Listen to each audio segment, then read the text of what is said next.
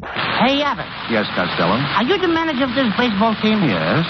Well, now that I'm down here for spring training, I would like to know some of the guys' names on the team, so when I meet them on the street or in the ballpark, I'll be able to say hello to them. Well, naturally, I'll introduce you to the boys and a regular bunch of boys we have. But you know, strange as it may seem, they give these ball players nowadays very peculiar names. Funny names. Yes, nicknames, pet names, you know, like Dizzy Dean. Is Brother Daffy? Daffy Dean. I'm their cousin. Now, what's your first name? Goofy. That's what I thought.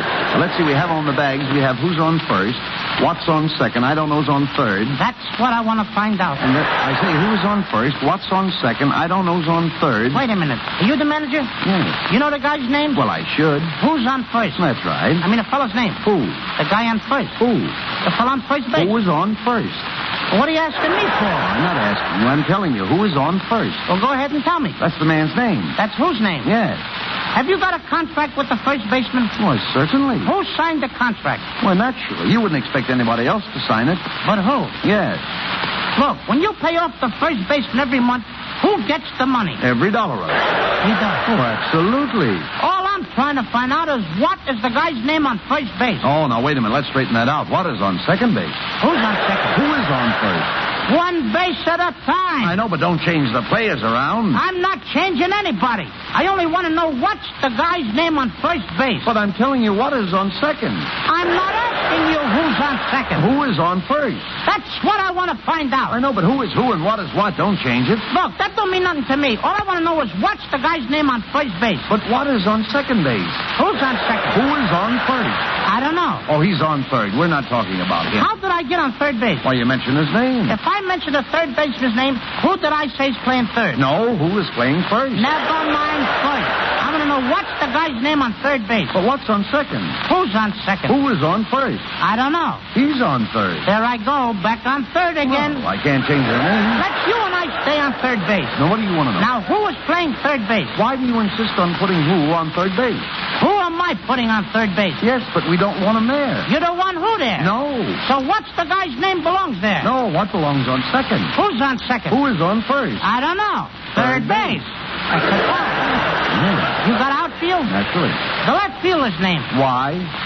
I don't know. I just thought I'd ask you. Well, I just thought I'd say. Then tell me who's playing left field. Oh, no. Who is playing first?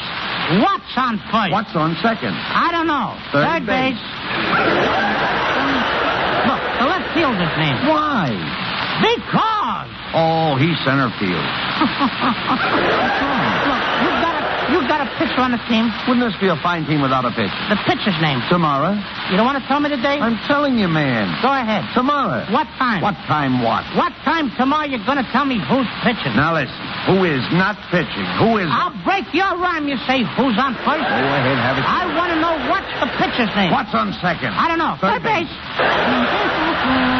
You got a catcher? Absolutely. The catcher's name. Today? Today. And tomorrow's pitching. Now you've got it. That's all. We got a couple of days on the team. Well, I can't help that. You know, I'm a catcher, too. I know that. Now, I'll get behind the plate. I'll do some fancy catching, and tomorrow's pitching on my team. Mm-hmm. The heavy hitter gets up. Tomorrow throws the ball, and the guy up bunts the ball. Now, when he bunts the ball, me being a good catcher, I want to throw the guy out at first base, so I pick up the ball and throw it to who? Now, that's the first thing you've said right. I don't even know what I'm talking about. Well, that's all you have to do. Is to throw it to first base. So? Who's got it? Naturally. Oh, naturally's got it. You No, should have told me that. no. Who's got it? Naturally. That's right. Well, that's what I said. That's right. Now, I pick up the ball and I throw it to naturally. No, you throw it to who? Naturally. That's right. That's what I said. That's what I said. That's what I heard it then. That's right. Now, I pick up the ball and I throw it to who? That's right. Whoever it is drops the ball and the guy runs to second. Mm-hmm. Who picks up the ball and throws it to what? What throws it? I don't know. I don't know. Throws it back to tomorrow. A triple play. Yes. Another guy gets up to me if the long fly ball could be caught. Why? I don't know. He's on third, and I don't give a darn. What was that? I said, I don't give a darn. Oh, that's our shortstop. Oh, I'm a bad boy.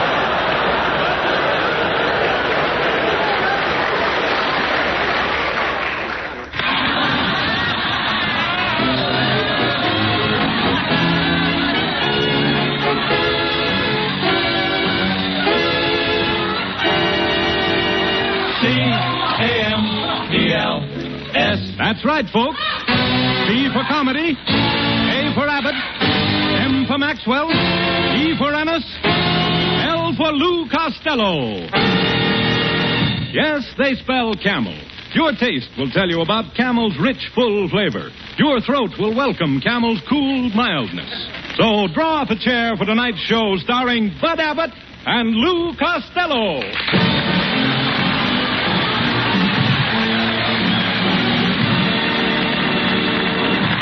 Hey, Costello.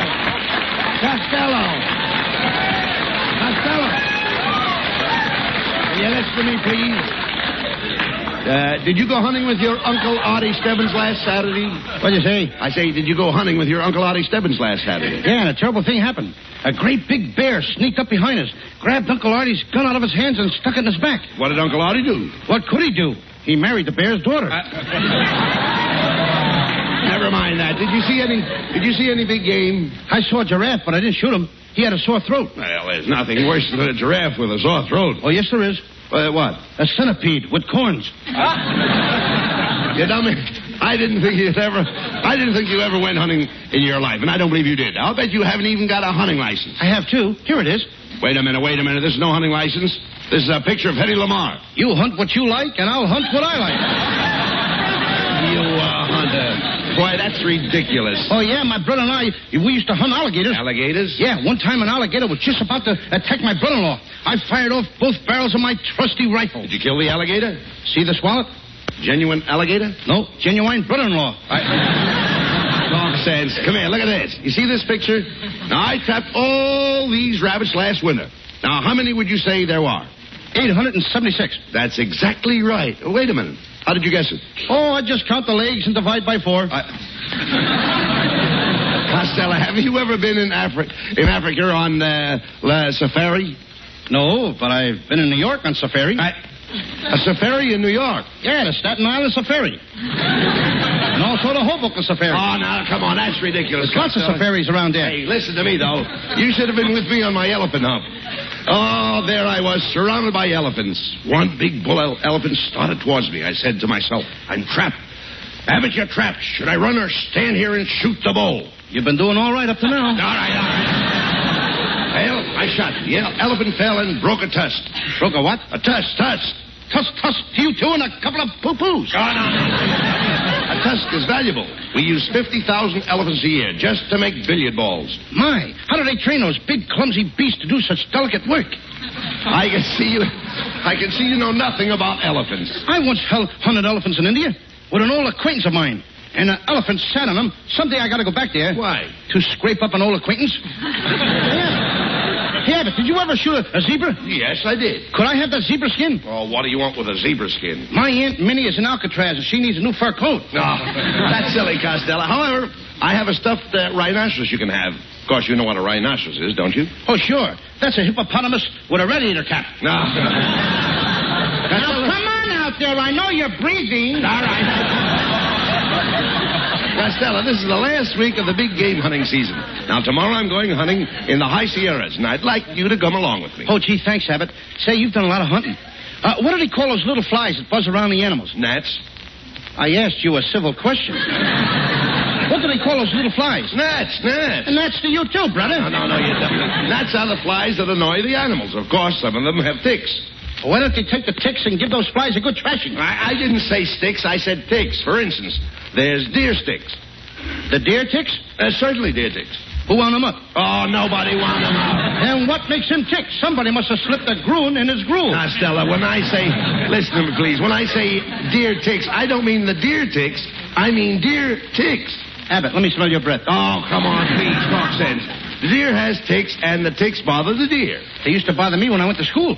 Ticks bothered you in school? Yeah. Arithmetics, mathematics. And one time a tick got me in trouble with the teacher. Oh, now, wait a minute. How could a tick get you in trouble with the teacher? I ticked my tongue out at the teacher, and she trounced the tweet of my trousers with a twap. Now.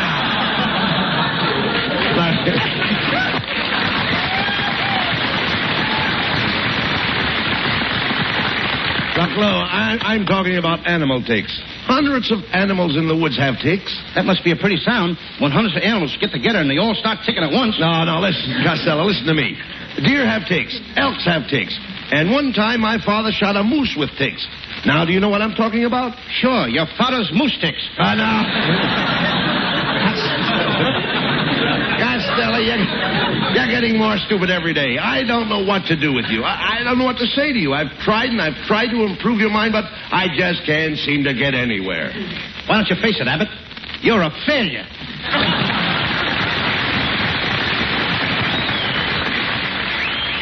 Well, here I am, Abbott, and I'm all ready to go hunting with you up in the mountains. That's fine, Costello. How is your hunting equipment? I got the best, Abbott. Look, Cornell Wilde's old address book. Costello, hunting is a serious sport. Now, suppose you came face to face with a big Bruin. What would you do? Ask him for a ticket to the Rose Bowl game. Oh. You know, Marilyn Maxwell and Skinny Ennis are going to meet us at the hunting lodge, and I hope you brought something along. I did. I brought a quart of bourbon in case somebody gets the chills. What are you bringing, Abbott? The chills. Costello, did you bring a gun? Oh, yes, here it is. This is my sawed-off shotgun. Wait a minute. Where is the handle? How do you like that? I sawed off the wrong end. Well, come on, Costello. Marilyn and Skinny are waiting for us at the hunting lodge in the mountains. Let's go.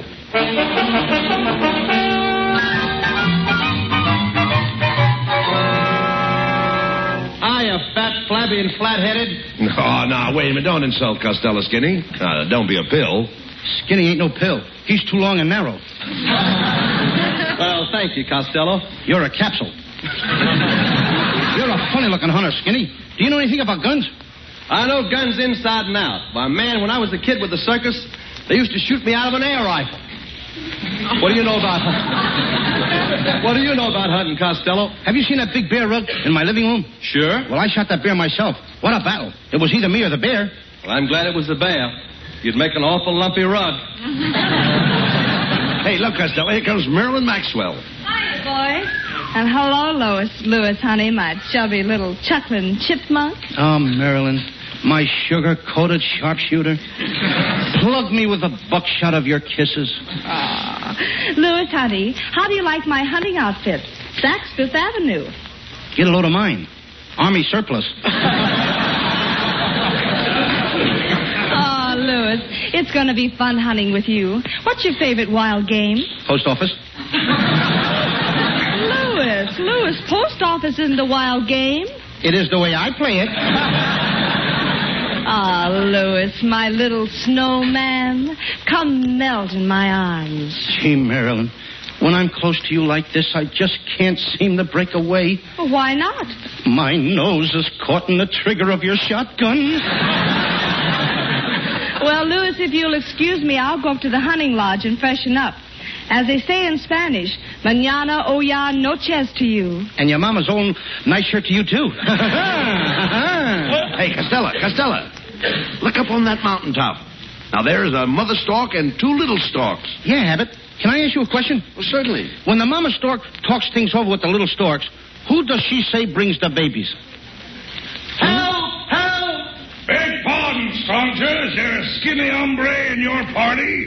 Yes, there is. Why? Well, you better go over there and get him. A gopher just dragged him down into its hole.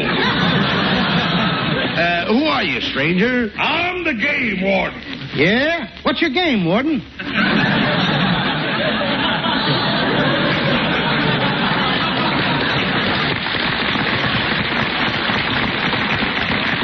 You want to know my game, partner? I'll tell you. It's Parcheesi.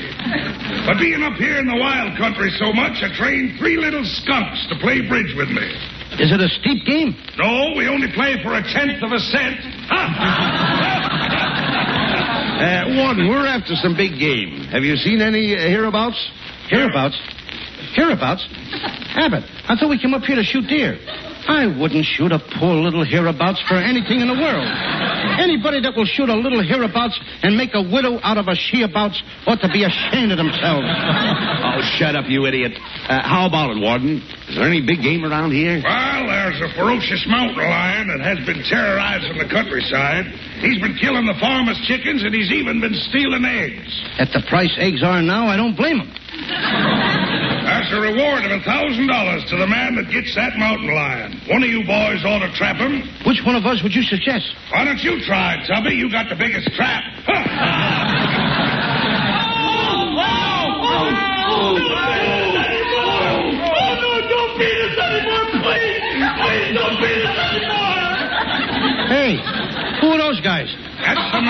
a football team.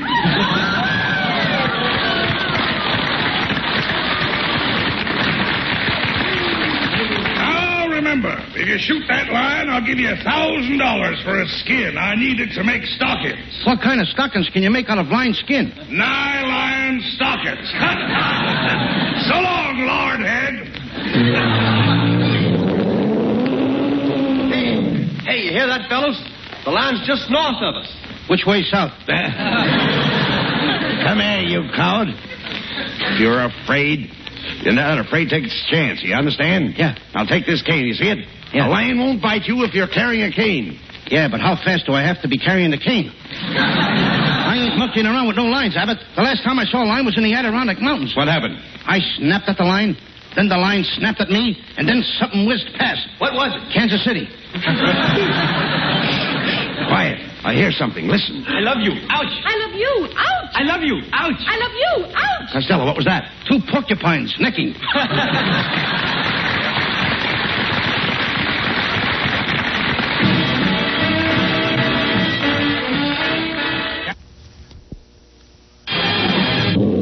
All right, Costello.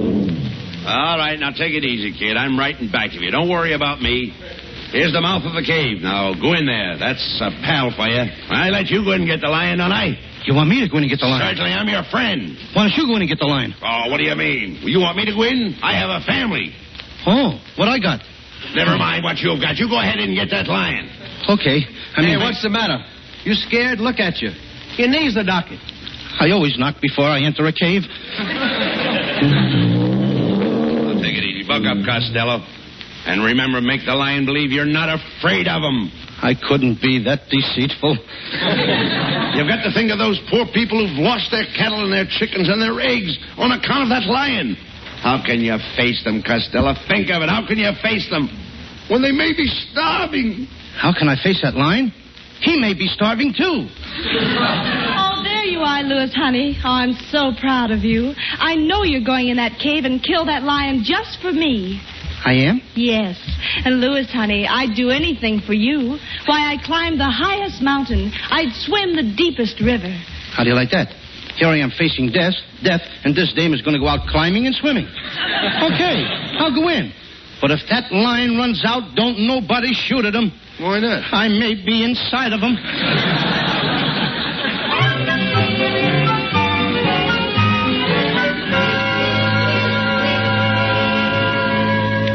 Gee, it's certainly dark in this lion's cave. Why don't you light a match?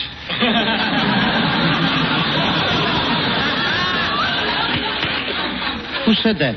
It's me, the lion. What do you know? A talking lion.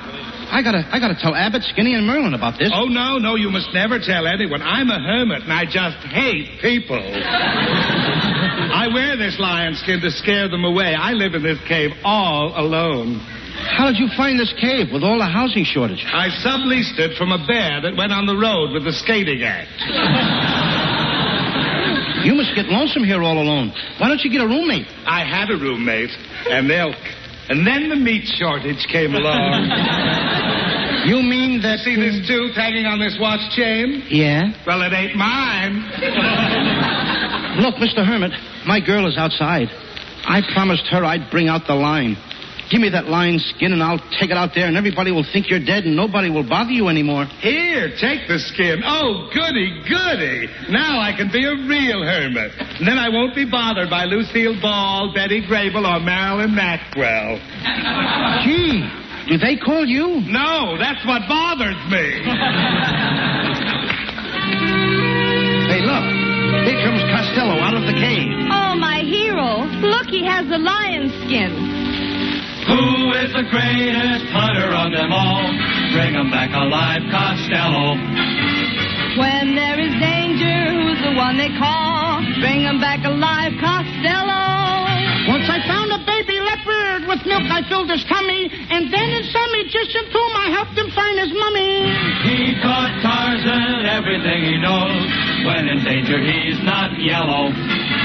Who looks dapper in his hunting clothes? No one but my handsome fellow. One day I caught a tiger. I wasn't even trying. And in the movie house, I caught a Metro Goldwyn lion. Brave Jeff and Dee Dee, a threat to Clyde Beatty, the greatest hunter of them all. Costello. Yeah? You've hunted a lot of big game. Tell me, did you ever hunt bear? I can't, Abbott. The bushes tickle me. Once I saw a mink, though. I saw a mink crying in the woods. I picked him up and I said to him, though you'll be a coatful on a Turner, left, mink, left. Though you'll be a lovely hat for Myrna, left, mink, left. Ex-heroes, you'll have the best table. Think of those cold nights with Betty Shapiro. When you're on display at Bullock's Wilshire, giggle, meat, giggle. All your cares will vanish if your tail will wiggle, mink. Oh, wiggle, mink. And don't be depressed. Keep your skin up. When you see Frank Buck, just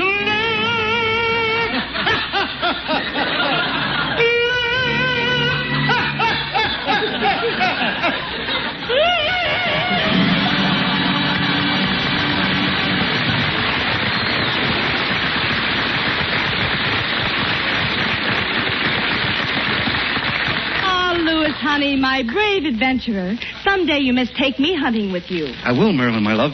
And you can ride on my Papa Jackass. A Papa Jackass?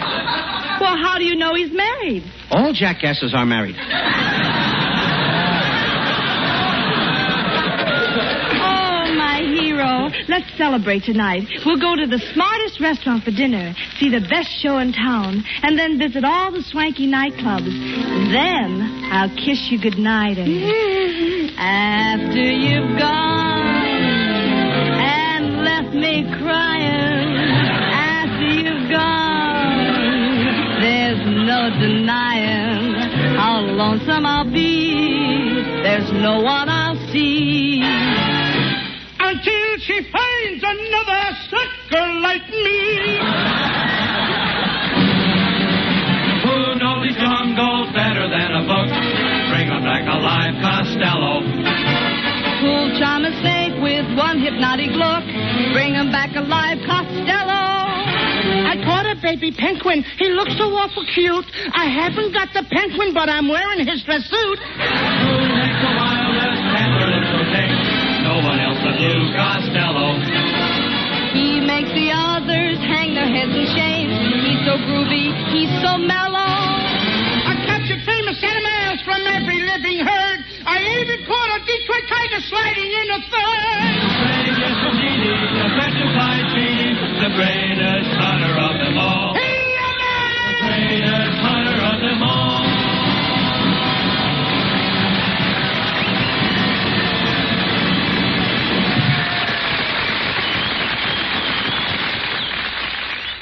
Oh, boy. What a tough battle. But I won. Hey, Abbott, there is the lion's skin. Wait a minute, Costello.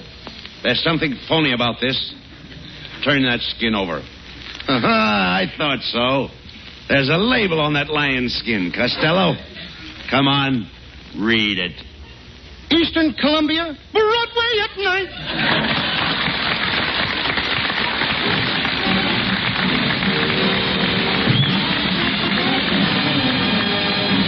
By the way, Costello, the December 10th issue of Look magazine has printed the pictures of your big barbecue party for the kids. Yes. Did you see it, Abbott? I did. I saw your picture, your wife's picture, your kids' pictures, and my picture. But I didn't see my wife Betty's picture.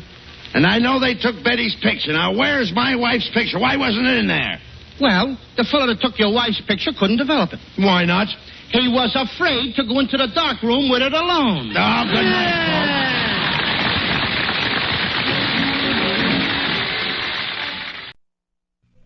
Hope is here for Pepsodent. Hope is here for Pepsodent. The Pepsodent Show, starring Bob Hope.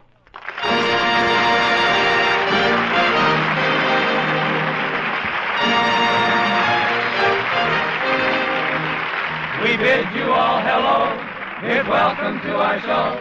May we present for Pepsodent a guy you ought to know.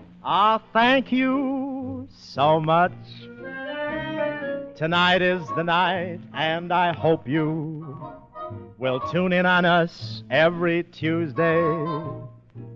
Let's make it your Chase Away Blues Day by listening in when we begin. How do you do, ladies and gentlemen? This is Bob Hope. No, not yet, Charlie. But don't leave. Got our signals mixed. Well, here we are with a brand new sponsor, a brand new program, a brand new cast, and ready to tell some jokes. I'm very happy to be back on the air again. I've been very busy all summer working on a few projects. What do they want all those ditches for anyway? But I'm happy. My sponsor is really a very nice fellow. We get along swell. All afternoon here at rehearsal, we were riding piggyback. Playing piggyback. He was riding me. And to show you that I'm up to date this year, I'm starting a pension plan for old jokes. So if you hear me using a lot of old gags on the show, remember there's a reason. It means $30 every Tuesday. That's all right. We have a nice cast on the show, ladies and gentlemen, that consists of... The topper of the feminine stars of Hollywood, Miss Constance Bennett, Skinny Ennis and his band, Jerry Colonna, our 7 swingsters, 6 hits and a miss, and yours truly, Bill Goodwin. Oh, thank you, Bill. That's our announcer, ladies and gentlemen, known to his intimates as Bill Teeth Goodwin. Show him your teeth, Bill. That's enough. 2 more payments and they're his. Hey, he's full of pep, isn't he? I'm a little tired myself. My uncle just left town. He was here with the American Legion Convention. He was in the Army. He was really one of the first men to go over the top.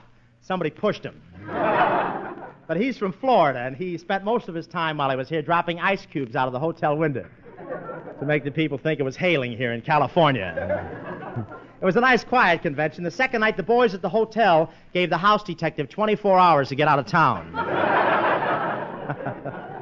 Oh, but really, I want to thank the American Legion for getting me a half day off last week at Paramount. They came over to the set I was working on and took the camera with them as a souvenir. Paramount didn't mind that so much, but they'd be very thankful if the fella from Texas would please bring back Dorothy Lamour. And the parades were wonderful last week with the convention. The women looked beautiful. One thing I noticed, the women look different this year. You know, the way they're wearing their hair up on top like... Gee, I never knew they had ears. My girl had her hair up so high she had to have the perfume sprayed on by a tree surgeon. I worked on that gag all summer. Too bad I didn't get it finished. You know, I saw a sign, by the way, talking about the new hairdresser. I saw a sign in a beauty parlor today coming down here. Marcel and your ears pinned back for $1. Really, my girl had her ears pinned back so far that when she's on the telephone, she can listen with both ears at the same time. She's sort of a Dracula with freckles. You'd like her. And I hear the girls are going to wear those hoop skirts again. You know what a hoop skirt is? That's a parachute with legs. I don't like to wait for anything. You know, my girlfriend brought one yesterday and took it home with her. She has a canary going crazy. He doesn't know where he lives anymore. I don't know where she got the hoops for her skirt, but every time I take her out, her skirt wraps itself around a barrel of beer. My kid brother told me that joke. Just I'm going to buy him a brain tomorrow. But you know, these hoop skirts are going to save a lot of taxi fare for the men. All they have to do is get a stick and roll their girlfriend home. Good, eh, fellas? No, eh? And now, ladies and gentlemen, I want you to meet our band. Really a swell band. Skinny Ennis and the boys. You ready, Skinny? Okay, 1, 2. No, boys, not the laughs. I mean your sideline. You know the music. Take it, Skinny.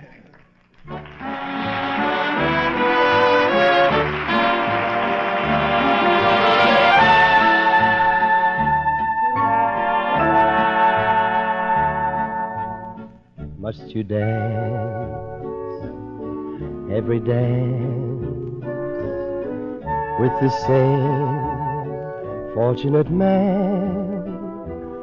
You have danced with him since the music began. Won't you change partners and dance with me?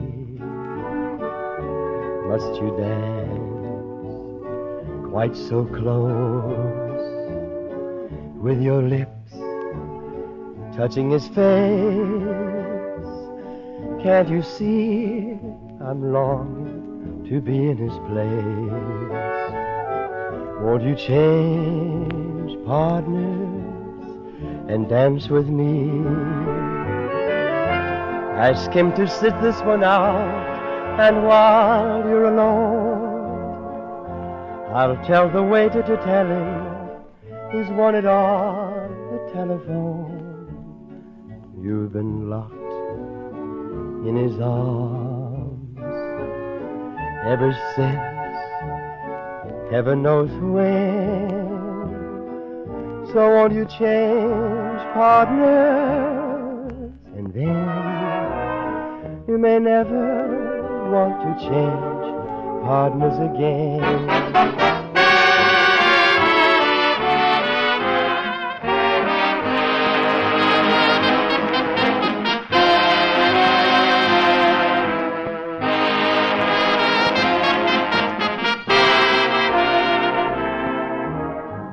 You've been locked in his arms ever since, heaven knows when.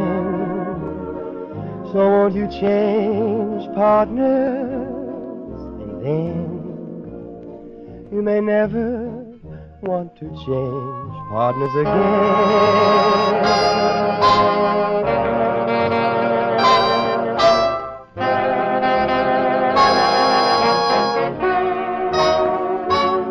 So won't you change partners, and then you may never want to change partners again.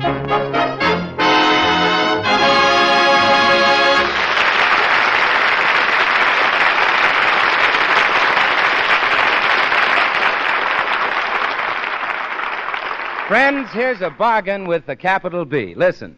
1 cent now buys a full-size 50-cent bottle of nationally famous Pepsodent antiseptic. That's right, I said 1 cent. In order to introduce Pepsodent antiseptic to new users and to comply with the flood of requests from regular Pepsodent users who missed out on last year's 1 cent sale, Pepsodent has decided to hold another Pepsodent antiseptic 1 cent sale. And this means that now, for a limited time only, you can get 2 full-size bottles of extra effective Pepsodent antiseptic for just 1 penny more than the regular price of 1 bottle. So if you've never tried effective, pleasant-tasting Pepsodent antiseptic, do so now and save. And as for you regular users, here's your chance to get Pepsodent antiseptic at a rock-bottom price. So stock up for the winter now at about half the regular cost. Use Pepsodent to help fight colds and sweeten the breath. But you'll have to hurry, for this offer holds good only so long as a limited supply lasts. Remember that, all of you who were disappointed last year, and call your nearest drug dealer now, tonight.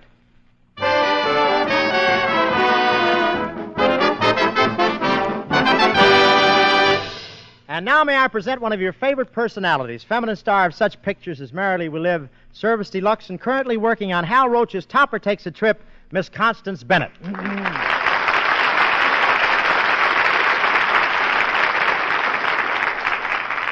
Thank you, Bob, for that introduction. Now what can I say about you? Well, there's some stuff written there, I think.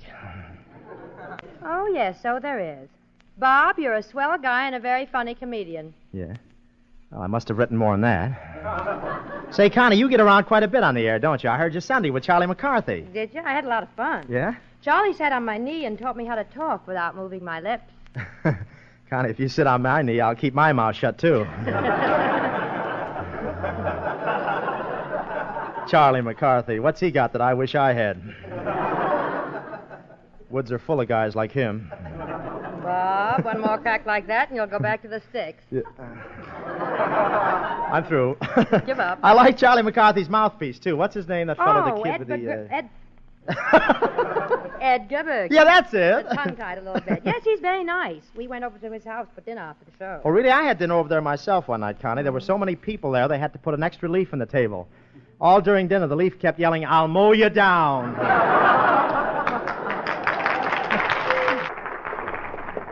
I'd like to stay here and banter with you, Bob, but I must get away early. I'm going to a girls' baseball game. A girls' baseball game, Connie. Do they play that, too? Yes, Bob. Girls play baseball all over the country. I may sponsor a team for Constance Bennett Cosmetics. This script has so many plugs in it, it reads like a racing form. Say, Miss Bennett, I don't like to butt in, but if you mention your cosmetics once more on this program, I hope your lips stick. Remember, folks, I hired him for his teeth. Well, I want to keep my mascara in the public eye. Well, I want to keep Pepsodent in the public mouth. Yeah, well, I just want to keep my public. Let's go over to that girls' baseball game, Connie. Let's go right over there. All right. Just to show you there are no hard feelings, you can bring Bill Goodwin along. Yeah, he can help us over the fence. Let's go, huh?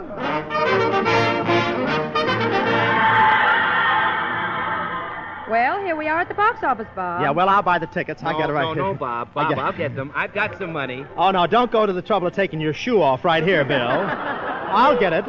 I had some money in my left-hand pocket. If I could only get my mittens off, I have it here. Hurry, Bob. It's the fifth inning already. Oh, really? How much are your tickets, madam? All seats, 50 cents and $1. Yeah, what have you got for 20 cents? 2 hot dogs. Are they comfortable?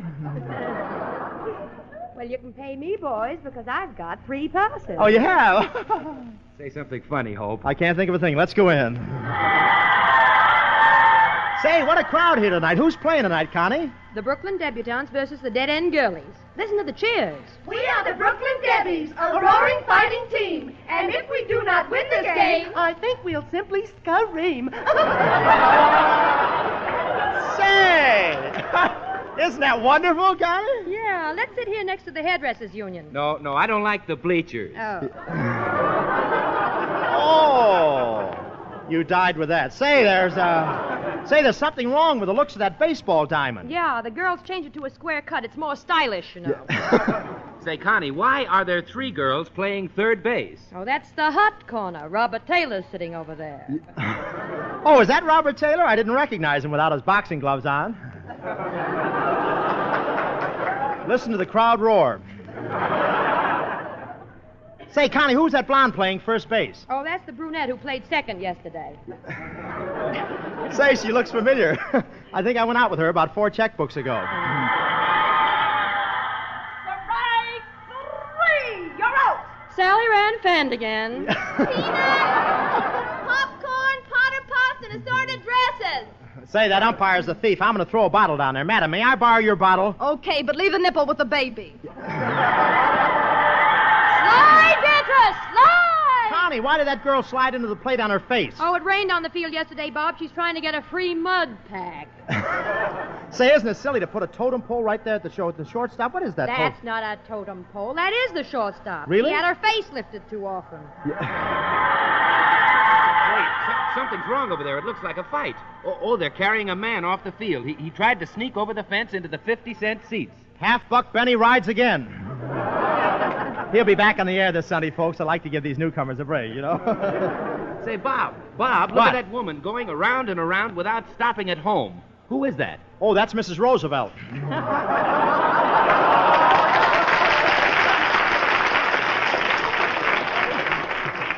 Look, Bob. What? There's a woman on second, 1 out, and that's Snow White McGillicuddy at bat. Well, here's the pitch. She takes a swing at it. Say, what's the matter, Bill? Why, Connie's fainted. All the players are running off the field. The umpire is waving her arms. What's she saying? Game called off on account of a mouse.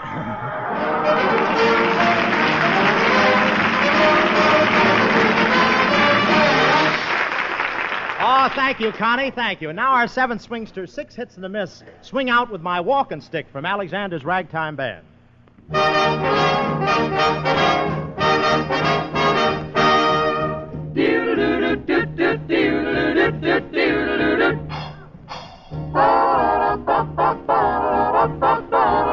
Without my walking stick, I'd go insane. Can't look my best, I'd feel undressed without my cane. have my walking stick, 'cause it may rain. And when it pours, can't be outdoors without my cane.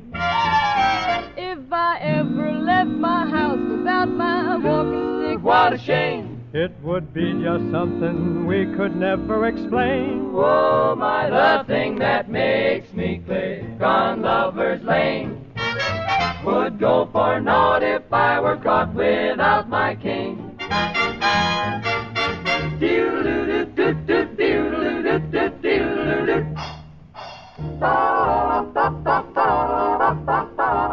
Without my walking stick, I'd go insane. I'd really blow my top.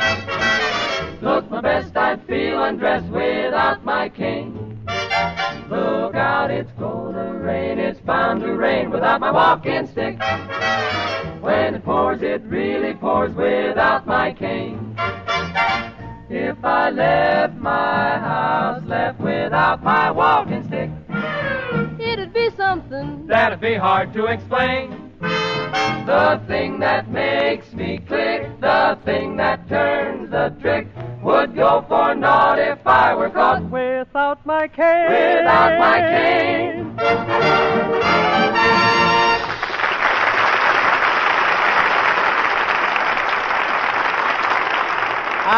Ladies and gentlemen, for the lovers of classical music, there I go, I want to present at this time Senor Jerry Colonna, through the courtesy of Warner Brothers.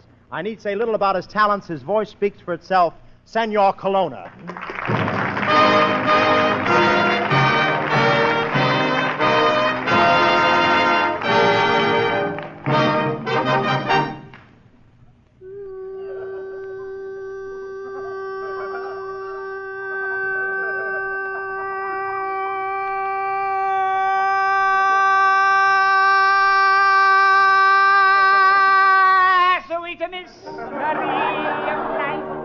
At last I found thee.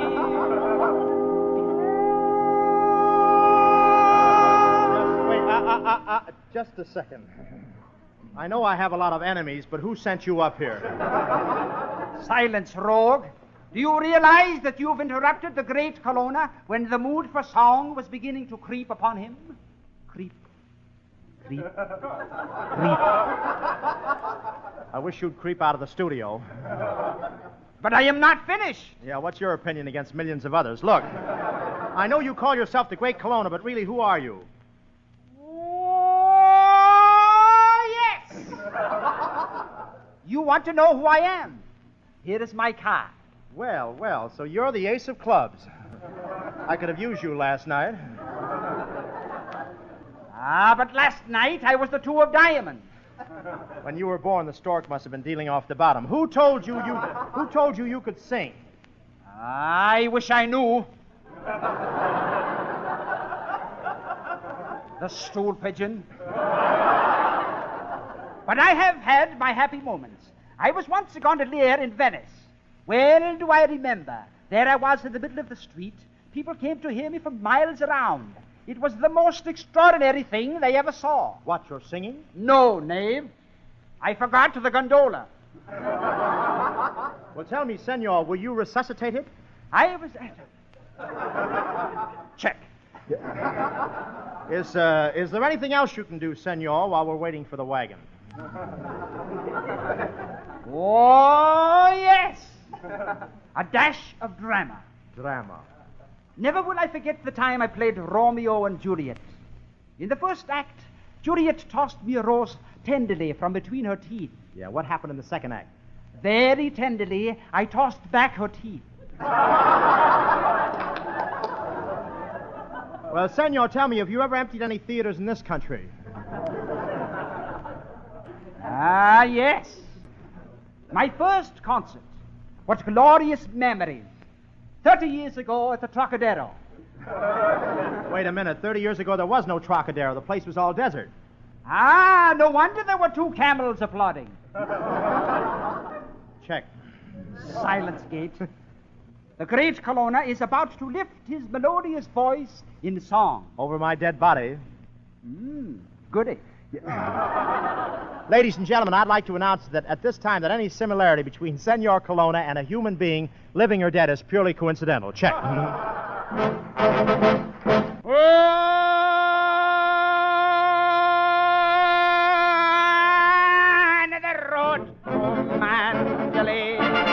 Where the flying fishes play, you can hear the paddles a-jacking off to Gianna across the bay on the road to Mandalay, where the flying fishes play, and the dawn comes up like thunder out of the Gianna cross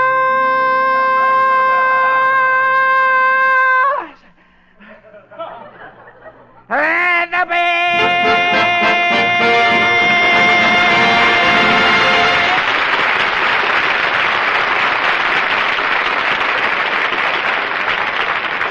Pepsodent Antiseptic lasts a mighty long time. In fact, 3 times as long as ordinary kinds, because it may be diluted with 2 parts water and still kill germs in seconds. Therefore, those of you who have purchased Pepsodent fairly recently haven't had reason to buy mouth antiseptic in many, many weeks. But if your stock is now getting low, then you're really in luck. For now, for a limited time only, you can actually buy 2 50-cent bottles of Pepsodent Antiseptic by paying just 1 penny more than the regular price of 1 bottle.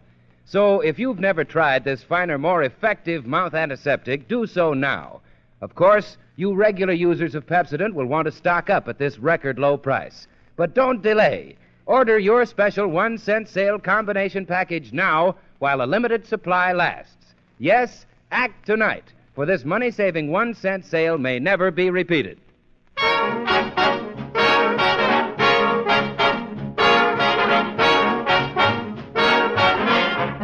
Well, that song's here again. We can't keep it out. But this time we get Bob Hope's own version of it.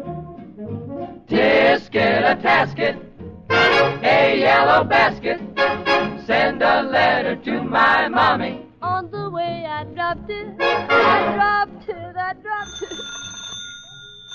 Hello?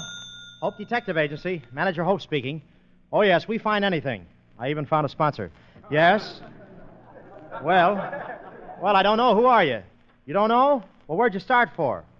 Oh, listen, I can't find you every 5 minutes, Corrigan. I'm busy. Say, Miss Fitz, where's my assistant, Philo Pants Goodwin? He's in the back room listening to gangbusters. Isn't that silly? A detective listening to gangbusters. Call me when the Lone Ranger goes on.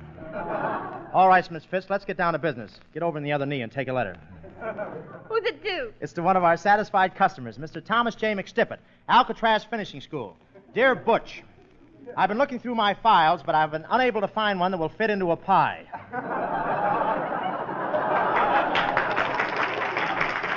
Understand you are having your annual water carnival next week. Good luck in the 100-yard dash. Yours for life. Hey, Chief, I just got an important telephone call from a lady. Yeah, what'd she say? Well, I don't know, but it was awful important. Philo Pants, you're a genius in a moronic sort of way. Get that, Philo Pants. Hello. Pants on the line. What's that? You say this woman shot her husband at close range? At close range, eh? Were there any powder marks in the suit? Yes, that's why she shot him. Come in. Tisket. Why, that's the lady who called me. That's just what she said on the phone. What's wrong, lady? It's my basket. Your basket? My brown and yellow basket. What happened to the basket? I wrote a letter to my mommy, and on the way I dropped it. She dropped it. I heard her. I dropped my yellow basket. And if I do not get it back, I think that I shall die. She thinks that she shall die. Oh, my. Don't worry, madam. We'll find your basket. Philo Pants, call the posse. Okay, boss. Here, posse. Here, posse. Tell me, young lady. Tell me, why do you carry letters in a basket anyway? I don't know. I just read the lines. I don't understand them. We are being watched. I hope somebody's listening, too. Tell me, have you got any clues? Yeah, we can't work without clues. After all, clues make the man. Down, Philo. Hey, Boss, I don't see what all this fuss is about just for a letter in a basket. The letter contained a sample of a new explosive, so powerful that one drop could blow us all sky high. What was that? That's killer fetal balm. We're saving him as a suspect for our next case. Come on, killer, tell us what you know about this case. You ain't got nothing on me. I didn't see her drop no brown and yellow basket at Hollywood and Vine. I don't know nothing about no formula for no explosive, and besides, I won't talk. Took you some time to make up your mind, didn't it, huh? Say, boss, a little torture ought to loosen his lips. Yeah, sing him the torture song I torture, Philo. A tisket, a tasket. Oh, stop. Boy, that ain't torture. That's murder. Give him the works, boss. Tell him those jokes you heard on the Bob Hope program. Oh, me? Okay. On the way to the studio Oh, today. no. Anything but that. I'll tell you all that I know. I'll talk. Who stole the basket and the envelope with the explosive? It was the Baron. I knew it. He's hiding at the Gargoyle Castle. Did you say Gargoyle Castle? Yes, gargoyle, like with Pepsodent antiseptic. Now that you've given us a plug, let's all get on it. We're off to Gargoyle Castle. Hi-ho, gargoyle! Gee, this Gargoyle Castle is a mysterious place. Yeah, take it easy. They may be armed. I want you to all stand behind me, and if you hear a shot, get in front of me. Okay, ring the bell, Philo. Okay, boss. Here goes. Oh, yes! I've been expecting you, but I fooled you. I'm not home. Wait a minute. If you're not home, how come you're talking to us? Ah, so you're wondering too? Wait a minute, Baron. Do you know who I am? I know you.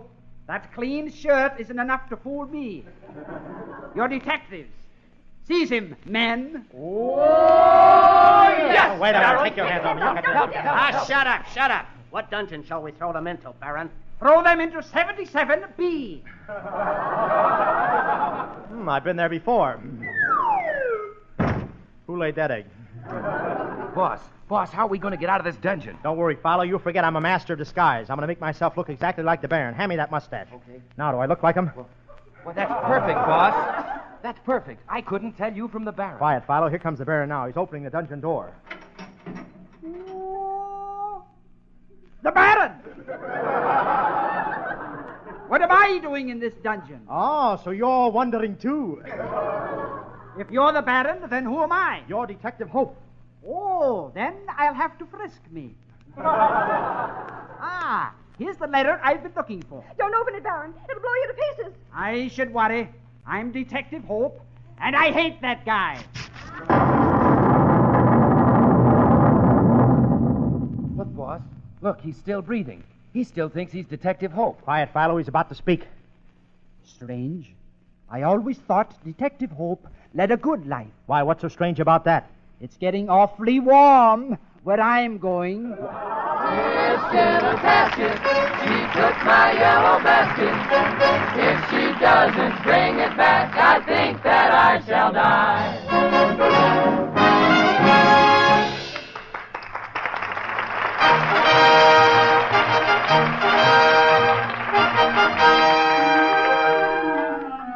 Thanks for the memory of this our opening spot.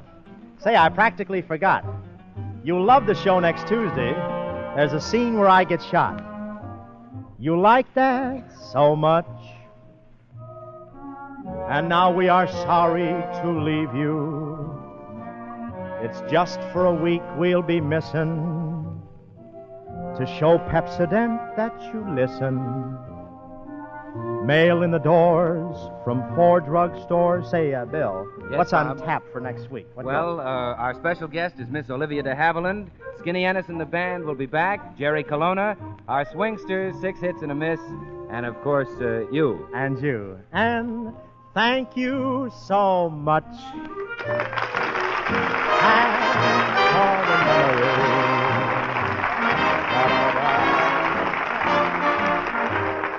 The tune Change Partners is from the RKO picture Carefree. Until next at the same time, the Pepsodent Company bids you good night. This is the National Broadcasting Company.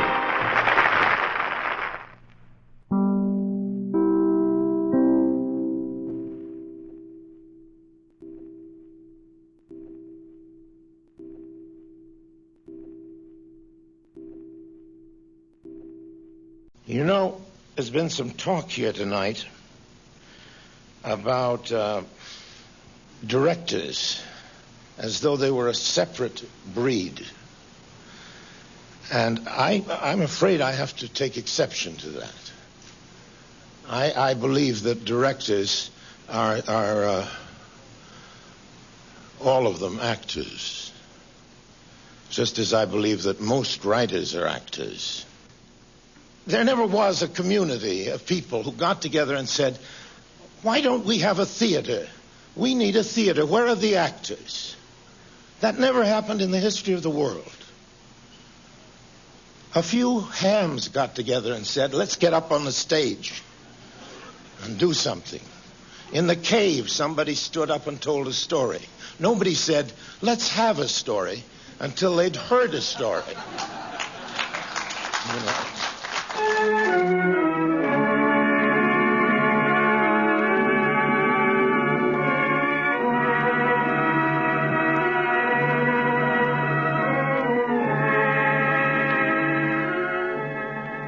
Orson Welles knew how to tell a story.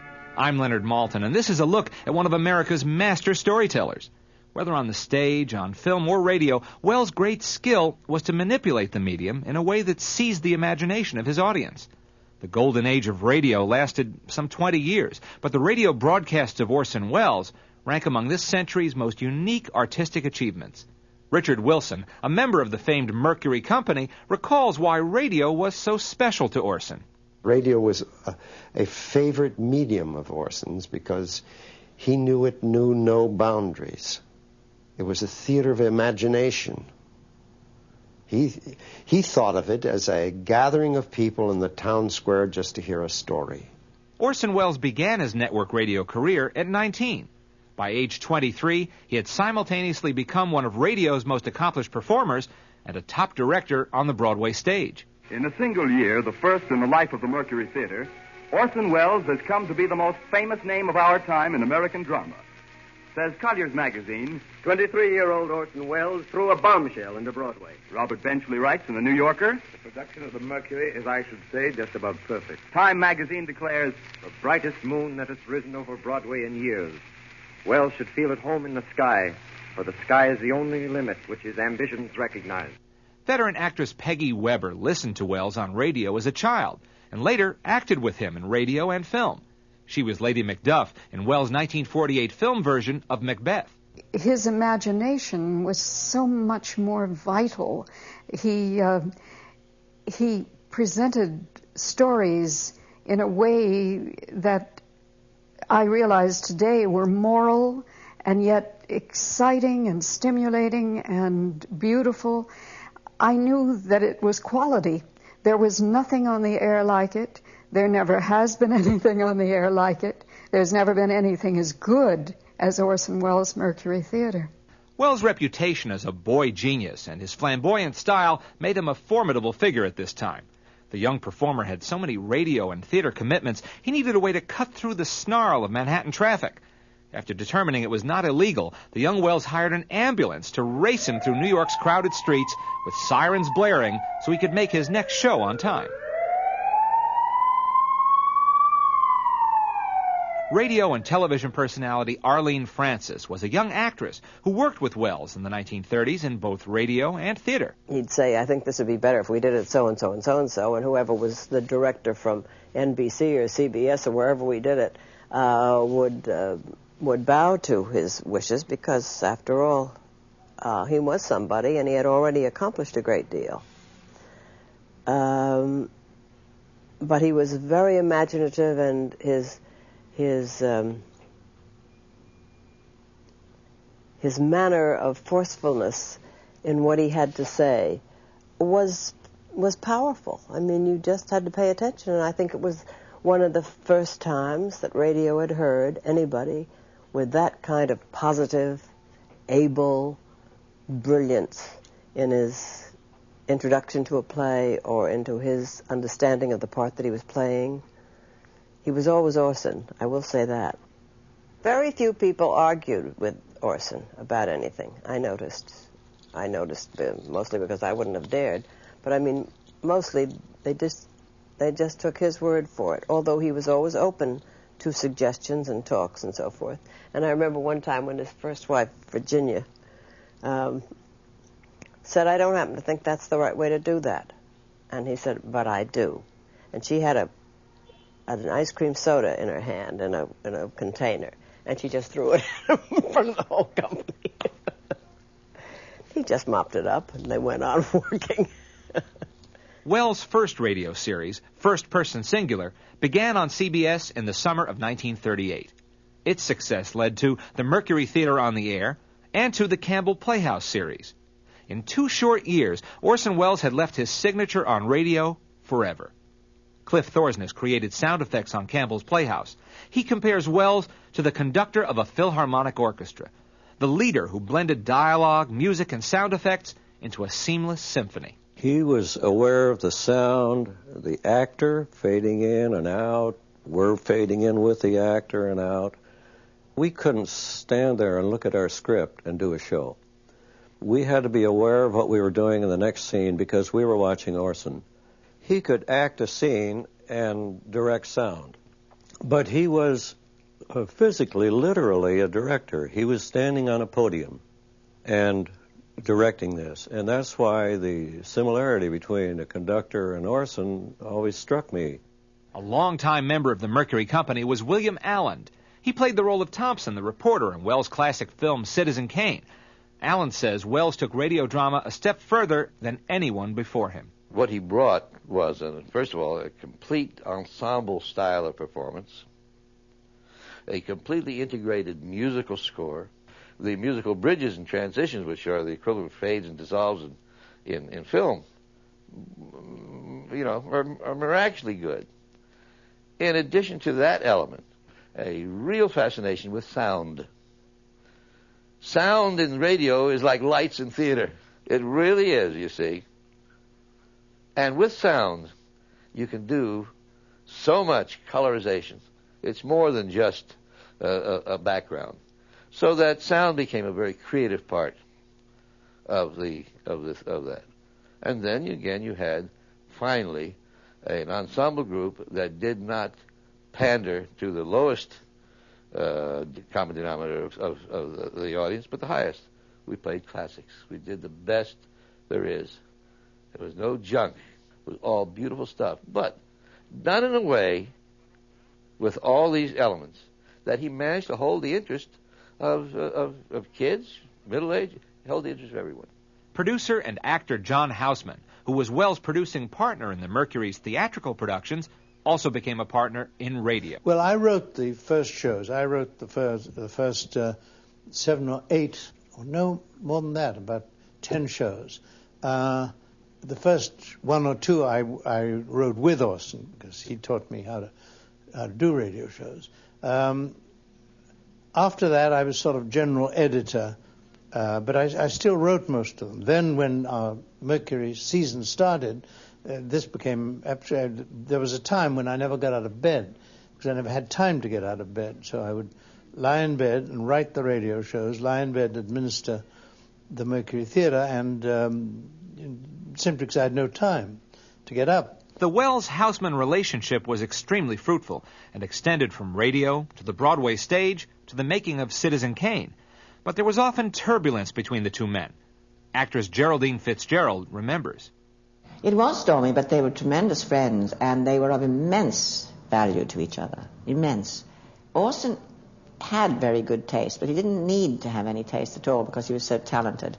They said he was like a busted water main, his talent. And it went all over the streets and down alleys, and it filled up holes and made shapes and patterns. That was Orson. Now, John comes along, and then with buckets and jugs and pots and pans, he collects all this wonderful, wonderful material and allows it to have more shape than perhaps Orson would have bothered to give it. But he had too much talent to be careful of it. Noted Broadway producer Richard Barr, who began his long career as a member of the Mercury Company, also recalls the Wells-Houseman relationship. Orson was totally undisciplined artistically. Somewhat personally, too, but artistically, certainly. And Jack was the steadying influence, and I think Jack enjoyed that. And He certainly, we all were extraordinarily fond of Jack, as we were of Orson, but the fact is that he's the one that kept it together. The best period of Orson was when he was with Jack Houseman. Richard Wilson. The reason for this, I think, is that it was predicated on the future. That they were both young. They were both still striving, still searching. John Houseman was essential to Orson's early career. And in my opinion, it was an artistic tragedy that they broke up the partnership, because it was, in my opinion, always essential to his career. Because he needed someone to do a lot of the kind of work that he never wanted to do and never liked to do, and to deal with people that he found very difficult to deal with. And then if John had done a lot of the negotiating and so forth, then they could have a good laugh together and get on to the real thing, which was a place for the creativity of Orson Welles to flourish, because that's all that John was ever interested in, to make that. Because he understood that he was, if not the major theatrical artist of the time, is certainly one of the greatest. There was nothing that he couldn't have done, and what was so difficult for him was getting on with the people who put it all together. You see, in the theater, you don't really have to get on with everybody. If the worst comes to the worst, you can take your company and go out in the street and play your play there, and nobody can bother you. So that was really the position that he had at the Mercury Theatre. So they withdrew the money, so he put it on a bare stage. So they said that the Cradle Will Rock couldn't speak from the stage, so they spoke from the audience. In other words, he remained always in command. But when he got to Hollywood, because the appurtenances of filmmaking are so incredibly expensive, I mean, the camera, the sound, the lights, the lab, everything, the studio space, costs millions, as you know. Therefore, you have to get along with the people who are going to get those millions. You can't take it out in the street.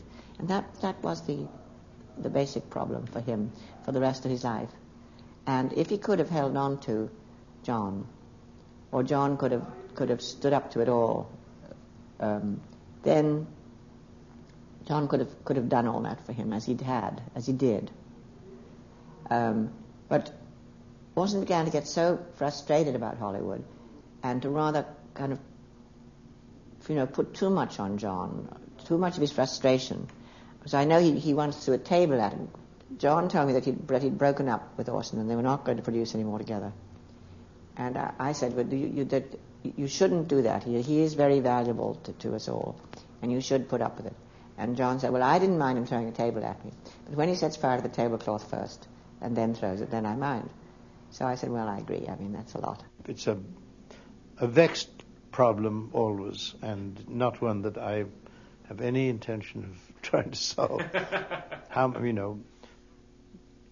How much did our collaboration help Orson to achieve those very early successes of his? And why didn't they go on after the collaboration ended in a substantial way? And I don't know the answer to that.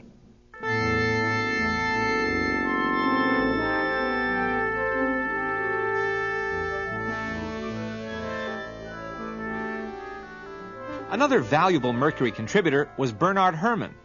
Herrmann joined the CBS music department in 1934 and was quickly recognized as a budding musical talent. 4 years later, Herrmann became composer and conductor of the CBS Orchestra on the Mercury broadcasts. It was an assignment that would thrust Bernard Herrmann to musical stardom. In an interview shortly before his death in 1975, Herrmann spoke of Welles. Orson is an improviser. Orson hasn't one way to do anything. It's an ensemble performance. Everybody who works with Orson is part of everything. You're with him at meals, on the holidays. Your life and his become one for the time you work together. Welles was almost a precocious child when you worked with him. It was an instantaneous, intuitive understanding of what should be done. William Allen remembers the Welles-Herrmann relationship. The relationship was effective because Bernard Herrmann was not about, to let Orson compose music for him. That's all. Bernard Herrmann knew exactly what Orson needed, and he delivered what Orson needed. Now, if Orson would ask for something really outlandish, which he could do, we all can, Bernard would twirl his little head with his pipe and say, "I don't know how to do that." Great line. I just don't know how to do that, Orson. So Orson had great respect for him because he knew that Bernard could not be intimidated, you see. What Benny did, he would have a whole repertoire of music, and it had wonderful names. I remember there was one for any gruesome effects. There was frozen music. You remember? That was always... And so as the rehearsal went on, he'd say, all right, we use 10 bars of frozen music, and then we'll use that theme and that theme. So it was a matter largely of selection. That doesn't mean that he didn't compose special pieces, but in general, these were pieces that he'd composed, but which were in the so-called repertory. I like to think that both of them, and I use the term genius, I think they both were. I think Bernard Herrmann was. They just seemed to have a relationship that they thought alike, they seemed to. And the only thing I remember about Bernard Herrmann, he was very nervous, and he had a short haircut, and he'd sit there talking to Orson, and he'd twist his hair and pull. Well, I know he didn't pull a hair out every time he did this, but it was a nervous habit, and he was hardly conscious of what he was doing, actually. But it seemed like when they were together, they were just like one.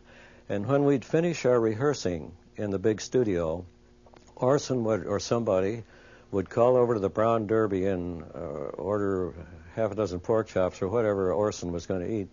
And they'd come in and put the linen in the music studio with the orchestra.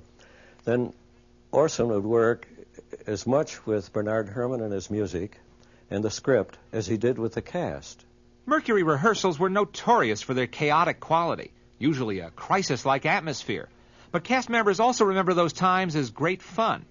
In this rare rehearsal recording made in May 1940, we get a glimpse of Wells directing his ensemble cast for a production of Macbeth. Fay Bainter is Lady Macbeth. We have scotched the snake, not killed it. She'll close and be herself, whilst our poor Malice remains in danger of a former tooth. But let the frame of things disjoint. Both the worlds suffer. Ere we will eat our meal in fear, and sleep in the affliction of these terrible dreams that shake us nightly. Better be with the dead, whom we to gain our peace have sent to peace, than on the torture of the mind to lie in restless ecstasy. Restless, goddamn son of a bitch. Excuse me, I'm very sorry. All right, once again, restless! You like the season of all nature. Sleep. It will have blood, they say. Blood will have blood. Jesus Christ. I'm terribly sorry. But there's coming to our ears the sound of wild, off-stage laughter. Take them away from and it the isn't door. from here. At least go away from the door, man. Wait a minute. You just broke up the whole record. We can hear you out there.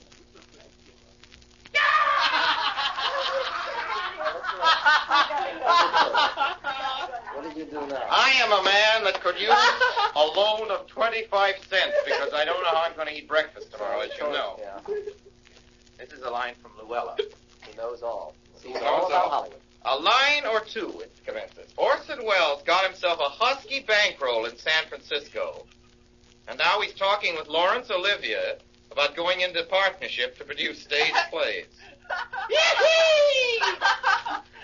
Oh, God, that's fun. You get that idea. Yeah, that's wonderful. An idea. Where does she make these things up? She doesn't make them up. Close the door. Let's go. Come on, man. We're trying to work. Don't look at me in that way, as though I weren't going ahead. Then on Sunday, hell broke loose. We started at 8 in the morning and rehearsed like mad all day. Then, as I remember it, we'd have a sort of run-through rehearsal. Orson directing it naturally and acting in it and giving the cues, and that would happen probably around noon or 1 o'clock. Finally, we'd have a dress rehearsal, and then the great discoveries would be made as to how long or short we were. This was not as much of a problem as one would think, because Orson had an unbelievable capacity for stretching or hurrying shows. I mean, he was such a past master of radio that he could add or just subtract 15 minutes from an hour show without major difficulty. Once in a while, we did have major difficulty. Were you around when Man Who Was Thursday? Well, Man Who Was Thursday was Orson's favorite novel. And so he said, we're going to do Man Who Was Thursday. And he said, I don't want any of you housemen, I don't want your coarse hands touching this work. I shall write this work myself. Wonderful, Orson. Great. So about a week went by, and Orson, have you got a script? Can we have a script? No, I'm working on it. Don't bother me. Don't hurry me. This is my thing I'm really fond of. This is my show that I love. Well, we arrived on the Saturday, and there was no show. Not a word. He'd not written a word. He'd marked a few scenes in pencil. So now we were in desperate, and we sat down, and we sort of, with a paste pot and scissors, and Orson choosing his favorite scenes. He knew the play, the book very, very well. He really loved it. So we sort of started putting a show together, but even that was slow work, because Orson hated to lose anything or whether to add anything. And anyhow, we went into the rehearsal, and the whole thing was, we never had a script. It was all sort of patches, pieces of paper stuck together. And we went into the dress rehearsal, and we discovered that we were 22 minutes short. 22 minutes. Well, that was more than even Orson could handle. And so we had a wonderful idea. I don't know if it was Orson's idea or mine, but what happened is while they were sort of doing their rehearsal, I ran down to the library at CBS, and I collected, it was the end of the season. We were getting ready to announce our new season. So I rushed down to the library, got all these books. They were books I knew that Orson and I both liked and admired, so I wasn't too worried about that. So I brought up this pile of books, and then we just sat there, and we were on the air by this time. And I would hand Orson one of these books with a mark, and Orson would read it brilliantly and say, that is the kind of entertainment we're going to give you next season. Next. And then I'd hand him another book, and he'd read another passage, and so we filled 22 minutes. And it was a wonderful show, and the network was enchanted. They said, that is a really wonderful trailer. That's the kind of thing we should have more of, that kind of thing. Wells also had a flair for the practical joke, which he often used to terrify network executives or even members of his own Mercury company. Geraldine Fitzgerald and Richard Wilson recall two such memorable incidents. He had a habit when he was broadcasting on radio of having a spare script, not attached to any book and not attached to any kind of clips. Mm-hmm. So in other words, just the papers were loose. And as a matter of fact, I think we all did that so that we could turn the pages more easily. But just before the countdown, he would suddenly pretend to be unusually elated or unusually incensed, and he would fling all the script up into the air so it all fell to the ground, so that he when the executive officers had gone into the booth now, this is the first time they'd seen what was going to happen, they thought he's going to have to go on without a script. But he hadn't really had another one. He just wanted to give them a fright. It was 1940. I've always had a very short fuse, and I'd been arrested in Burbank because the police department, well, I'd refused to give them my driver's license number. And I spent several hours in jail. They gave me that one traditional phone call, and I called Orson, and I asked for bail, and he came through. Well, at our next rehearsal of the Campbell Playhouse, this was in Hollywood, Orson was conducting rehearsals. And suddenly the doors burst open, a bunch of uniformed policemen entered the studio, and one of them said, "Do you have a Richard Wilson here? We have a warrant for his arrest." Well, by this time, I'm hiding behind some chairs and stuff in the back corner of the studio. Then Orson broke up. Everybody broke up. You see, Orson had hired some extras, rented some police uniforms for them, and he'd ordered them to come to the studio and scare the hell out of me. Everybody was in on the joke, but me. Of course, Orson took great delight in this, and had gotten back for my calling him for bail. Realistic sound effects were an important element of radio drama. Wells took a very personal interest in the quality and accuracy of the sound effects used in the Mercury broadcast. Remember, we spent at least 3 hours of valuable time experimenting on what would sound most like a severed head for Tale of Two Cities. And I think the final decision was a cabbage. They would put a cleaver through a cabbage and then drop it into the basket. During the Campbell Playhouse broadcast, we were broadcasting from a place called Liederkrantz Hall. And it was an ancient turn-of-the-century building with lots of toilets and urinals and so forth. And Orson, for the program Les Miserables, put a microphone in there to represent the sewers of Paris, because all the johns and the urinals leaked, dripped, and so forth. Somebody made his way through, and on the program, on a coast-to-coast broadcast, we heard this toilet flushing, and the man had done his whole thing, and that went out over the national broadcast.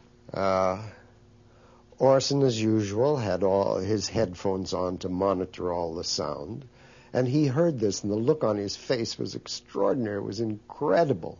Of course, the most famous of the Mercury broadcasts was H.G. Wells' War of the Worlds on Halloween Eve, 1938. It was the program that scared the nation and propelled the young Orson Welles onto the front pages of the nation's newspapers. We now return you to Carl Phillips at Grover's Mill. Ladies and gentlemen, am I on? Ladies and gentlemen, here I am, back of a stone wall that adjoins Mr. Wilmer's garden. From here, I get a sweep of the whole scene. I'll give you every detail as long as I can talk and as long as I can see. More state police have arrived. They're drawing up a cordon in front of the pit. About 30 of them. No need to push the crowd back now. They're willing to keep their distance. The captain's conferring with someone. Can't quite see who. Oh, yes, I believe it's Professor Pearson. Yes, it is. Now they've parted, and the professor moves around one side, studying the object, while the captain and two policemen advance with something in their hands. I can see it now. It's a white handkerchief tied to a pole. Flag of truce. If those preachers know what that means, what anything means. Wait a minute, something's happening. The show itself was one of those miracles. It just happens to be a very, very good script. And everybody pitched in. I mean, the actors, the famous story of the man who was playing the reporter who went downstairs and played the Hindenburg record over and over and over, and then virtually reproduced it in a different context. It strikes them head on. Lord, they're turning into flames. Now the whole field's caught up by the woods, the barns, the gas tanks of the automobiles spreading everywhere. It's coming this way. But the man who was to read the Secretary of the Interior, he really pulled a very fast one on us, because he could imitate Roosevelt's voice perfectly. And I don't know to what degree Orson or I or anybody was aware that he was going to use that voice. But he did, and of course it was one of the most damning and effective things in the show. Citizens of the nation, I shall not try to conceal the gravity of the situation that confronts the country, nor the concern of your government in protecting the lives and property of its people. However, I wish to impress upon you, private citizens and public officials, all of you, the urgent need of calm and resourceful action. But the whole atmosphere in that studio was absolutely electric. I mean, everybody suddenly realized that there was a chance to do a wonderful show, and the verisimilitude of it, of course, was very important, and that was our main preoccupation. And then Orson himself made an enormous contribution, because the beginning of that show, you've heard it many times, I'm sure, is very boring. It's supposed to be. That was the whole trick. But Orson emphasized that, and Orson carried that a step much further than we would have had the nerve to do, anybody, Stewart or anybody else. So that in the beginning, you have these terribly slow scenes and these long pauses and then these Chopin piano solos. And the fact is that by about 13 minutes into the show, something had to happen because the show was so boring that it was not possible that a show would be. And then, very slowly, it started to accelerate, which explains why people believed it. Because the fact is that if you accelerate as cleverly as that, as well as that, people don't notice that suddenly you're covering the incidents that would take a day, and you're covering it in 5 minutes. And that's one of the magic things about radio, that you can create that illusion and that suspension of disbelief. And Orson was largely contributing to that. As War of the Worlds aired, Arlene Francis was in rehearsals for Wells' stage production of Danton's Death.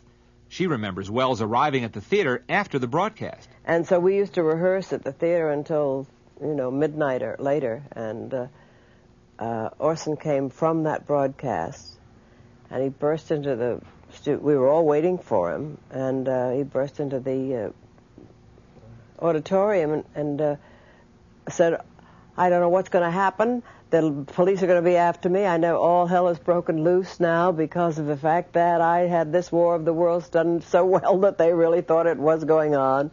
And he came in. He couldn't believe the reaction to it. None of us could, But we all stayed there a long time, and he was talking about it, and he said, "It's nothing. They made such a big thing out of nothing. How could they do that? How are people so silly as to believe a thing like that? In the first place, they hear my voice. They don't think I'm going to be the one to announce a war between the worlds." We were opposite Charlie McCarthy. Not the senator, but the wooden doll. That was the other network. And Roosevelt sent a telegram the next day saying this only goes to prove that all intelligent people are listening to Charlie McCarthy. He said that. I was in the control room, and sitting next to the CBS, our supervisor, who's Davidson Taylor, quite a well-known figure later, who ran Columbia Performing Arts. And he got a call and suddenly got up and left rather precipitately. And then he came back about 3 minutes later, white as a sheet, and said, "We got to stop the show. We got to stop." We ran over our first half. Instead of breaking at 27, 28 minutes, we ran about 35. And I remember that Dave said, "John, you've got to stop the show. You've got to stop it." And I interposed my body between him and Orson and said, no, never, you can't ruin the show. So he wasn't a terribly strong character, and he was not a brutal character. So he sort of stood there helplessly, and for about another 5 minutes we went on until we finished the show. Then as soon as we finished the show, I or David or somebody went up to Orson and said, "Look, you've got to make an explanation because this hell has broken loose, right? And I can't tell you what, but just make an explanation." So he made his set speech, which was all about Halloween. Oh, that was our little Halloween joke, and so on. But by then, I'd had calls in the control room from governors of states, and not to me, but to the show, saying, "What is this? If this is a joke, we're coming down and we're going to punch you in the nose." This was some governor of Iowa or somewhere. And then the second half of the show went on. Well, by then, the second half of the show is totally uncontroversial. It's pure H.G. Wells, and it's the two last survivors on the earth after by accident they've survived. But by then, of course, everybody was rushing around. Nobody was listening. And then when it was over, CBS sent dozens of house police into the studio. They snatched all the scripts, and they hustled Orson and me into some room, some back room, and they kept us there for about half an hour. Then the press was released to us, and they behaved dreadfully. But the press was very sore at radio. Radio had displaced them as the prime news medium, and they were very sore. So they made the most of it. They would do things like, well, you've heard about the family of 5 that was killed on the New Jersey highway. Have you had any more around the country? And they would all pull things like that. So that we believed for the next 2 or 3 hours that we were mass murderers. As the days wore on, the perception of the War of the Worlds broadcast was transformed from a disaster to an artistic triumph. Within weeks, the Campbell Soup Company became Orson Welles' radio sponsor. I guess they figured if Orson could make the War of the Worlds credible and the Martians credible, he could make Campbell's Chicken Soup credible. So we became the Campbell Playhouse. Of all the reasons for Orson Welles' extraordinary success with radio, William Allen feels a key factor was in Welles' own insecurities about his acting ability. I think that when it came to Orson's acting, his first instinctive performance was always better than his 10th rehearsed one, you see. Because after the first he began, he would start listening to himself and doubting himself. He never really had, in my view, real confidence in himself as an actor. He never really felt that he was really a good actor, which is why he felt the most comfortable and the most secure when he was padded with noses and putty and bellies so that the real Orson could be hidden deep in there. His problem was, as an actor, he never learned to or never could do that tremendously difficult juggling act that a great actor can do, which is to have absolute control of a performance and know what you're doing, and at the same time have the passion of it too, you see. And Orson had found it very difficult to be somebody other than Orson, yet at the same time have control of that character. Radio was the only medium that imposed a discipline that Orson would recognize. And that was the clock. When it came time for the Mercury to go on the air, there was no denying it. I can't think of one theater production ever that was not postponed. But radio, he knew every week that clock was ticking. That red light would come on and say, on the air.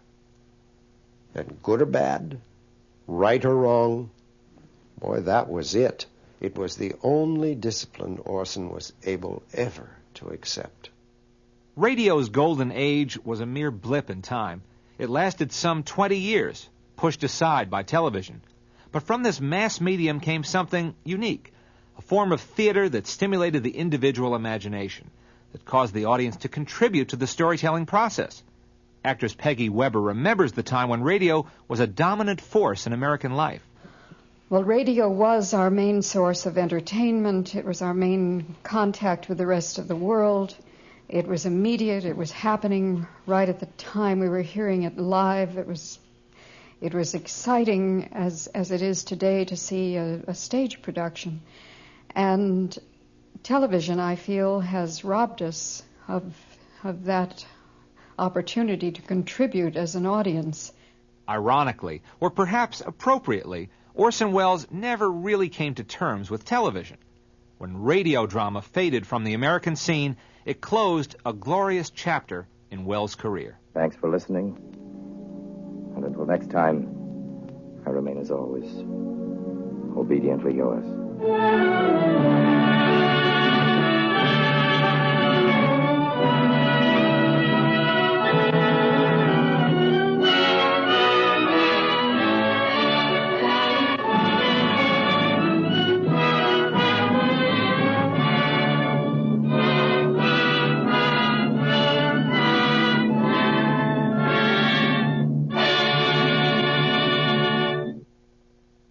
This laser disc was produced by Frank Beecham and Richard Wilson. The documentary Theater of the Imagination was produced by Frank Beecham. Audio post-production by Digital Magnetics of Hollywood. Original acetate recordings were mastered on digital audio tape by Glenn Simonelli. Those recordings are part of the Orson Welles collection at the Lilly Library, Indiana University. This is Leonard Maltin speaking. The story you are about to hear is true. Only the names have been changed to protect the innocent. Dragnet.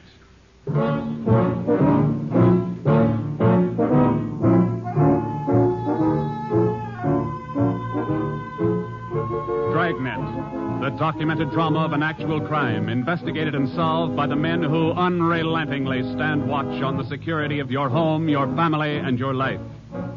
For the next 30 minutes, in cooperation with the Los Angeles Police Department, you will travel step by step on the side of the law through an actual case from official police files, from beginning to end, from crime to punishment. This is the story of your police force in action. Dragnet.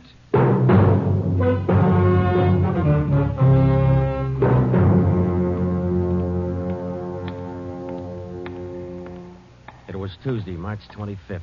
It was cold in Los Angeles. We were working the night watch out of homicide. Detectives in Los Angeles work in pairs. My partner's Ben Romero. He's a sergeant, so am I. My name's Friday. The boss is Ed Backstrand, chief of detectives. I was on the way back from the record bureau, and it was 13 minutes past 11 when I got to room 42. Homicide. That's a hot shot. Somebody grab it. I got it, Ed. At 1245 East Doheny Street, 1, 2, 4, 2 5. officers shot. At 1245 East Doheny Doheny Street, Street. 2 officers Shot. What have you got, Friday? Read it. 2 officers shot. Where's Romero? Right here, Skipper. Okay, you've got one to roll on. Get going.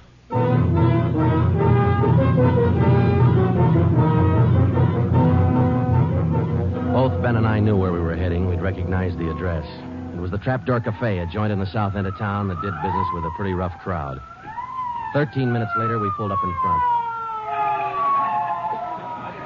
2 patrolmen had the crowd pretty well pushed back. There was a cruiser car in front of the cafe. The car door was open, and an officer was sprawled across the seat. He was conscious but weak, and one of his pant legs was pretty red. Hello, Sarge. Hi, how you doing? I've done better. Yeah, well, what happened? Williams and I were cruising. We've been keeping an eye on this cafe lately. Tonight we decided to take a look. And just as we went in, 2 guys left in a hurry, the back door. We followed them out into the alley. It was dark out there, and I called to them. I said, "Hey, fellas, just a minute, I want to talk to you." They stopped? I'll say. One of them whirled. He had a gun in his left hand. He shot both of us. Left hand, huh? Williams went down and out.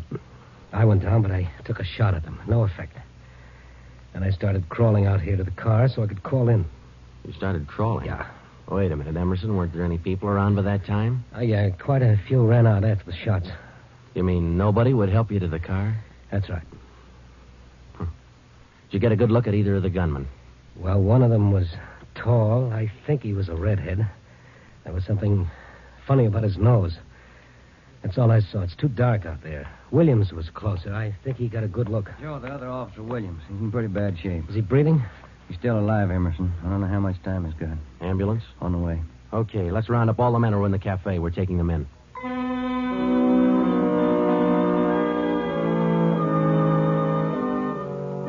We took all the men back to the city hall. There were 23 in the Trapdoor Cafe at the time of the shooting. We questioned all of them. One of them said there had been a redhead in the place, but he couldn't describe him. Ben and I left the interrogation room, and we went back to the squad room. Friday, Romero. Got a minute? Yeah, Ed. Come on, Ben. Sit down. Okay. You get anything from those people you questioned? Nothing we could use. How's Williams? Pretty bad. When do they operate? As soon as he comes out of shot. Probably in the morning. You boys will be there. Yeah, we will. When the surgeon digs that slug out, get it and mark it for evidence. Yeah. Skipper, them 2 men shot without asking any questions. They must be hot. Yeah.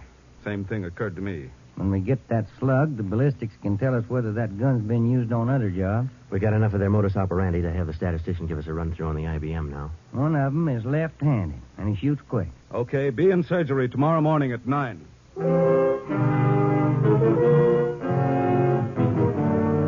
Neither Ben or I said much on the way home, but we were both thinking the same thing. I knew the chief was thinking it, too. Here were 2 men who'd shot a couple of police officers without asking any questions. Now, I suppose you've heard a lot of stories about what the force thinks of cop killers. Sure, we don't like to lose our friends and partners any better than anybody else would. Why not figure it this way? If these two guys would gun a couple of armed police officers, do you think they'd hesitate to shoot you, the unarmed citizen?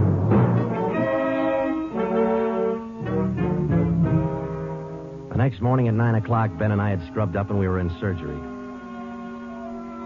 Williams was on the table. The surgeon started in. A lot of minutes later, he got the slug. As for Williams, they took out 7 feet of his intestine and said he might pull through.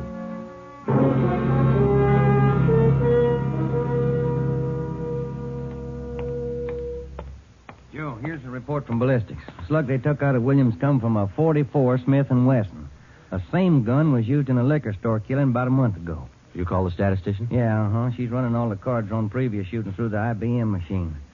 She ought to be through about now. Let's take a look. Okay, come on. Hi, Helen. Just a second. Okay.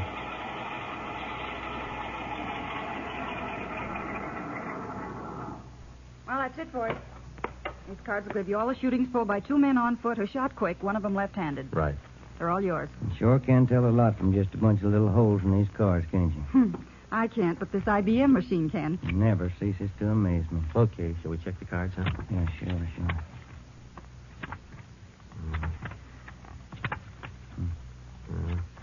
Wait a minute, Ben. Here we are. Huh? Yeah. Here's that liquor store killing ballistics tied the Smith & Wesson in on.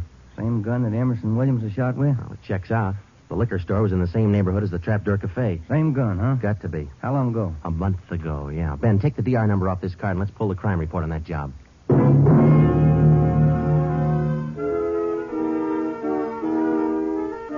We pulled the crime report out of the files. It said that there was only one witness to that liquor store killing a month ago. That witness was a woman. Miss Forbes, I'm sorry to disturb you like this, but we'd like to ask some questions about that liquor store killing you witness a little over a month ago. Well, I told the police everything I knew about it then. Yeah, we know, but maybe you wouldn't mind telling us again, huh? Oh. No, I guess not. I've been trying to forget it, to tell the truth. It was pretty terrible, and I really didn't see so very much because I was awful scared. I understand. But try to describe again just what happened, will you? Well, it was about 10 o'clock at night. I was walking down the street toward home when I realized I was all out of cigarettes. Well, I was right in front of the liquor store then, so I went in. The clerk was behind the counter, and there were 2 men standing there arguing. What's the idea of changing your mind? I thought we was going to get bourbon. No, let's get the wine. I want bourbon. Costs too much. Wine's good enough. The rest of them want bourbon, too. We better talk to them. Well, okay. We'll be back when we make up our mind, mister. 2 men walked out of the store, and the clerk smiled at me and shrugged his shoulders. I bought a pack of cigarettes and turned to leave.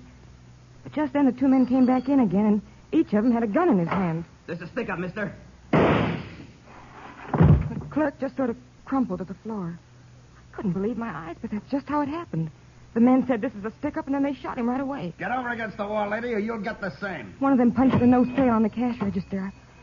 I was shaking so I almost caved in. He scooped the money out of the drawer and stuffed it into his pocket. And then the other one went over to where the liquor clerk was lying face down. He knelt down beside the clerk and he put his gun against the clerk's spine. Then they both ran out of the store. It was terrible. That clerk, he was lying there helpless and wounded, and they deliberately... Yeah, Miss Forbes, I understand. Oh, Miss Forbes, you said that both of the men had guns. Yes. One of the guns was black, and the other was sort of fancy looking. What do you mean, Miss Forbes? Well, it was real shiny. Nickel-plated? I wouldn't know about that, but it was shiny. There were 2 guns, huh? Yes. Well, now about the men themselves. Well, I was so scared their faces just didn't register with me. The one who shot the clerk in the back was sort of stocky. That's about the best I can do. Well, you mentioned in the report that one of the men was left-handed. Yes, I do remember that. Uh-huh. Look, Miss Forbes, this is very important to us. One of the men was a redhead? Redhead? Why, no, I didn't see any redhead.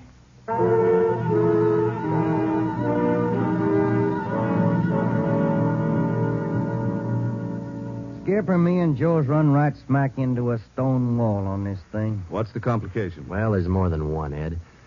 In the first place, we know that the .44 Smith & Wesson was used in both shootings. But the descriptions of the men involved don't check. Police officer Emerson said he thought the man at that shot him and Williams outside the Trapdoor Cafe was a tall, left-handed redhead. Said there's something funny about his nose. You think Williams got a better look at him? Well, probably did, but Williams isn't strong enough to talk yet. And a girl that witnessed the liquor store killing a month ago said that one of those men was left-handed. But she said neither of them was a redhead. And on top of all that, now we've got 2 guns to worry about. The girl mentioned 2 guns, so we checked the autopsy report on that liquor clerk. And, Ed, the bullet that actually killed him came from a .32-20, not a .44 Smith & Wesson. That fact didn't get any publicity at the time, did it? No, it didn't. Okay. We won't give it any publicity now either. With a lowdown, it's just the .44 Smith & Wesson we're after. Because if whoever owns the .32-20 finds out it's hot, we'll never get it. Anything else? Well, we sent teletypes to all outlying stations in neighboring cities. Told them if they get any red-headed suspects, no matter what charge they got them on, to hold them for questioning. Yeah. Now, how about this .32-20, the actual murder weapon? Any leads on it? We've got one, Ed. We've been checking the records, and we discovered that 4 hours after the liquor store killing, a taxi driver in the neighborhood was shot and robbed. Slug was pretty well mashed, but there was enough to tell it was from a .32-20. So we're going over to question the taxi driver now. Good. Well, I think you boys are on the right trail. So far, what we've got is mostly unrelated facts, but sooner or later, those facts have all got to tie in at some point along the line. Find that point. Yeah,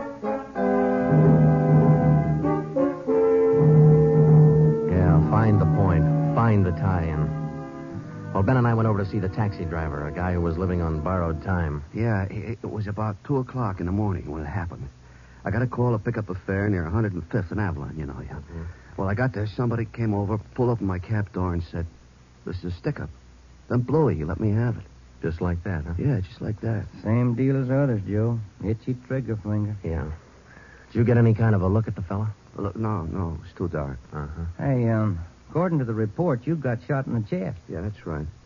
Oh, you're maybe wondering how come I'm still alive, huh? I'll tell you, pal, it's like something you'd see in a bad movie, you know?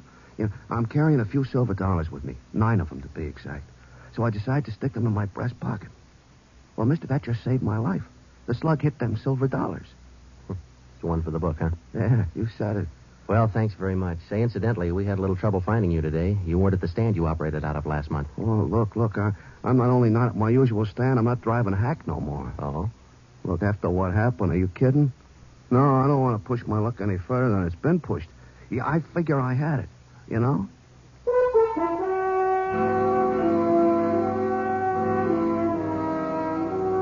And about that time, Ben and I were beginning to figure we'd had it. We were getting nowhere fast. We had a few informants nosing around, but so far they hadn't come up with any leads. Well, Ben and I followed up all the teletypes that poured in. We just got back from Santa Ana, where we'd been questioning a red-headed suspect, and we'd flopped in the squad room when Chief Backstrand's door opened. Friday. Romero. Got a minute? Yes, Skip. Any luck with the Santa Ana redheads? No, none at all. I guess you haven't heard the latest. We just now got back in town, Skip. Early this morning, another cab driver got shot. What? Yeah. Man came up to his taxi, opened the door, said, "This is a stick-up," and shot him. Bullet went through one leg and into the other, but the driver managed to start his cab and drove over to a cafe. He called in from there. Boys recovered the slug? Yeah. It came from the same .44 Smith & Wesson that was used in the other 2 jobs. The cab driver get a look at the gunman? Yeah, briefly. Was it the redhead? No. Oh, the stocky guy. He wasn't redheaded and he wasn't stocky. That's all the driver knows. Well, that's great. Skipper, this is beginning to sound like a gun of the month club. You reckon somebody's renting them guns out? Well, they're passing the guns around all right, but I think they're working together. The way they operate indicates that. Yeah, the trigger-happy routine. Killing is apparently more than a business to them. It's pleasure, too. That's why we've got to get to them fast. Come over here. All right. Come on, Ben. Here. Take a look at this map. Uh-huh. There's the Trapdoor Cafe, and over here's the liquor store. And down here is where the first cab driver got shot. Mm-hmm. Right here's where the second one got it. All of the shootings have taken place within an area of 10 square blocks. Okay. Tonight we're going to throw a blockade around that whole area. Good. It'll go into effect at 10 p.m. At 9:45 p.m., cars and officers started drifting into the area by 2s and 3s. And at 10, when Backstrand, Ben, and I arrived, the whole area was sewed up tighter than a tick. Davis? All set? All set. We got a primary line and a secondary line. If anyone tries to make a break, we'll pick them up in the secondary. Okay. Friday and Romero here will cruise around the area with me. Go to work, men. Every car in the area was shaken down. The same process was also followed on all persons on foot. The blockade went on all night. By the end of that time, we'd brought in 217 suspects. 26 of them were redheads. What's your name? Henry Wagner. Where do you work? Lumberyard. Which one? First star. What time did you get through work last night? About 6, I guess. What'd you do then? Had some dinner. Where? Harry's grill. Then what? Shot a little pool. Look, I tell you, I ain't done nothing. Now, let's go back to the day before yesterday. Did you work at... And that's the way it went all day long. We shot question after question at them, working them gradually back to the days on which the shootings had taken place. When it was all over, we got 6 men wanted in other cities on various charges. We got quite an assortment of guns and knives. But as far as the shootings were concerned, we got nothing. Well, I guess that's the last of them. Oh, I was running out of questions there at the end. You two boys better go on home and get some sleep. Well, I was kind of figuring on checking back over the reports to see if we might have overlooked something. I said go on home. You two boys have been at it for 32 hours straight. Look at you.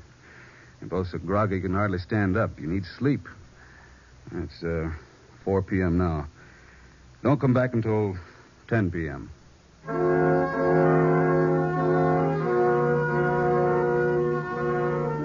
When I walked into the squad room at 10, Ben was already there. An informant had just phoned in a new lead. He told Ben he'd heard about a gang that had been hanging out down around the DeVere bungalow court in the south end of town. We knew that the DeVere was close to the Trapdoor Cafe, so we went over to talk to the manager. Joe, I've been meaning to ask you. You checked on how Williams is getting along? Yeah, I did. I called the hospital this afternoon. It's going to be all right. Oh, that's fine. Well, here we are. Yeah, manager's office. Still got a light on. Yeah? I'm Sergeant Friday, police. This is Sergeant Romero. Yeah? We'd like a little information. Why, sure. Come in. Thank you. What can I do for you? Well, did you hear anything about a gang that hangs out down around here anywhere? Gang? Why, no. How about your tenants here? Any of them ever been in trouble, to your knowledge? No. This ain't exactly the best neighborhood in town, but we try to keep things under control. Once in a while, one of them will get out of line, but when that happens, we heave them out of here. You heaved anybody out lately? Yeah, I did. Fellow and his wife a few weeks ago. They had a fight in one of the bungalows. She took a shot at him, but she missed. Party by the name of Stuba, Carl Stuba. What did this Stuba look like? Oh, sort of tall, skinny. Was he a redhead? No. Now, we'd like to take a look at that bungalow that he lived in. Sure. Help yourself. Down the end there, number 5. Still vacant.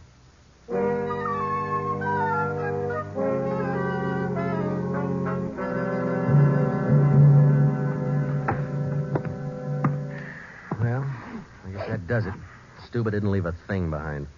Matter of fact, we don't have anything to prove that this Stuba's tied in at all. We're only working on a hunch. Hey, Joe, look. Where? Up on the wall there, just by the window. Oh, yeah. Yeah, that plaster there, it's newer than the rest.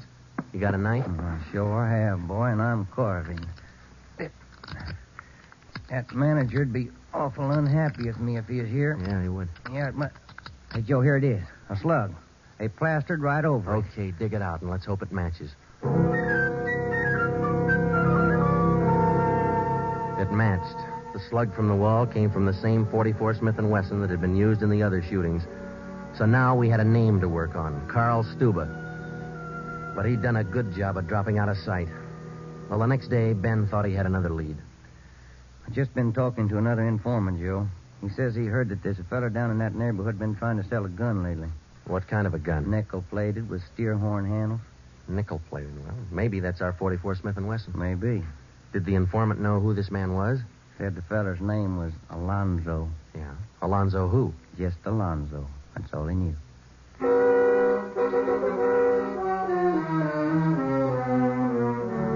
So now we had 2 names, Stuba and Alonzo, but no men to go with them. So we went back to making the rounds of the substations, interviewing red-headed suspects. We took a few of them to Williams, who was home from the hospital by now, but he couldn't identify any of them as the man who shot him. Still, we kept checking. Finally, we got around to the 77th Street station. We questioned the suspects they were holding there, and we just started to leave when one of the officers called us. Hey, Sarge, we're holding somebody else you might want to look at. Redhead? No. What's the charge? Suspicion of burglary? Small job. Oh, I don't know. What do you think, Ben? What's special about him? He lives in the same neighborhood where those shootings took place. All right. Where you got him? Down here. Did he admit anything? Nope. He's pretty surly. Here we are. Thanks. Hi. What do you want? I'm Sergeant Friday. This is Sergeant Romero. We'd like to ask you a few questions. Look, I already told the other cops all I know. I didn't steal no radio from that jerk. What's your name? We've been through all that once. Come on, what's your name? Jackson. Alonzo Jackson. Alonzo. I looked at Ben, and Ben looked at me. This could be the Alonzo who'd been trying to peddle that Smith & Wesson. Ben and I both knew here was one suspect we'd have to be real careful with. Alonzo, according to the records, this burglary you're suspected of took place on the night of the 27th. Look, how many times do I have to tell you guys they didn't have anything to do with it? You got an alibi for that night? Sure, I got an alibi. I was out with a couple of friends, I can tell you. What's your friends' names, Alonzo? One of them's Crandall, the other Stuber.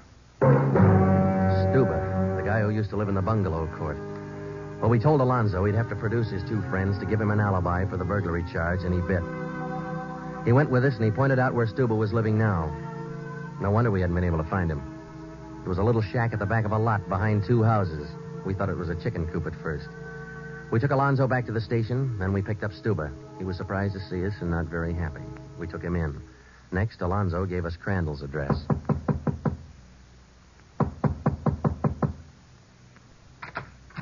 Yeah? Mr. Crandall in? No. Will he be back soon? I don't know. Who are you? Sergeant Friday, Sergeant Romero, police.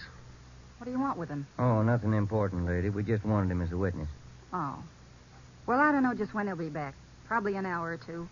Okay, thanks.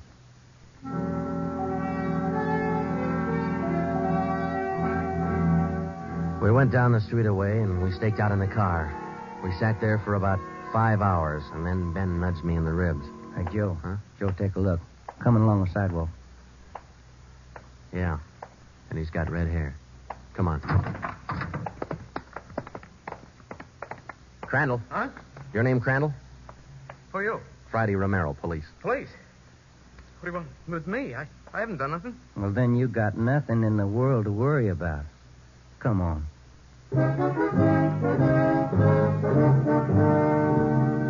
We questioned Crandall for an hour, but he wouldn't give an inch.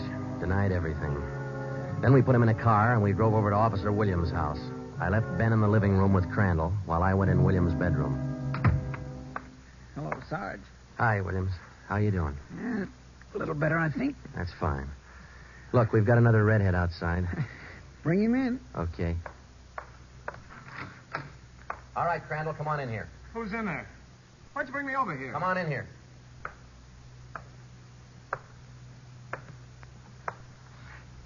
How about it, Williams? That's the guy. No, I'm That's not. the guy that shot me. Well, Crandall? No. Yeah. It was an accident. I didn't mean to shoot him. It was an accident. Once Crandall got started, he talked his head off. He also admitted being in on the liquor store killing, but insisted he was only the lookout. We took him back to the station and got his whole story down on a tape recorder. Yeah, he was left-handed.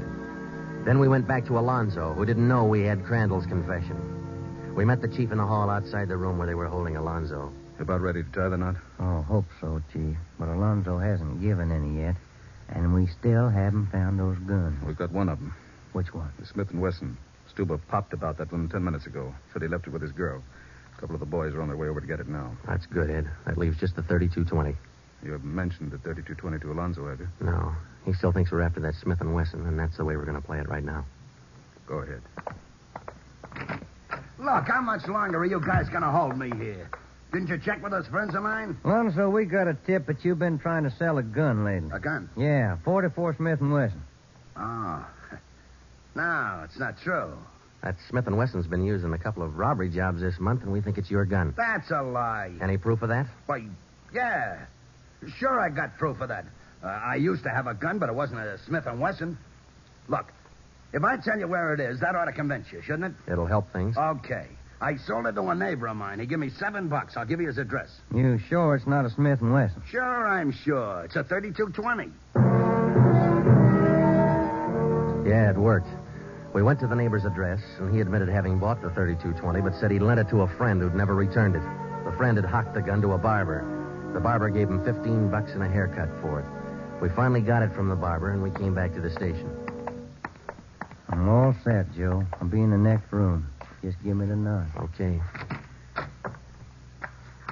Hello, Alonzo. Hey, you got the gun. Yeah, we got the gun. Well, now maybe you'll believe I'm on the level. Okay if I go now? I guess we won't be able to hold you here much longer. You can say that again, brother. You could have saved a lot of time if you'd have listened to what I've been trying to tell you all along. I guess you're right, Alonzo. Sure, I'm right. You know, you guys would be a lot better off. You believe guys like me the first time we tell you something. But on the liquor Instead store of job, running... I was only a lookout. I was outside. It was the other two who pulled that one. Stuba and Alonzo. Alonzo killed the clerk.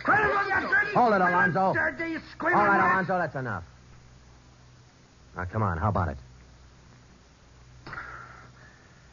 Now, what's the use? All right. That's like he said. Okay, Ben, bring the recorder in here. Alonzo's ready to make a record now.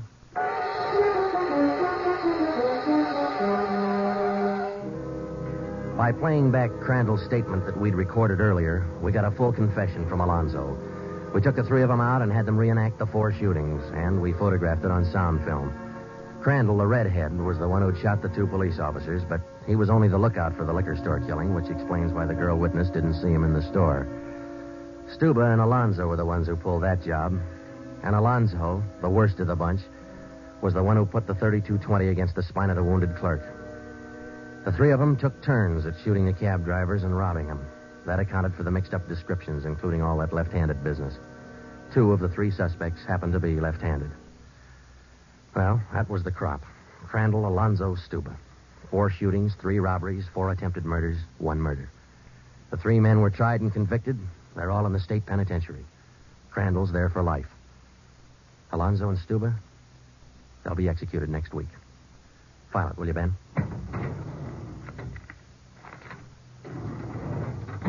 Case closed. Dragnet.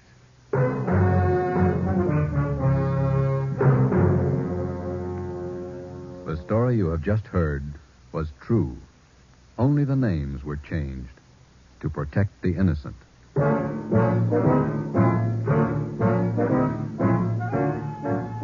You have just heard the second in a new series of authentic cases from official files. Technical advice for Dragnet comes from the office of C.B. Horrell, Chief of Police, Los Angeles Police Department. Tonight's program is dedicated to Radio Officer Delmer E. Cook of the Los Angeles Police Department, who, on the afternoon of December 6, 1948, gave his life so that yours might be more secure. Dragnet came to you from Los Angeles. This is NBC, the national broadcasting company.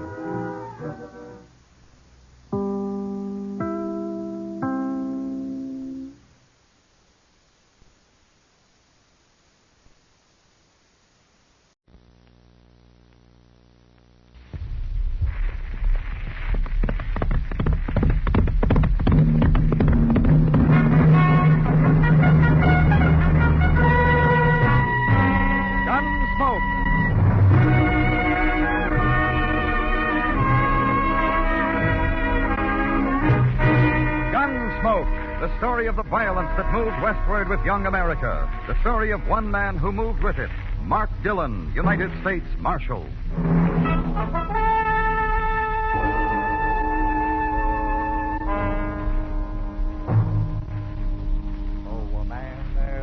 On the western plains with a ton of fight and an ounce of brains, who herds the cows as he robs the train and goes by the name of cowboy. He was part of it. A singing saddle bum, a cowboy, a drifter. They all drifted here to Dodge City one time or another. It's the end of the track and the start of the wilderness. A dumping ground of odds and ends, beginnings and leftovers. It's a place to stop and take the kind of pleasure you need. It's a place to pass through. Sometimes it's a place to die. My part of it was a sun-charred shack, rent paid by the United States government. and a marshal's badge furnished free. I was at the window watching the heat plump itself with Kansas dust and roll in towards the town when the door opened. Your name, Dillon? You're the United States Marshal? She was about 50. Hat, poke bonnet, dress, gingham, shoes, beaded Indian moccasins. I heard about you in Gouldeye. They said there was a steady marshal here. Been living for 6 months running. They've been lying to you. 4 months. They say you can break a man's heart at 50 yards. They say you and your gun's already done that. What's on your mind? I want you to saddle up and get down to Gouldeye. Why? My husband. My husband owns the White Buffalo. Roulette, music, drinks. They say the roulette wheel's crooked. Look, ma'am, half the roulette wheels in the West are probably crooked. Maybe. But in Gouldeye, they kill a man for running a crooked wheel. Well, look, ma'am, I don't... Abigail Contrarius, that's my name. Yeah. Well, Mrs. Contrarius, you don't need a marshal. You need an honest husband. That wheel's no more crooked than you are. Leastwise, from all I hear about you. If it was, I wouldn't take none of the money's won from it. Oh, sure. Don't shore me, Marshal. The money don't just mean money to me. It means books for Indian kids and writing stuff, slates and all. Oh, missionary. Huh, me, with a gambler and a philanderer and a toper for a husband. I teach Indian kids, that's all. Teach them to behave and a little learning, that's all. That's good work, ma'am. These towns could use more people like you. Never mind that. If I don't get help, those kids will go back to their wild ways and I'll have a dead husband. You coming? Do I have to ride that mule some more? Ride it back to Gouldeye. I'll be along. Make it soon, Marshal. There'll be a convulsion down there if you don't. It was night when the town of Gouldeye came out of the wilderness and beckoned to me like a painted, skinny hag. If Dodge City had a tougher sister, this was it. I rode up to the White Buffalo and started to tie my horse to a hitching post whittled to the shape of a Pawnee girl when... Suddenly, the gun in my back told me I wasn't alone. You won't like it here, Marshal. Pretty as it is, you won't like it. No? No, and don't turn around, Marshal. I'm shy and I'm modest and I embarrass easy. Isn't that so, Harold? You see? Harold thinks it's so. Harold had his tongue clipped. Apaches. Maybe it was too long. Oh, now that's not a genteel thing to say to Harold, Marshal. He takes offense. I'm new here. Back in Dodge City, the etiquette's a little more formal. Then go back to Dodge. We're very happy here in Gouldeye. Like little birds.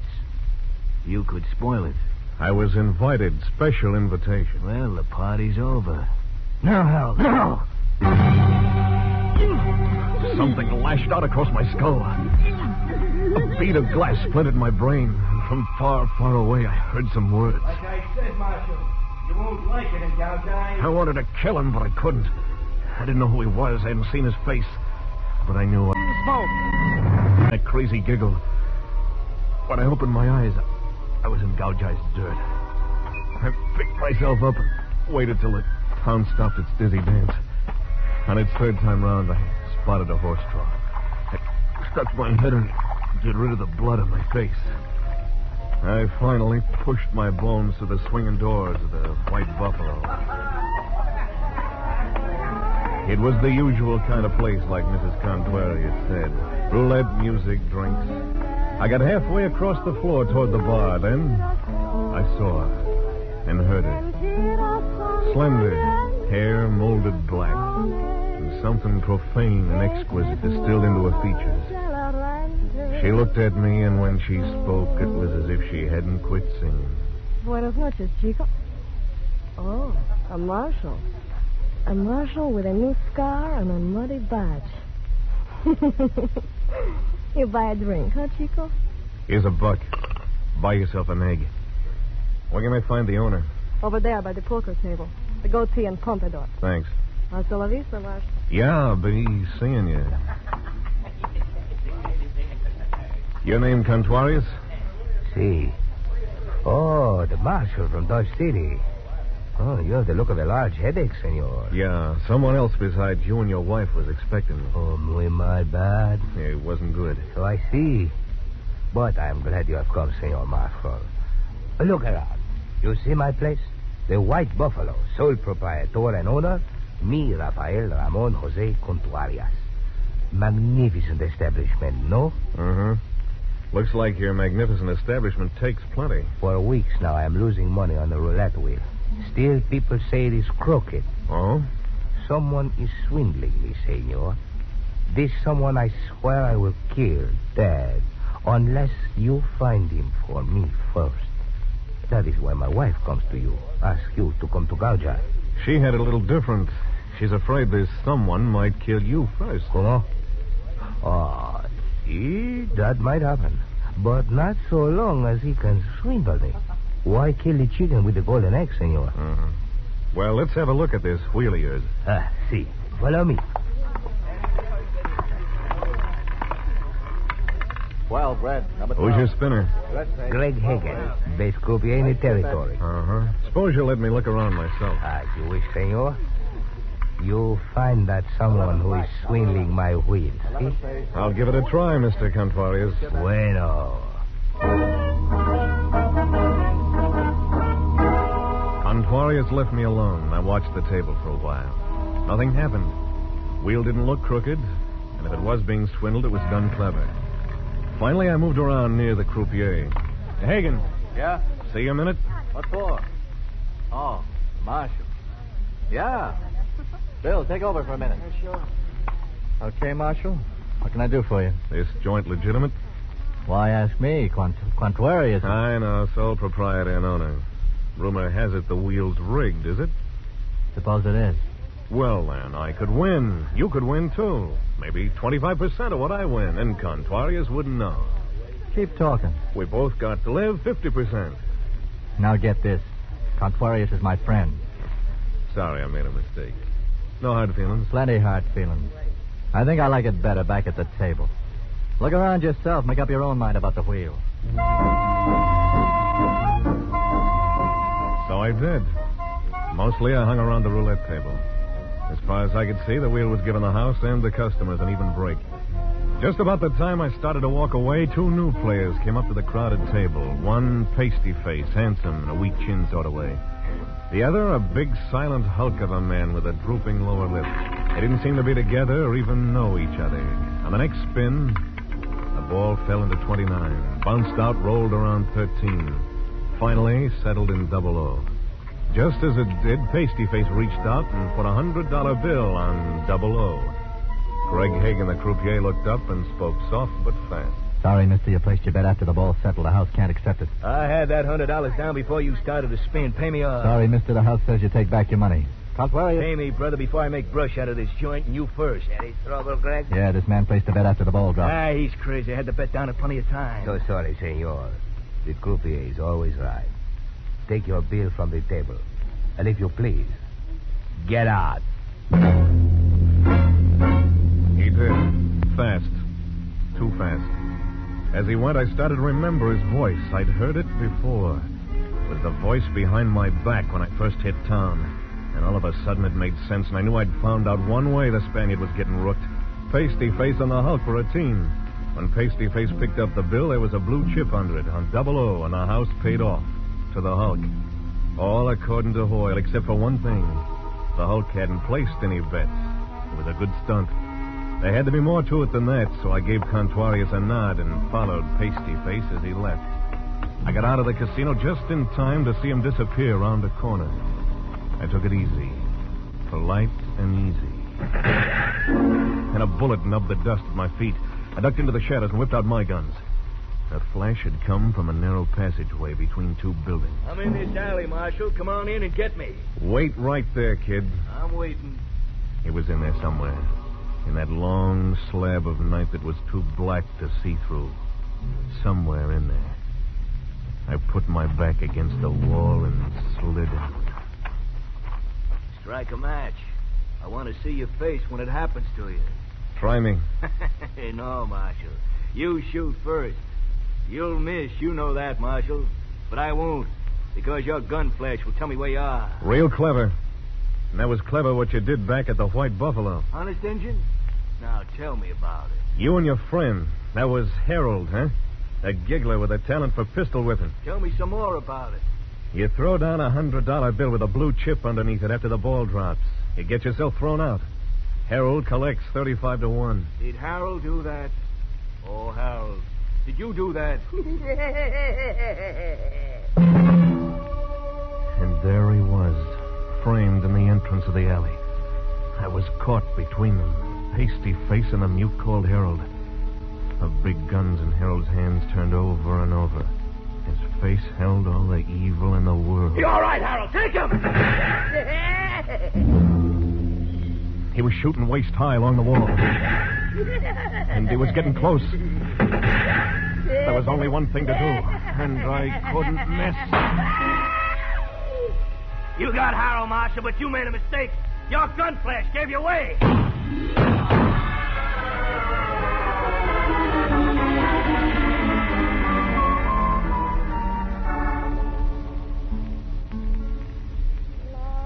When I opened my eyes, I was in a place I'd never been before.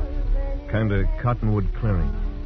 I'd eased the wound in my shoulder, and from across a smoldering campfire, I saw her. The girl from the White Buffalo.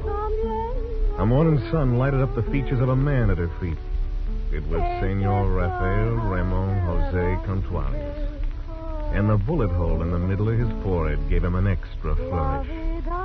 Now it was Senor Rafael Ramon Jose Contuarius deceased. And the pretty senorita was singing a love song.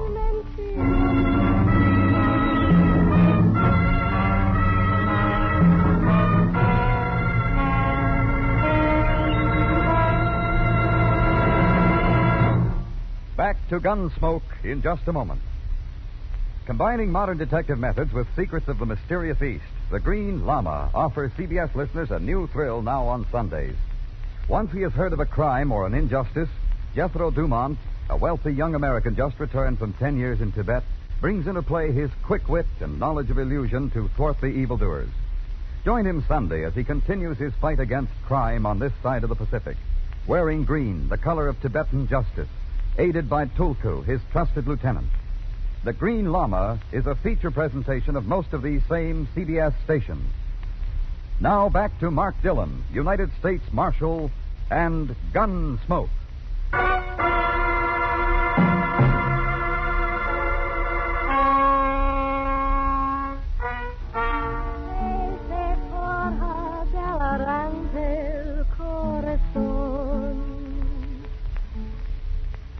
Slept long, Chico, without dreams. How do you know there were no dreams? Because I saw Death give you a little piece of himself, and then right away on a black pony. Yeah, I'm lucky. Who are you? How'd you get here? They call me Tomas. I brought you here. The wagon over there in the burrow. You are muy lucky, Chico. The bullet was for your heart, but it spent itself in your shoulder. It was not your time to die. But it was Contuarius' time, huh? Perhaps his grave has been empty too long. And you knew him well? See? I knew him. Well enough to kill him. I did not kill him. Senor Contuarius was my protector. What did he protect you from? Himself? I like your mouth better when it is gentle, Chico. And who did kill him? How would I know? He was there like that when we arrived. Why'd you bring me here? I like you, Chico. That's why I tell you. If you leave, go back to Dodge City. If you die, die in Dodge City. It is not good here for either one. Why didn't Pasty Face finish the job? Right after you were wounded, I came along. I persuaded him you were dead. He persuades easy, huh?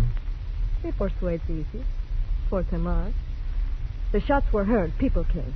Senor Drew does not like attention. Drew? Ah, his name's Drew. But why here? What'd you bring me here for? I thought Contuarius could help you. After all, he was your friend. How'd you know that? I saw you talking together in the White Buffalo. But tonight, out of the darkness, Death found Contuarius. Contuarius! Contuarius!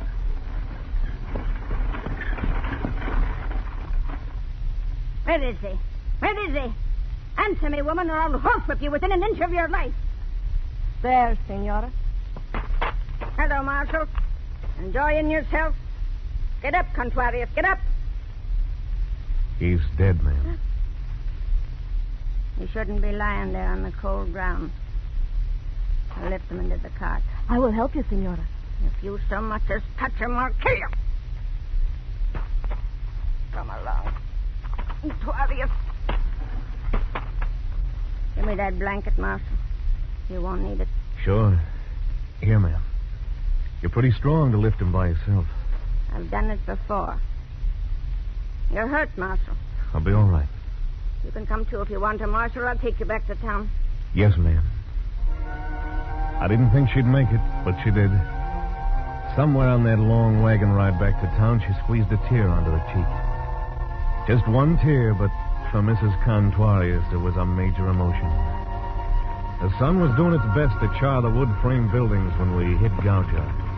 All right, Marshal. Get out of the wagon. Why bring me back to Gouge just so I could pick my own gutter? That door. That shack door right over there. Try it. Get up.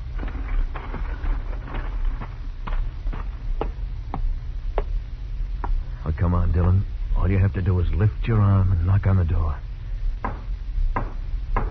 Yeah? Wow, Marshal. What's the offer this time? 150%? Hey, you're hurt. Come on in. Thanks. Who sent you here? Mrs. Contuarius. Oh. I better cut away that shirt. Why'd she send me here, Greg? Not neat, Marshal. Not neat at all. Why here, Greg? You a doc? Lie still. I'll get some things. You haven't answered my question. I do things with my hands, Marshal. Spin roulette wheels and extract bullets between spins. You a doc? Yeah, I'm a doc. Was. Had a shingle. Shiny one. And they said I couldn't have it anymore. They had a word for it. Malpractice.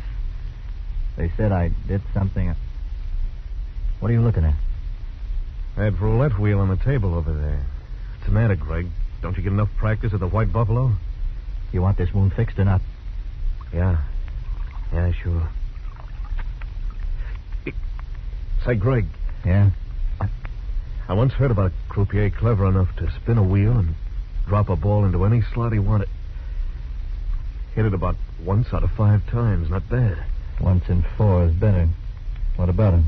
I could mention it to Mrs. Contuarius. Round up you and Drew and go back to Dodge City. Drew? Pasty-face guy. The guy who pulled the fast trick with the chip and the $100 bill last night. I didn't know him. I refused the bet, didn't I? Yeah, that's what doesn't fit. I'd stop worrying about it if I were you, Marshal. I could keep this wound open and let it bleed. On the other hand, you could take the bullet out. Yeah, I could do that. And I'd owe you something. I wouldn't have to remember you to Mrs. Contuarius. It's like this, Marshal. First, I just wanted to tame the wheel. Then it got out of hand. Tamar have anything to do with it getting out of hand? What do you know about... I'm ready to take the bullet out, Marshal. You're going to keep what you know to yourself? Take the bullet out. I'll bite my lip. Yeah. Do that, Marshal. It's a nice pose. I bit my lip, but all I got was pain in my mouth. I didn't need that. There was enough pain. It was a pain that was painted in red, and it couldn't decide whether it was a flame or an icicle. When I woke up, Greg was talking to someone. It didn't take long to recognize the voice. You should have let him die, Chico. You will only cause trouble. He's got nothing on me. Only trouble I got is you. Every man in town. You couldn't even leave the marshal alone. Caramia, you're crazy. I found the marshal in the cottonwood clearing, like I told you.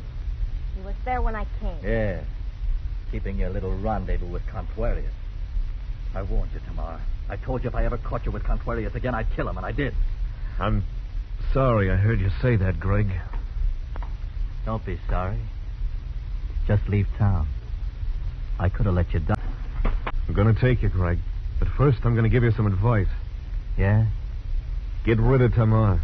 One of her stories is bad, either the one she told you or the one she told me. Don't listen to him, Chico. She told me she brought me to the cottonwood clearing, persuaded Drew that I was dead. If that's true, then it follows that Drew's cutting your time the same as Contuarius was.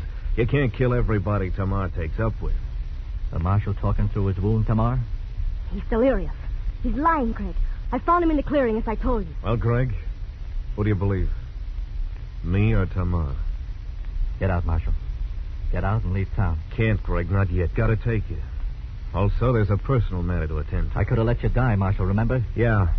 I'll testify at your trial. Kill him, Greg. Kill him now. Shut up. You know, Tamar, you've got too many friends. It's a lie. Everything he says is a lie. Maybe we'll stay one more night in Gaojai. Just one more night. That's all we'll need. No good, Greg. I'll have to take you. With your shooting arm and a sling, I don't think so. I'll gamble on it, Greg. Want odds? I got up and left Greg's shack. He didn't try to stop me. One thing about Greg, he wasn't afraid of me or anybody else. I went back to the White Buffalo and waited. About an hour later, Mrs. Contuarius drove up. She was wearing black. She'd just come from her husband's funeral. Lend me your good arm, Marshal. I don't want to rip this dress. Yes, ma'am. There you are. Was it a nice funeral, ma'am? Yes, Marshal. The kids behaved real nice. You've done a good job on them, ma'am. Thanks. Come in and have a drink, Marshal. You look peaked. I followed her into the casino. In an hour, it began to fill up. I hid myself behind the stairs where I had a clear view of the roulette table and waited.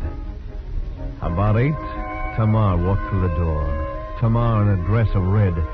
Tamar buckled with silver. She strolled over to the table and put some chips on the black as Greg spun. There was no sign of recognition between them. 7 black, 7 pays, black. Hit it about once out of 5 times. Not bad. Once in 4 is better. What about him? More times than she lost. After a while, she stopped playing colors and switched to single numbers, 35 to 1. She kept on winning, but 1 out of 4, like Greg said. In an hour, there was roughly $20,000 stacked in front of her. Just before she bet number 13, I saw Greg fold his thumb under his palm and rub the side of his face. 13 black, 13 pays, black pays. Lucky. You're very lucky tonight, Tamar. Tonight, Senora? But I'm always lucky at your tables, no? Not as lucky as tonight. Sorry, men, this is a private table from now on. You can all move to the second wheel right over there. Private table, Senora? Yes. Just you and this gentleman. The man Abigail thumbed at over her shoulder was Mr. Drew in person. I put my good hand on my gun and prepared to finish my unfinished business. And I decided to wait for the piece to play itself out. I didn't know what Mrs. Contuarius had in mind, but this show was too good to spoil. Tamar, Greg, and Drew. I don't know. This is my last spin. That's all right, Tamar. All Mr. Drew wants is just one spin. Right, Mr. Drew? Yeah, just one spin with the little lady. But I... Mr. Drew, huh? Yeah. But I do not feel like betting. We'll spin once more. Bueno. All of my chips on number 1. Number 1, huh? Hey. Yeah, that's a good number.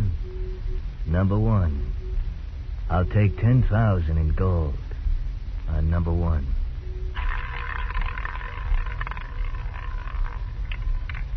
Three red. 3 pays. Red pays. Why, you double... Go!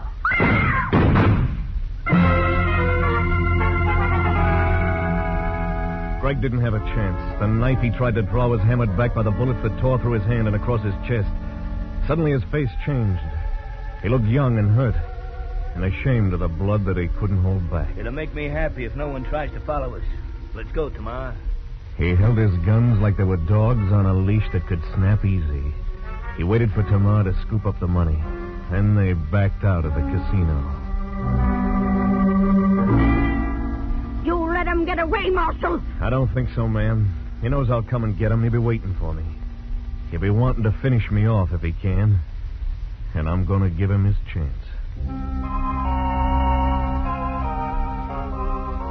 I figured there was only one place to look. And there they were, resting easy in the cottonwood clearing. I knew you'd have to come after me, Marshal. You're funnier than an actor. I saw one once in Dodge. You're funnier. Maybe you laugh too easy, Drew. Like you kill too easy. A marshal with a gun arm and a sling chasing a killer. Go away, Marshal. Go away while there's still time. I got nothing but time. I'll wait. You're wrong, Marshal. You've got no time at all. Yeah?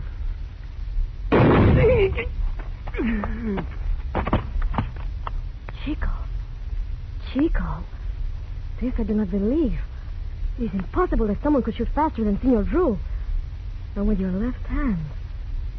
Oh, Chico, you're so very quick with your gun. I like that about a man. Take it easy, Tamar. Come on. Let's go. Go? Not now, Marshal. There's time. Sit here. Sit here next to Tamar. Like this? See. You know what I think? Chico, don't talk now. I think he had a great thing with Greg. He could put that ball on any number you bet on. Only that wasn't enough for you. But it doesn't matter now, darling. You thought you could double your profits by throwing in with Drew. Maybe you were going to double-cross him, too. I don't know. Don't worry about it, Chico. The money is yours, too. It belongs to Mrs. Contuarius. That's who's going to get it. What? What are you talking about? Take your choice. Come back with me to the jail in Gaujai, or I'll turn you over to Mrs. Contuarius. I don't think she could stand having you alive. You! Come on. Hey, this is the first time I've ever held a gun on a woman. Chico, surely you are playing with me. You're an accessory to murder, Tamar. We'll go away together. You and I. Mexico, New Orleans. Listen to me, Chico. You and I. Let's go, Tamar. Listen to me. There's plenty of money, yours and mine. Listen to me. Listen. She put her arms around my neck and her lips close to my ear. And for a long time,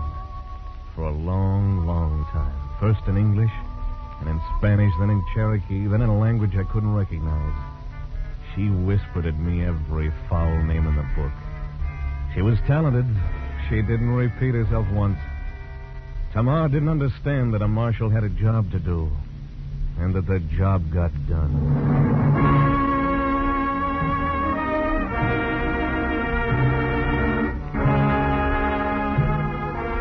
On the way back to Dodge, I came across a cottonwood clearing I'd never noticed before. I rode down into it. A small animal scurried off a log and lost itself in the shadows. And I was alone. And for a long time after that, I thought about Tamar. He'd given her guitar, but I knew she wouldn't be singing much longer. The rest of the way home, the country was dust. It got inside of my mouth, and it stayed there.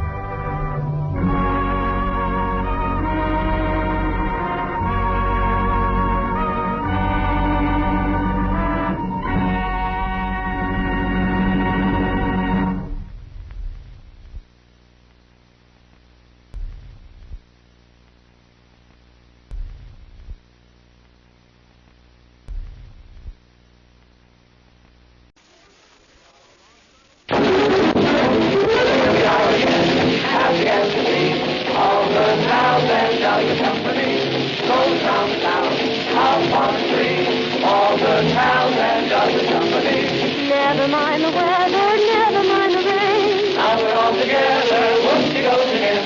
La-di-da-di-da, la-di-da-di-dee. All good pals and jolly company.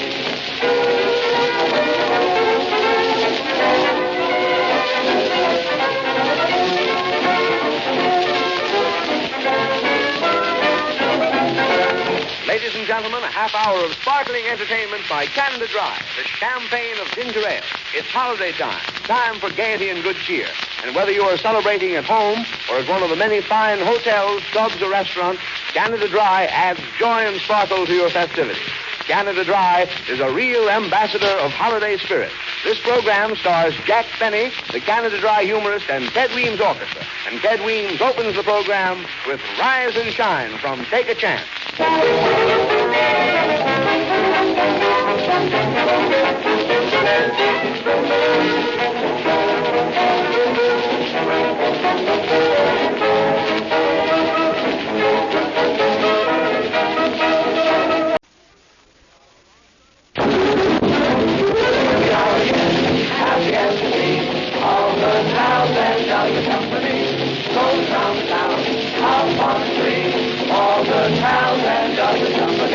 Never mind the weather, never mind the rain. Now we're all together, whoop-de-go.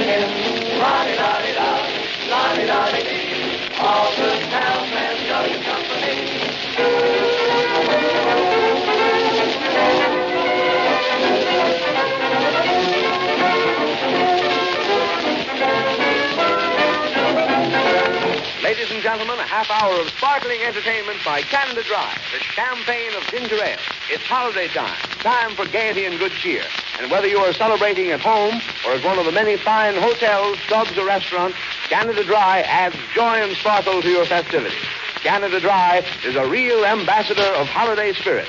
This program stars Jack Benny, the Canada Dry humorist, and Ted Weems Orchestra. And Ted Weems opens the program with Rise and Shine from Take a Chance.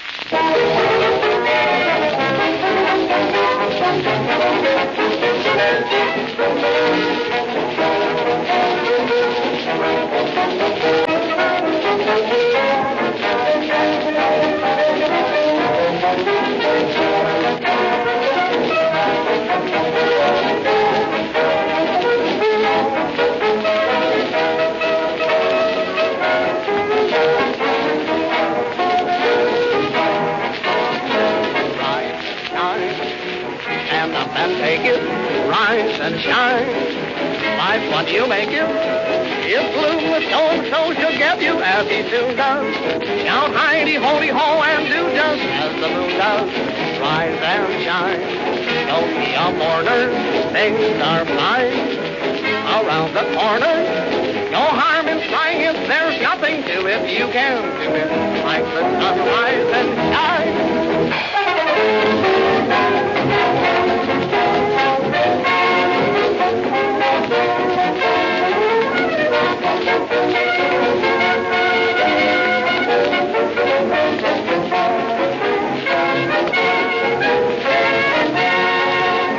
And now, Jack Benny. Good evening, ladies and gentlemen. Now, to be outdone by the other programs on the air tonight, I want to wish you all a very happy New Year. And before going any further, I'd like to present to you our first guest star of the evening, who must rush away as he is a day late now.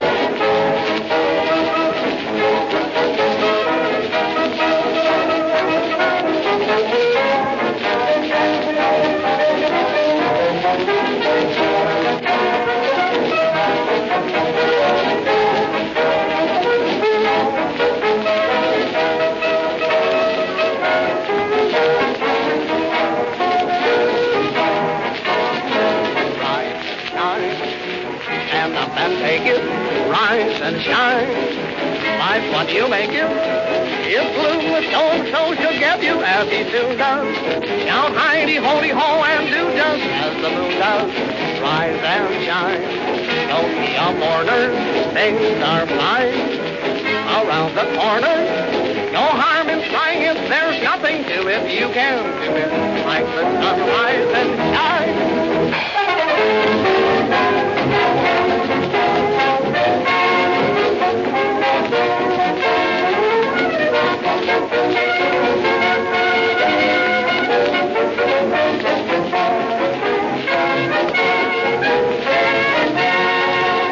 And now, Jack Benny.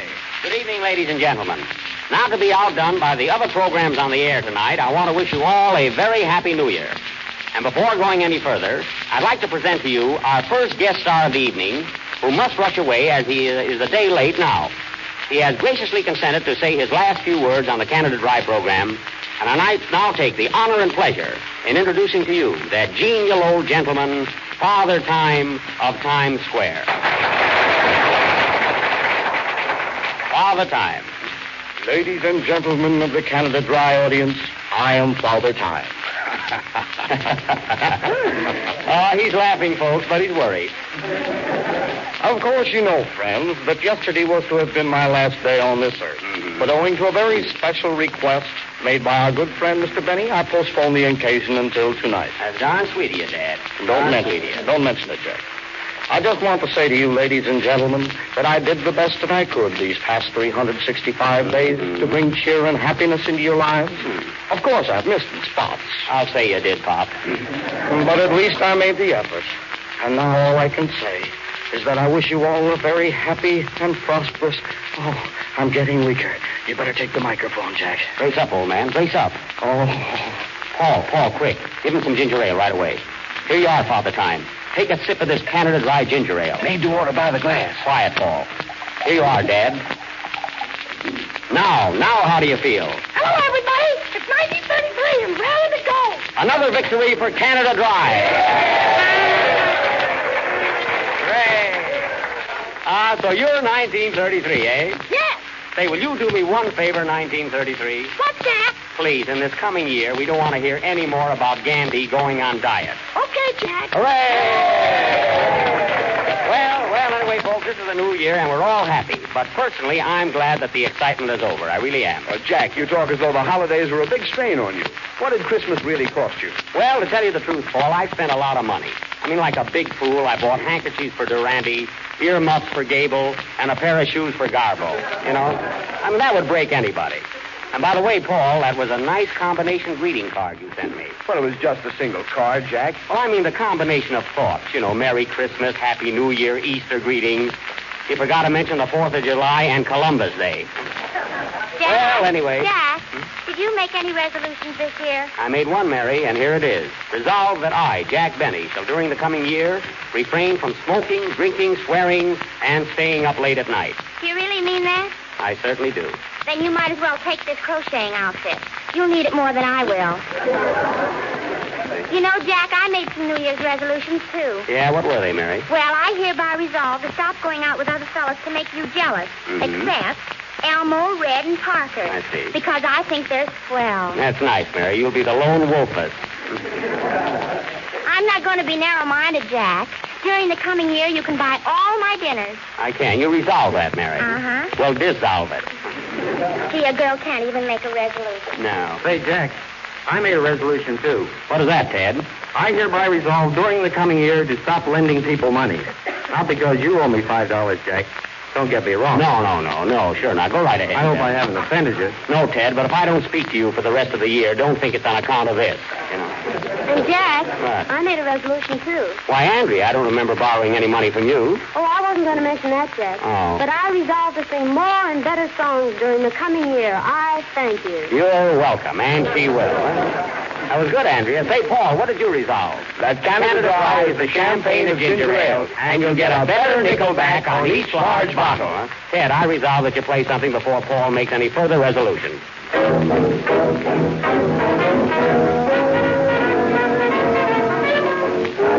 Darkness all around. Darkness all around. When it's darkness on the delta, that's the time my heart is together. All the night.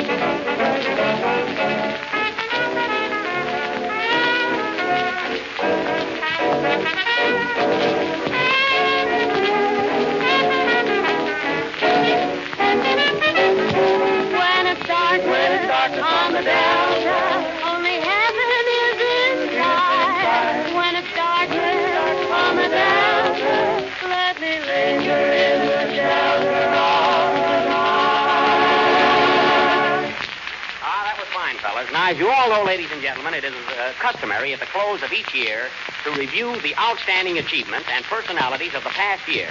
We are very fortunate tonight in having up here some of the unusual guest stars who have appeared on our Canada Dry program during the year 1932. Of course, you all remember the marvelous tribute paid to Miss Amelia Earhart last summer, following her history-making solo flight to Ireland. Thousands of people lined the street and showered her with ticker tape. And when she picked up the ticker tape and saw how her securities had dropped, she wanted to fly back to Ireland. Well, anyway, with all due credit to our courageous heroine, Miss Earhart, we have with us this evening a young lady who also deserves honorable mention.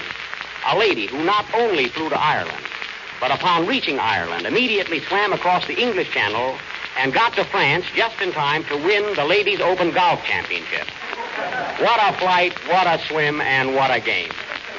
Now, in the golf match, she went around the Paddy de Foie Gras course, making the, I could hardly pronounce that, making the round of 18 holes in 21, 17 holes in 1, and 1 birdie.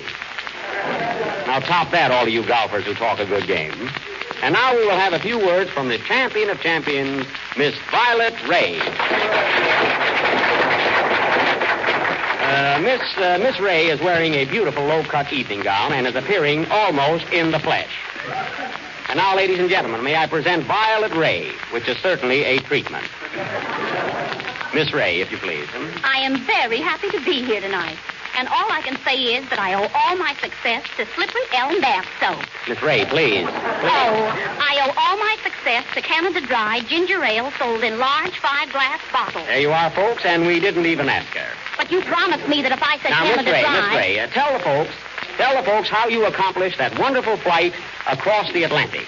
Well, I took a pound of ordinary flour, added some water, and stirred it. Then I simply added the yolks of 3 eggs and some sugar. That's very interesting.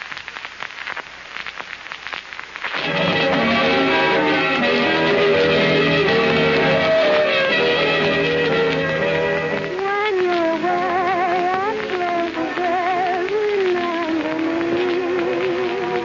When shadows fall, my heart will fall, remember me. When other lips and other eyes speak tenderly, beneath the moon, some night in June, remember me. You loves may come and go, oh, love remains. Someone may whisper low, love goes the same. But if you can, no matter where you chance to be, when you're away, my heart will say, remember me.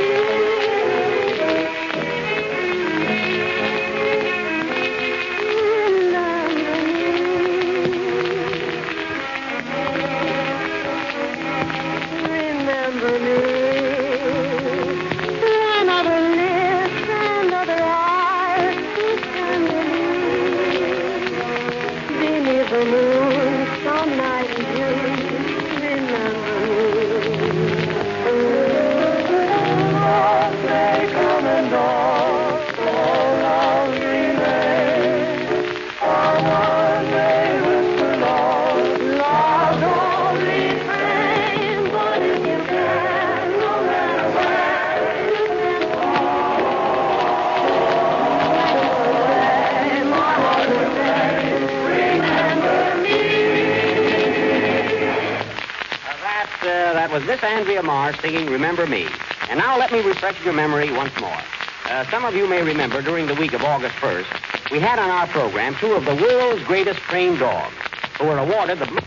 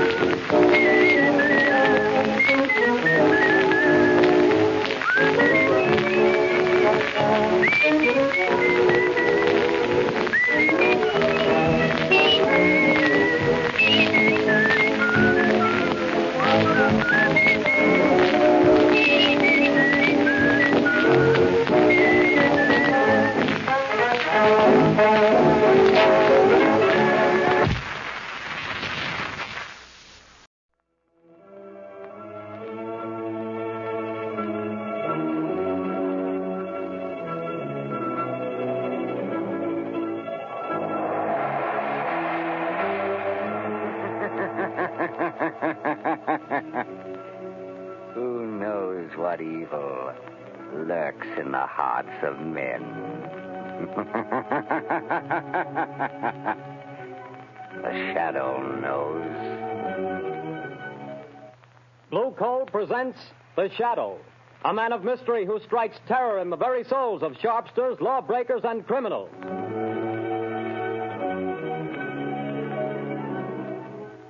All signs point to a severe winter. Be prepared. If you want to be sure of even, dependable, healthful heat in any kind of weather, insist on Blue Coal, America's finest anthracite mined from the fields of northern Pennsylvania. The coal that is colored a harmless blue at the mines for your protection.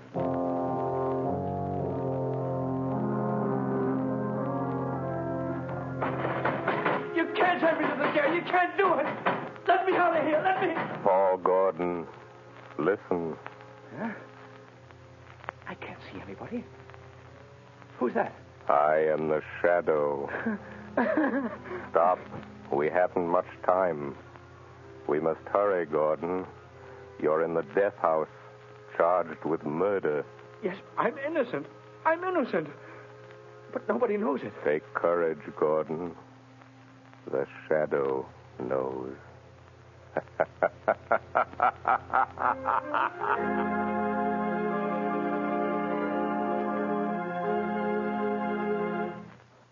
All right, Margot, won't you sit down? I told Albo to serve our coffee here in the library, unless you'd rather go on the terrace. No, I prefer it here. Then let me see you smile. That frown is most unbecoming. Lamont, give it up. Give what up, my dear? Drinking coffee? I'm serious, Lamont Cranston. When I foolishly let you know that... Do you remember what you said? It will be exactly 5 years next week. But there's still so much to do, Margot. Well, then let somebody else do it. Don't you realize that you can't keep on like this forever? Someone's certain to identify you, and when that someone does, someone else is certain to kill you. Perhaps, but until they do... Oh, darling, stop frowning. I don't mean necessarily to give up your work, Lamont, but this other. Let the shadow just disappear and come out openly. Join the organized forces of law and police. Won't you realize, Margot, that my entire usefulness to the organized forces of law and police lies in my remaining outside those forces, in remaining always the shadow? Would they approve my methods? Would they believe in my science? You would make them believe. You could make them approve. And in doing so, reveal my secrets, my knowledge. Reveal them and eventually let them fall into the hands of organized crime. No, Margot. No one must ever know. No one but you. Why do you think I've devoted countless hours to investigating electrical and chemical phenomena? Why do you think I went to India, to Egypt, to China? What do you think I studied in London, Paris, and Vienna? Except to learn the old mysteries that modern science has not yet rediscovered. The natural magic modern psychology is beginning to understand, and, well, magic that wouldn't seem so natural. I studied and learned for a purpose, my dear. All right, Lamont, I realize all that. But now the entire underworld has but one objective, to erase the shadow. And to me, that means... Until they know what the shadow is and who he is, what can they do? Stop and think how many criminals are either dead or in prison because of our activities. Why, even now, tonight, as we sit quietly here, somewhere, an innocent human being may be in desperate trouble. Somewhere, perhaps, there is a problem that can never be solved, except by the shadow.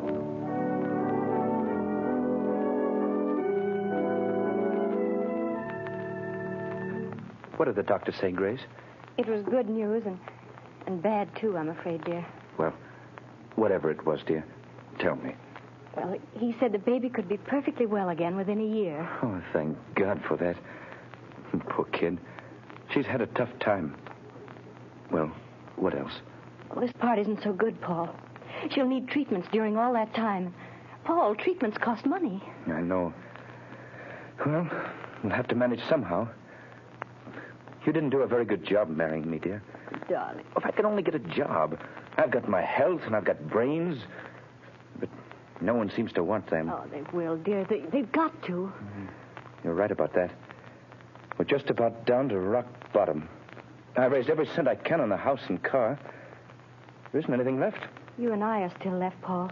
And we've got to take care of Sally. She's our daughter, Paul, and she's got to have her chance. And she's going to have it. Somehow. Tomorrow I'll start out and take anything I can get. Darling, perhaps tomorrow things will break for us. Yes. If only they don't break the wrong way.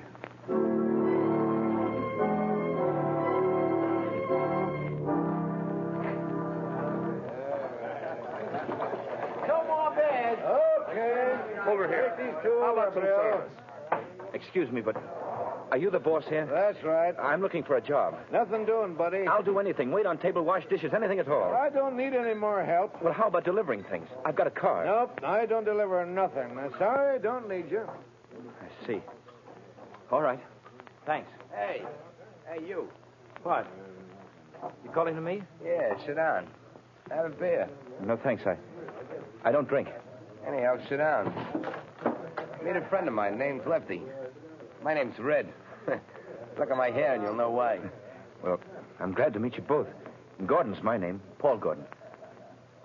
Well, do you want to talk to me about something? We might. Might be able to help you out.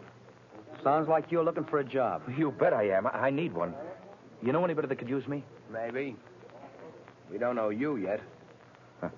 So far as that goes, I don't know you either. See, Red, the guy's smart. Yeah, maybe too smart. Now, look here, Mr. Gordon. We need a car, and we need somebody to drive it for us. You understand? Well, I've got a car, and I can drive. Is it a good car? Has it got speed? I'll guarantee you up to 80. That's not bad. It's not bad. Now, listen, kid. How about meeting us tomorrow morning at 9 o'clock? All right. Where? Well, let's see. We're going to, I got it. Right in front of the Uptown Bank. We got to go there first to cash a check. Well, how about $5 a day? That's so. But you remember, be there at 9 o'clock, or you don't get no job. Don't worry, I'll be there. I'll be there at 8 o'clock.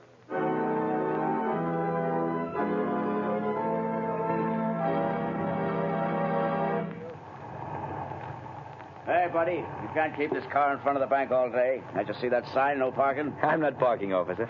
I'm waiting for a couple of men. I'm working for them. Hey, what's that? It sounds like shots in the bank. Hey, stop there, You got him, Lefty. Here he is with the car. Come on, you start that bus for us. Step on it, fella. Hey, buddy, you can't do that. Go on, I will shoot.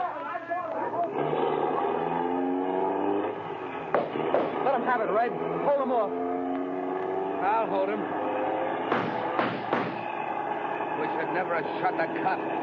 Can't you get no more speed out of this car, fella? She's doing all she can. Shoot at their tires, Red. I missed him. Trying a windshield. Say, let me out of this. Take the car. Don't think I'm in with you. That's just what we're figuring on. Now, here comes a curve. After you make that stop, get ready, Red. I'm ready. I'm just leaving the evidence. Put it under the seat cushion. Right. Okay, goodbye, Gordon. Thanks for the... Hey, wait, you guys. Don't leave me like this. They'll think I did it. Hey, come on back, will you? You guys. Up with their hands. Come on, get them up. All right, officer. I haven't got a gun. I wasn't in this. They made me drive the car. Yeah, keep your hands up just the same. Go through the car, Charlie. Okay, Sarge. Now, fella, you might as well come clean on this. I haven't done anything. I tell you, I'm innocent. Hey, Sarge, I got it. Under the rear seat cushion. A bag full of bills and a gun. That's the gun that bumped off my buddy Louie. And you say you're innocent. Yes, I am. Well, it'll take more than saying so to keep you out of the electric chair.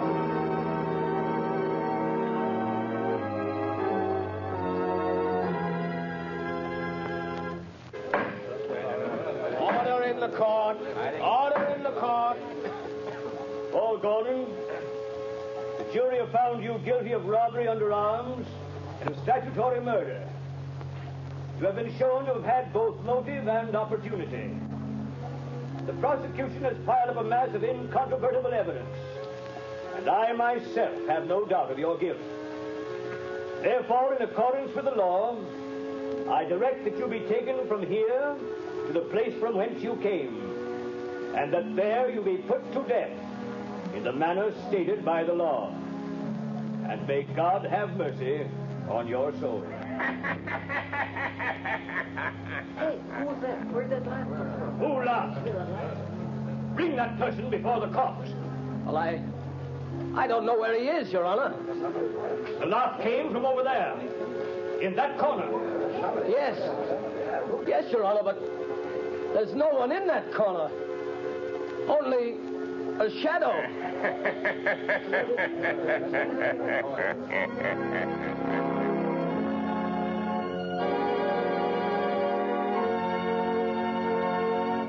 Go to sleep, dear. Mother'll be right here in the next room. Oh, God. Please help me. Help me. I don't know what to do.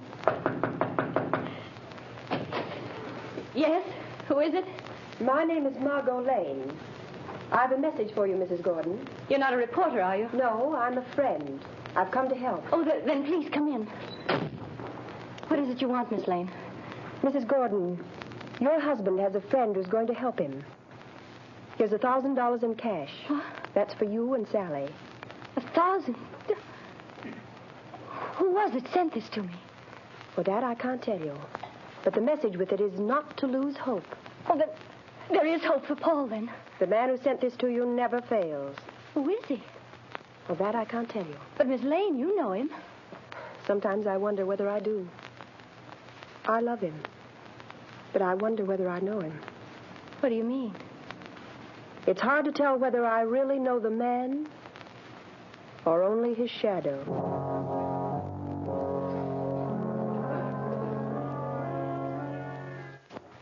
Well, Lefty, tonight the fall guy goes to the chair. That's what he gets for being a sucker. Yeah, there's not a clue that even points our way. Not even a print. We had gloves on all the time. You had yours off for a minute when you were sitting next to him. Yeah, but I didn't touch the wheel. Then we ain't left a clue. You think so? Who said that? You, Lefty? No, I thought it was you. It was I. You cannot see me. Who are you? And where are you? I am here in the room, in the shadow. You have pinned your crime on an innocent man. He shall not suffer, but you will. I don't know who you are, where you are, but you're bluffing anyway. You got no evidence. We didn't leave a clue. You did leave a clue. A clue that will send you to the chair. Where was it? Where was it? You're lying. Wouldn't you like to believe that? Keep thinking about it. Keep thinking about the clue that you forgot.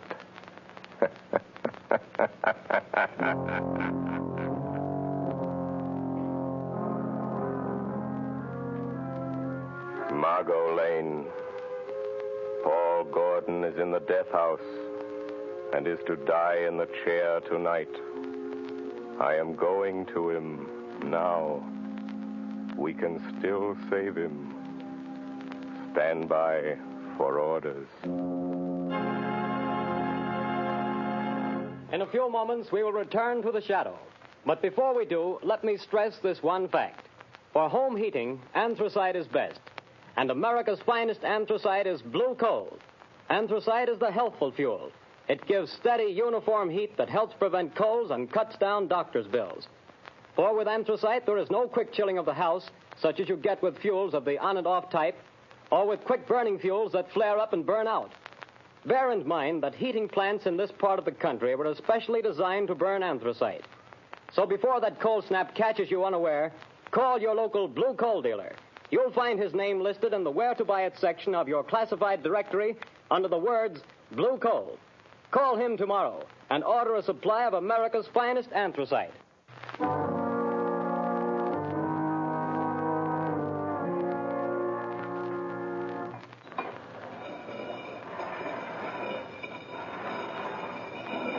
Gordon, have you got any word from the governor? I'm sorry, Gordon. The governor refuses to take any action. Then I've got to go. Tonight? At 11 o'clock. What time is it now? Almost 10. Is there anything I can do for you? No. Thank you, Gordon. Very well. These guards will move you to another cell. I'll be back in a little while. Ready, Gordon? Yes, guard. We're just going to move you to another cell. What does it matter? The one you're going to is nearer. Nearer to the chair, is that it? Oh. All right. Let's go. All right, Gordon. Walk to the left. We'll be right here behind you.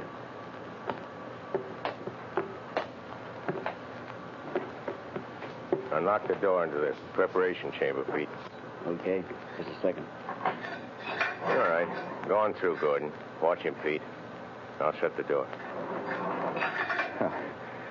What's the use of all this trouble? What chance have I got now? I'm afraid you haven't got much, fella. Oh, I wouldn't say that. What do you mean? Holy smokes. Look behind you. Where? There. Oh. Too bad. I hated to do that, but there wasn't any other way, and he'll only be out for a while. Now, Gordon, listen to me. Hey, where are you?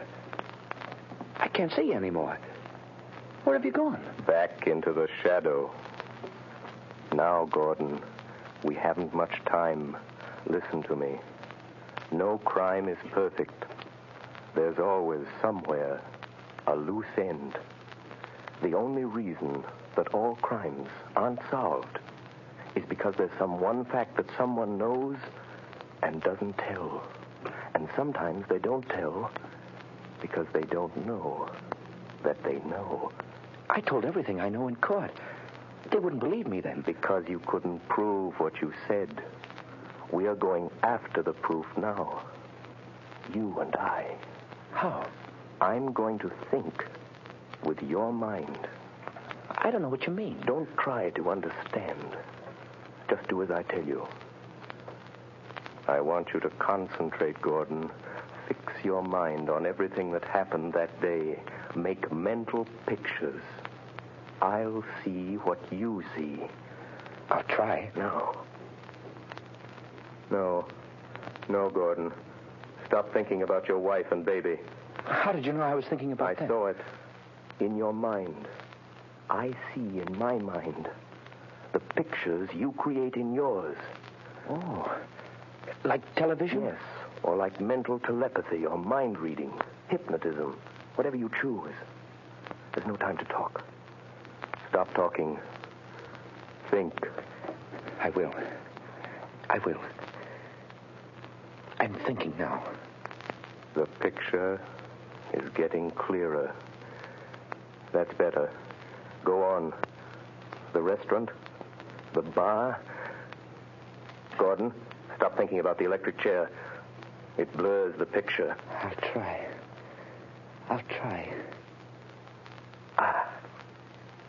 That's better. The car in front of the bank. Yes, I see it. The policeman. The crowd. Yes. Wait a minute. The small man with red hair. He was the one you called Red. Yes. Yes, I see him. Crooked nose, short, glasses. I know that man. He's Red Sloan. It's hard to see. I know. Think for your life. Try hard. Yes, you started the car. The other, Lefty, was in front with you. Lefty. See him for me, Gordon. Ah, yes. A scar on his left cheek. Why didn't you mention that in court? I forgot. Never mind. Concentrate. Yes. Lefty couldn't keep you covered with a gun and look back at the same time. What did he do? He reached up and twisted the rear view mirror. Now we've got it. That's the loose end. That's where his thumbprint will be. Gordon, now I can save you. You've told the truth. You didn't know you knew.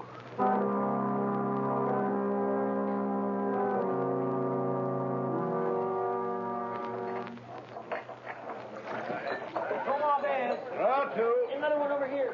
Red, you're a fool for coming in here again. This is the place we picked up that kid that's burning tonight. What do you want to come in here for? This is as good a place as any, ain't it? Hey, telephone for you, Lefty. Telephone? Yeah, maybe you never heard of it, but it's a great invention. But nobody knows I'm here. Well, somebody knows because they're waiting on the phone for you. It's over there on the wall. Okay. Don't be too long, Lefty. Hello? Say, what are you laughing at? Who is this?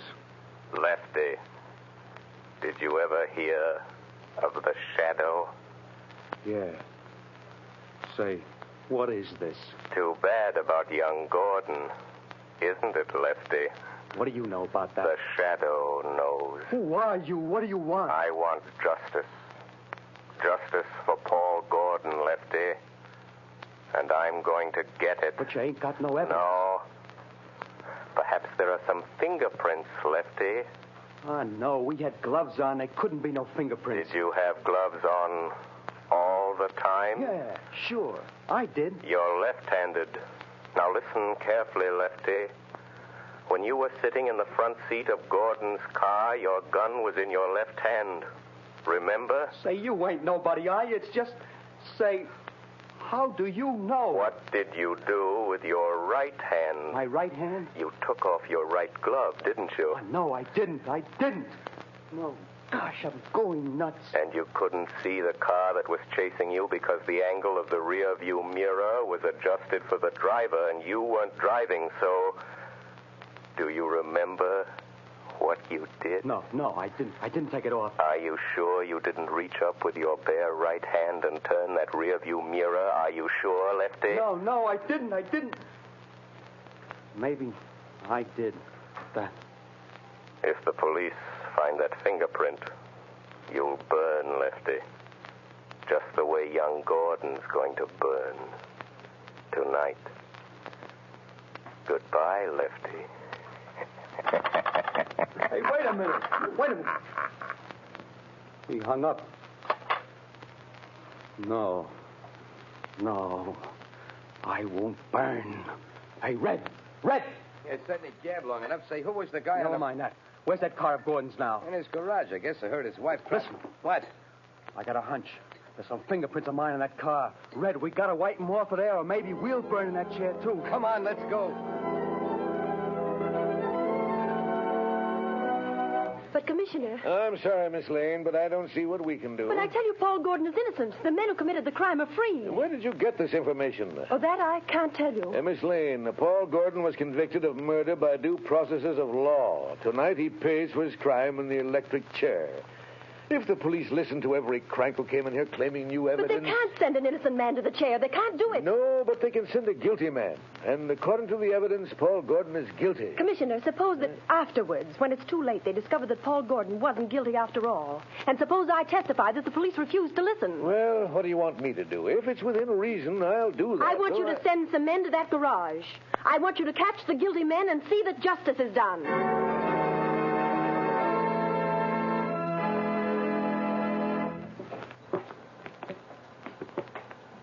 Gordon, I'm frightened.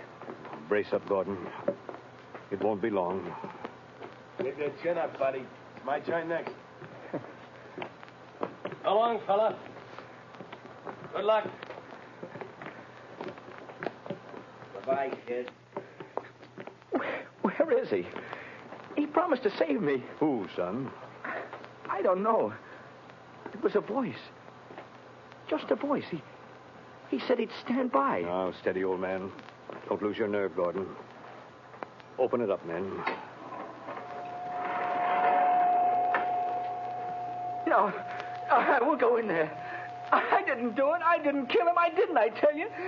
He said he'd stand by. Warden, wait. Only a few minutes more. Just a few minutes. Don't take me in there yet.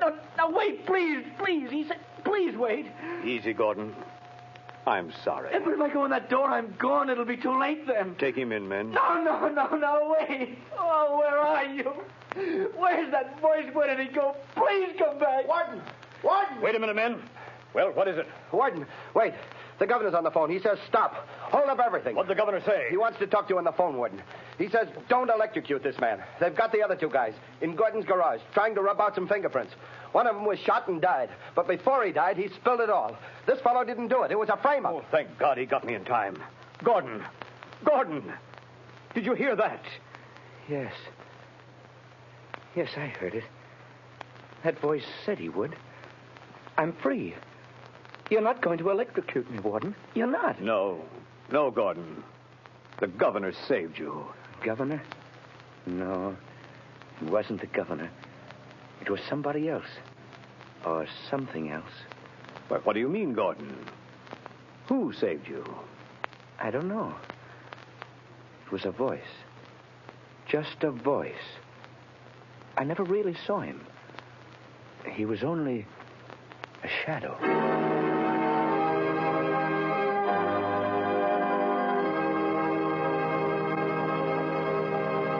Before another adventure with the Shadow draws to a close, John Barclay, Blue Coal's heating expert, would like to say a few words. Mr. Barclay. Good evening, friends. If you're interested in having a more comfortable home this winter, be sure to call your local Blue Coal dealer. For he's more than a fuel dealer. He's an authority on modern home heating. You see, for more than 6 years, I've trained servicemen for these Blue Coal dealers. These men, known as John Barclay servicemen, have added thousands of families like yours to enjoy a greater degree of comfort and to save heating dollars, too. I'm going to read part of a letter typical of many received from satisfied customers using Blue Coal and John Barclay service. I quote in part. The service rendered by your John Barclay servicemen has been invaluable to me. We were burning a ton of coal a week and having great difficulty in keeping our fire going throughout the night. Your serviceman made me many helpful suggestions regarding the proper way to regulate the furnace and recommended the use of Blue Coal. We not only reduced the amount of fuel consumed to 1/2, but actually got more heat. Think of that, friends. In this case, a family cut their fuel bill in half simply by following the advice of a John Barclay serviceman, whose services were given without charge. Now, you don't have to buy Blue Coal to benefit from John Barclay service. No matter what kind of fuel you're using or from whom you've been buying, if you have any heating problems, consult the Blue Coal dealer. He'll be very glad to place his John Barclay serviceman at your disposal to solve your problems. I thank you.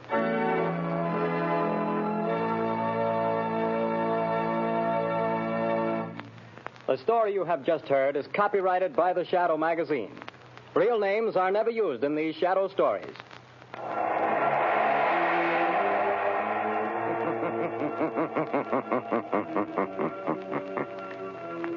The weed of crime bears bitter fruit.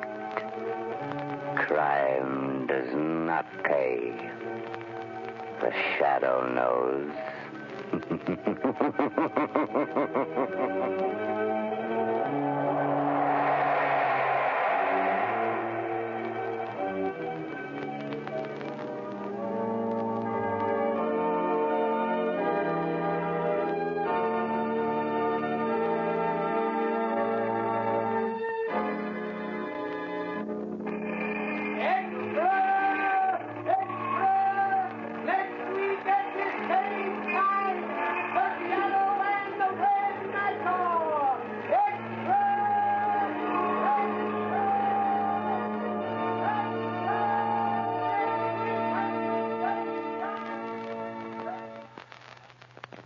You know, there's been some talk here tonight about directors, as though they were a separate breed. And I'm afraid I have to take exception to that. I believe that directors are all of them actors, just as I believe that most writers are actors. There never was a community of people who got together and said, why don't we have a theater? We need a theater. Where are the actors? That never happened in the history of the world. A few hams got together and said, let's get up on the stage and do something. In the cave, somebody stood up and told a story. Nobody said, let's have a story, until they'd heard a story. You know.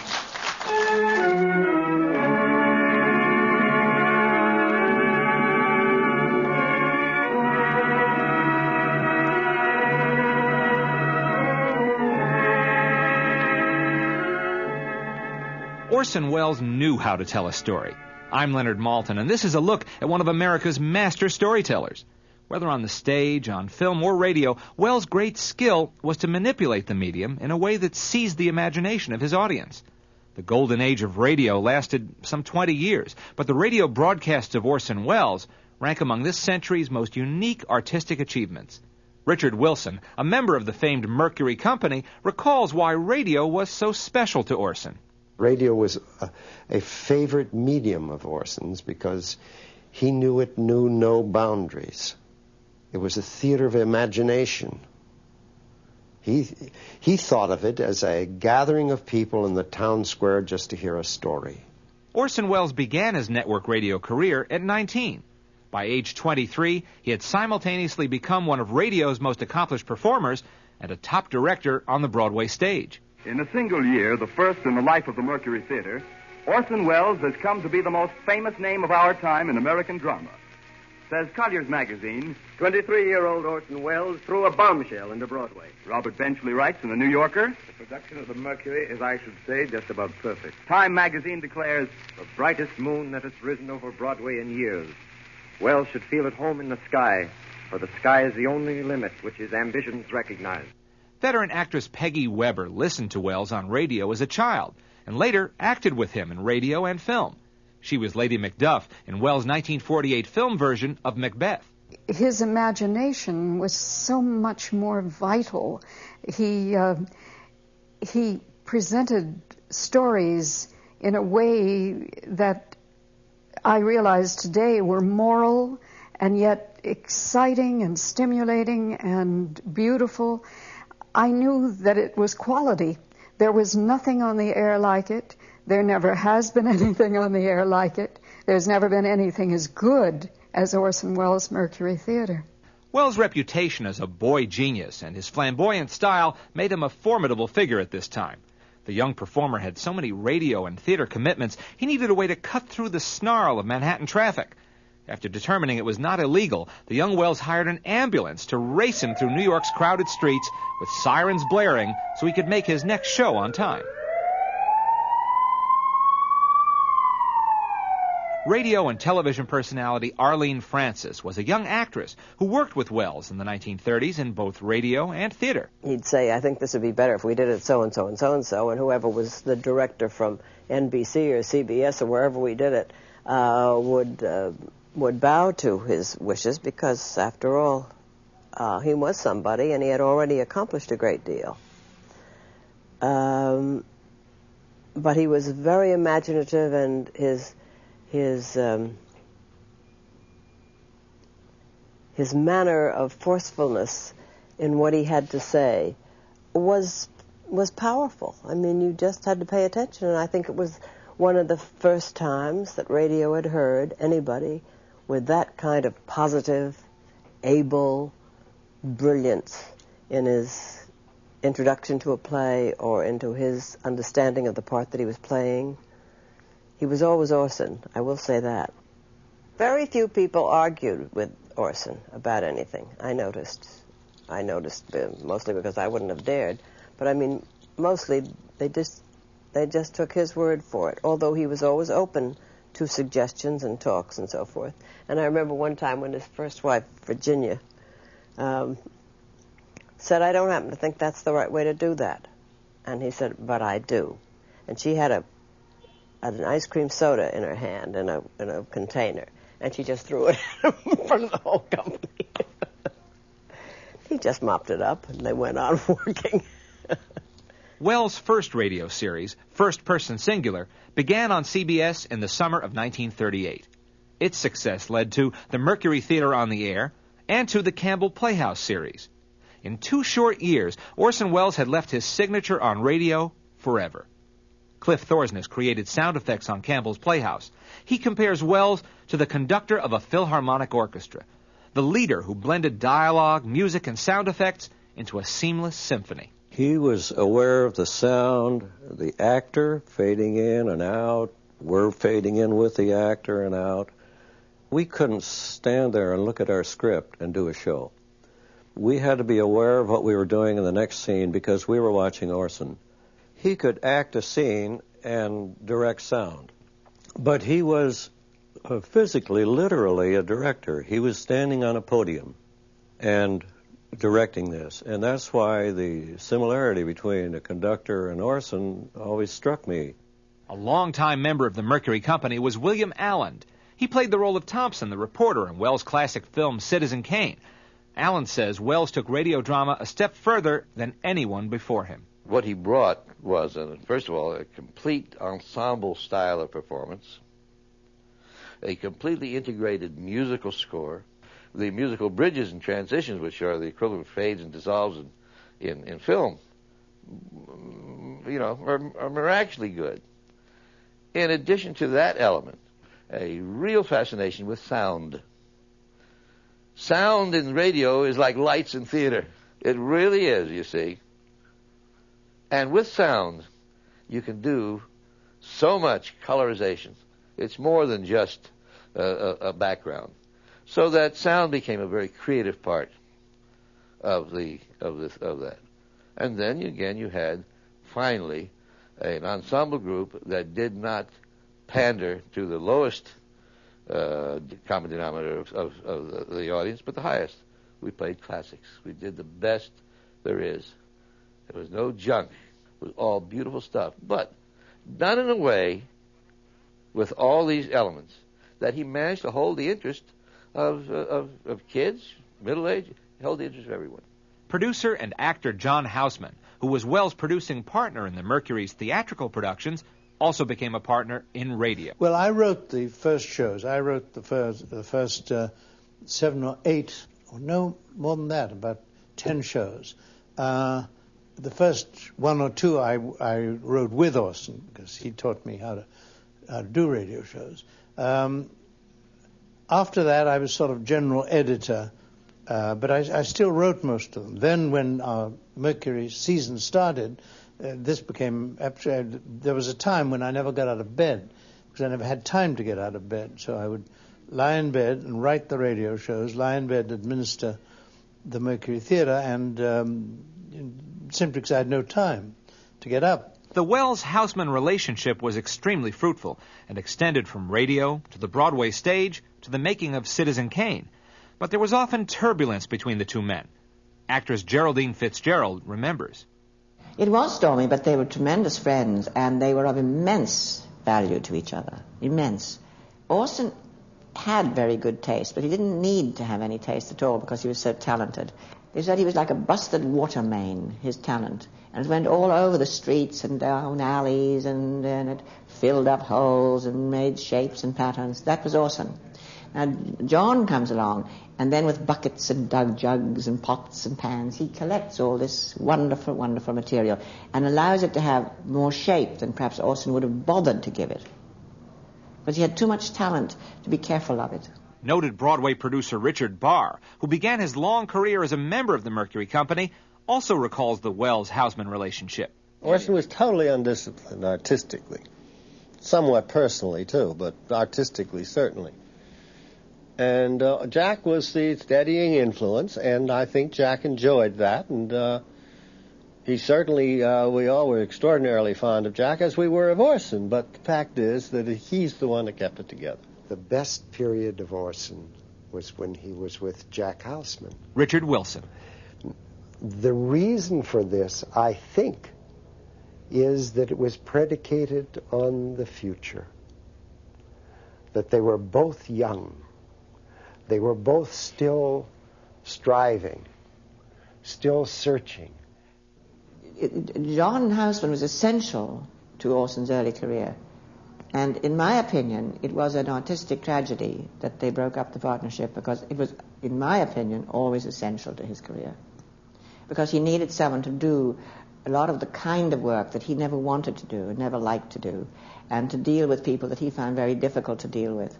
And then if John had done a lot of the negotiating and so forth, then they could have a good laugh together and get on to the real thing, which was a place for the creativity of Orson Welles to flourish, because that's all that John was ever interested in, to make that.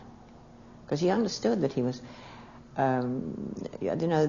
if not the major theatrical artist of the time, is certainly one of the greatest.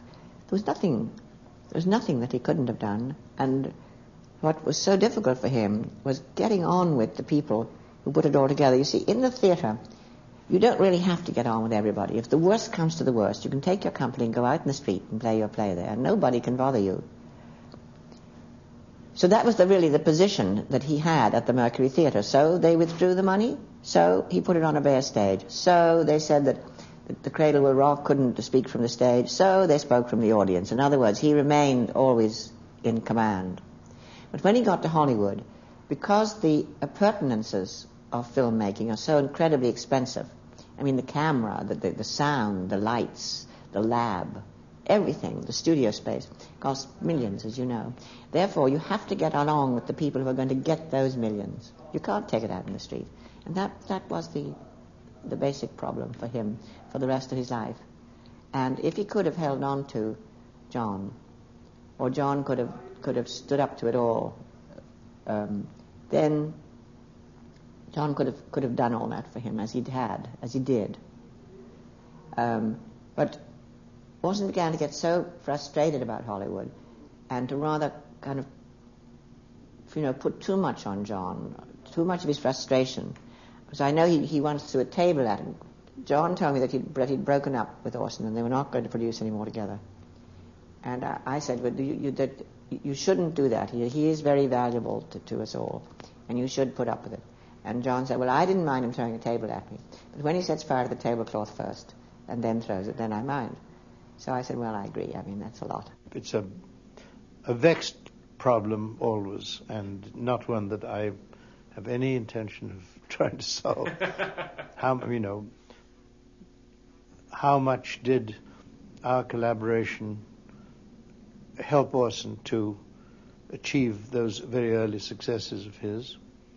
And why didn't they go on after the collaboration ended in a substantial way? And I don't know the answer to that.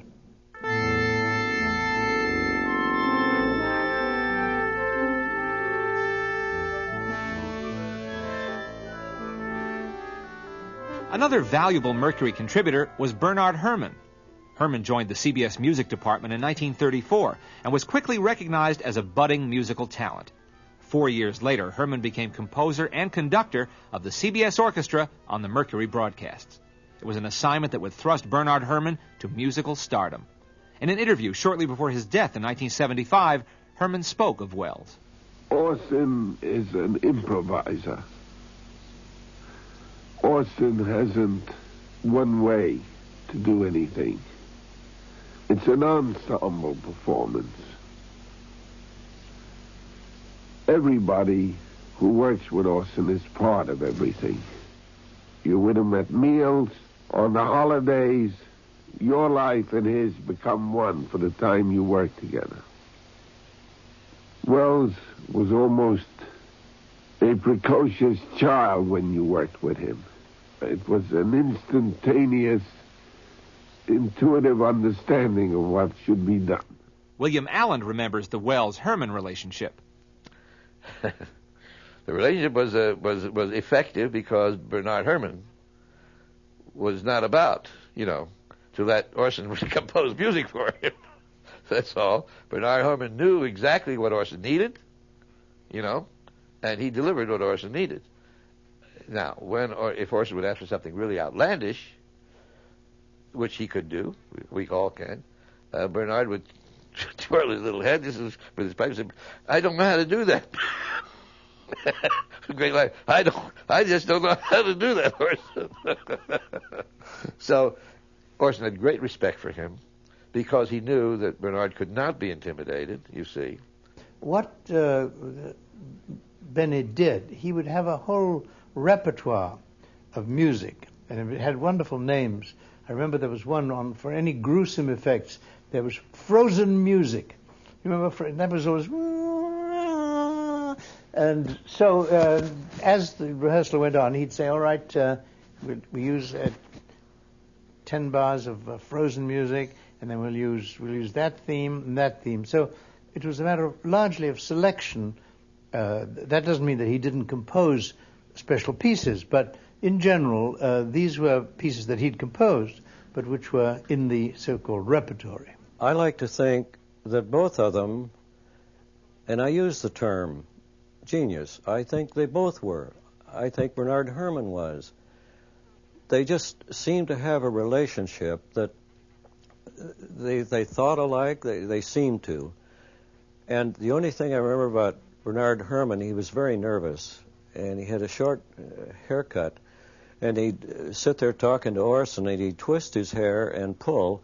Well, I know he didn't pull a hair out every time he did this, but it was a nervous habit, and he was hardly conscious of what he was doing, actually. But it seemed like when they were together, they were just like one. And when we'd finish our rehearsing in the big studio, Orson would, or somebody would call over to the Brown Derby and order half a dozen pork chops or whatever Orson was going to eat. And they'd come in and put the linen in the music studio with the orchestra. Then Orson would work as much with Bernard Herrmann and his music and the script as he did with the cast. Mercury rehearsals were notorious for their chaotic quality, usually a crisis-like atmosphere. But cast members also remember those times as great fun. In this rare rehearsal recording made in May 1940, we get a glimpse of Wells directing his ensemble cast for a production of Macbeth. Fay Bainter is Lady Macbeth. We have scotched the snake, not killed it. She'll close and be herself, whilst our poor Malice remains in danger of a former tooth. But let the frame of things disjoint. Both the worlds suffer. Ere we will eat our meal in fear, and sleep in the affliction of these terrible dreams that shake us nightly. Better be with the dead, whom we to gain our peace have sent to peace, than on the torture of the mind to lie in restless ecstasy. Restless, goddamn son of a bitch. Excuse me, I'm very sorry. All right, once again, restless! You like the season of all nature. Sleep. It will have blood, they say. Blood will have blood. Jesus Christ. I'm terribly sorry. But there's coming to our ears the sound of wild, off-stage laughter. Push them away from and it the isn't door. from here. At least go away from the door, man. Wait a minute. You just broke up a whole record. We can hear you out there.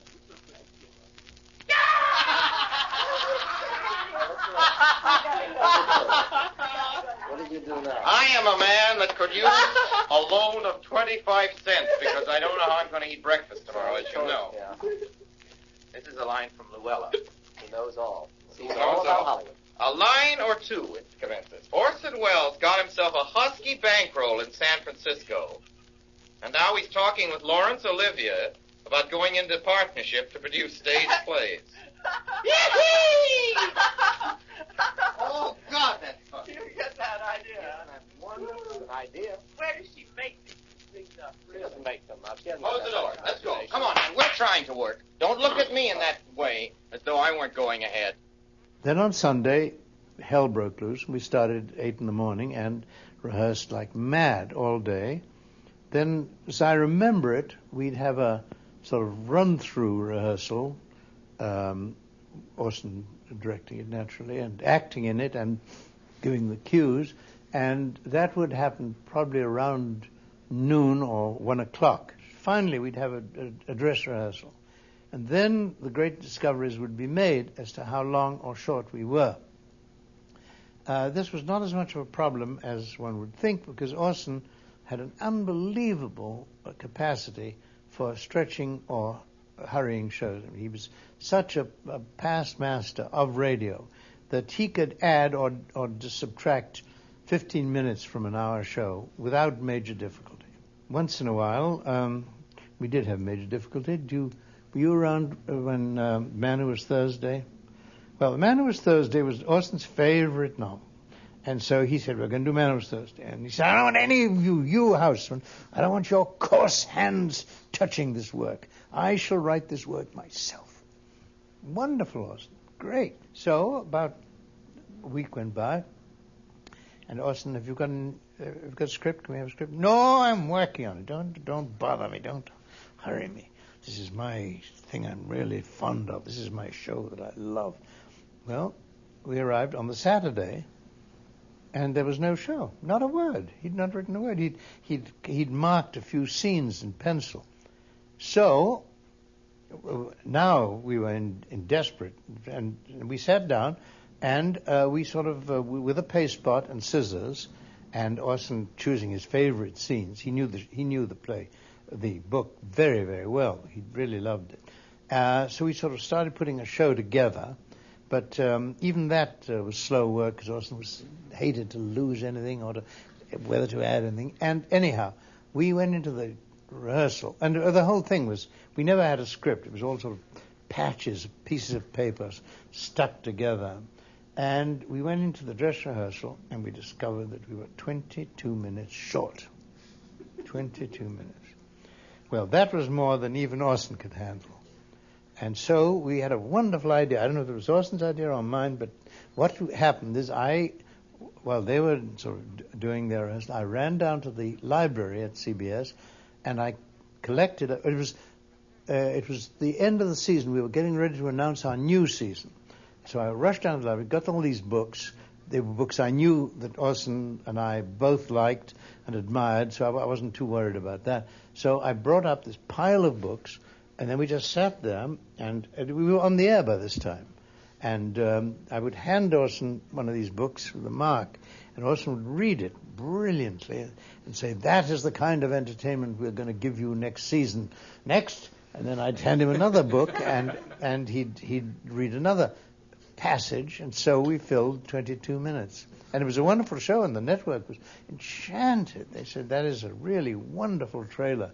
That's the kind of thing we should have more of, that kind of thing." Wells also had a flair for the practical joke, which he often used to terrify network executives or even members of his own Mercury company. Geraldine Fitzgerald and Richard Wilson recall two such memorable incidents. He had a habit when he was broadcasting on radio of having a spare script, not attached to any book and not attached to any kind of clips. So in other words, just the papers were loose. And as a matter of fact, I think we all did that so that we could turn the pages more easily. But just before the countdown, he would suddenly pretend to be unusually elated or unusually incensed, and he would fling all the script up into the air so it all fell to the ground, so that when the executive officers had gone into the booth now, this is the first time they'd seen what was going to happen, they thought he's going to have to go on without a script. But he hadn't really had another one. He just wanted to give them a fright. It was 1940. I've always had a very short fuse, and I'd been arrested in Burbank because the police department, well, I'd refused to give them my driver's license number. And I spent several hours in jail. They gave me that one traditional phone call, and I called Orson, and I asked for bail, and he came through. Well, at our next rehearsal of the Campbell Playhouse, this was in Hollywood, Orson was conducting rehearsals. And suddenly the doors burst open, a bunch of uniformed policemen entered the studio, and one of them said, "Do you have a Richard Wilson here? We have a warrant for his arrest." Well, by this time, I'm hiding behind some chairs and stuff in the back corner of the studio. Then Orson broke up. Everybody broke up. You see, Orson had hired some extras, rented some police uniforms for them, and he'd ordered them to come to the studio and scare the hell out of me. Everybody was in on the joke, but me. Of course, Orson took great delight in this, and had gotten back for my calling him for bail. Realistic sound effects were an important element of radio drama. Wells took a very personal interest in the quality and accuracy of the sound effects used in the Mercury broadcast. Remember, we spent at least 3 hours of valuable time experimenting on what would sound most like a severed head for Tale of Two Cities. And I think the final decision was a cabbage. They would put a cleaver through a cabbage and then drop it into the basket. During the Campbell Playhouse broadcast, we were broadcasting from a place called Liederkrantz Hall. And it was an ancient turn-of-the-century building with lots of toilets and urinals and so forth. And Orson, for the program Les Miserables, put a microphone in there to represent the sewers of Paris, because all the johns and the urinals leaked, dripped, and so forth. Somebody made his way through, and on the program on a coast-to-coast broadcast. We heard this toilet flushing, and the man had done his whole thing, and that went out over the national broadcast. Orson, as usual, had all his headphones on to monitor all the sound, and he heard this, and the look on his face was extraordinary. It was incredible. Of course, the most famous of the Mercury broadcasts was H.G. Wells' War of the Worlds on Halloween Eve, 1938. It was the program that scared the nation and propelled the young Orson Welles onto the front pages of the nation's newspapers. We now return you to Carl Phillips at Grover's Mill. Ladies and gentlemen, am I on? Ladies and gentlemen, here I am, back of a stone wall that adjoins Mr. Wilmer's garden. From here, I get a sweep of the whole scene. I'll give you every detail as long as I can talk and as long as I can see. More state police have arrived. They're drawing up a cordon in front of the pit. About 30 of them.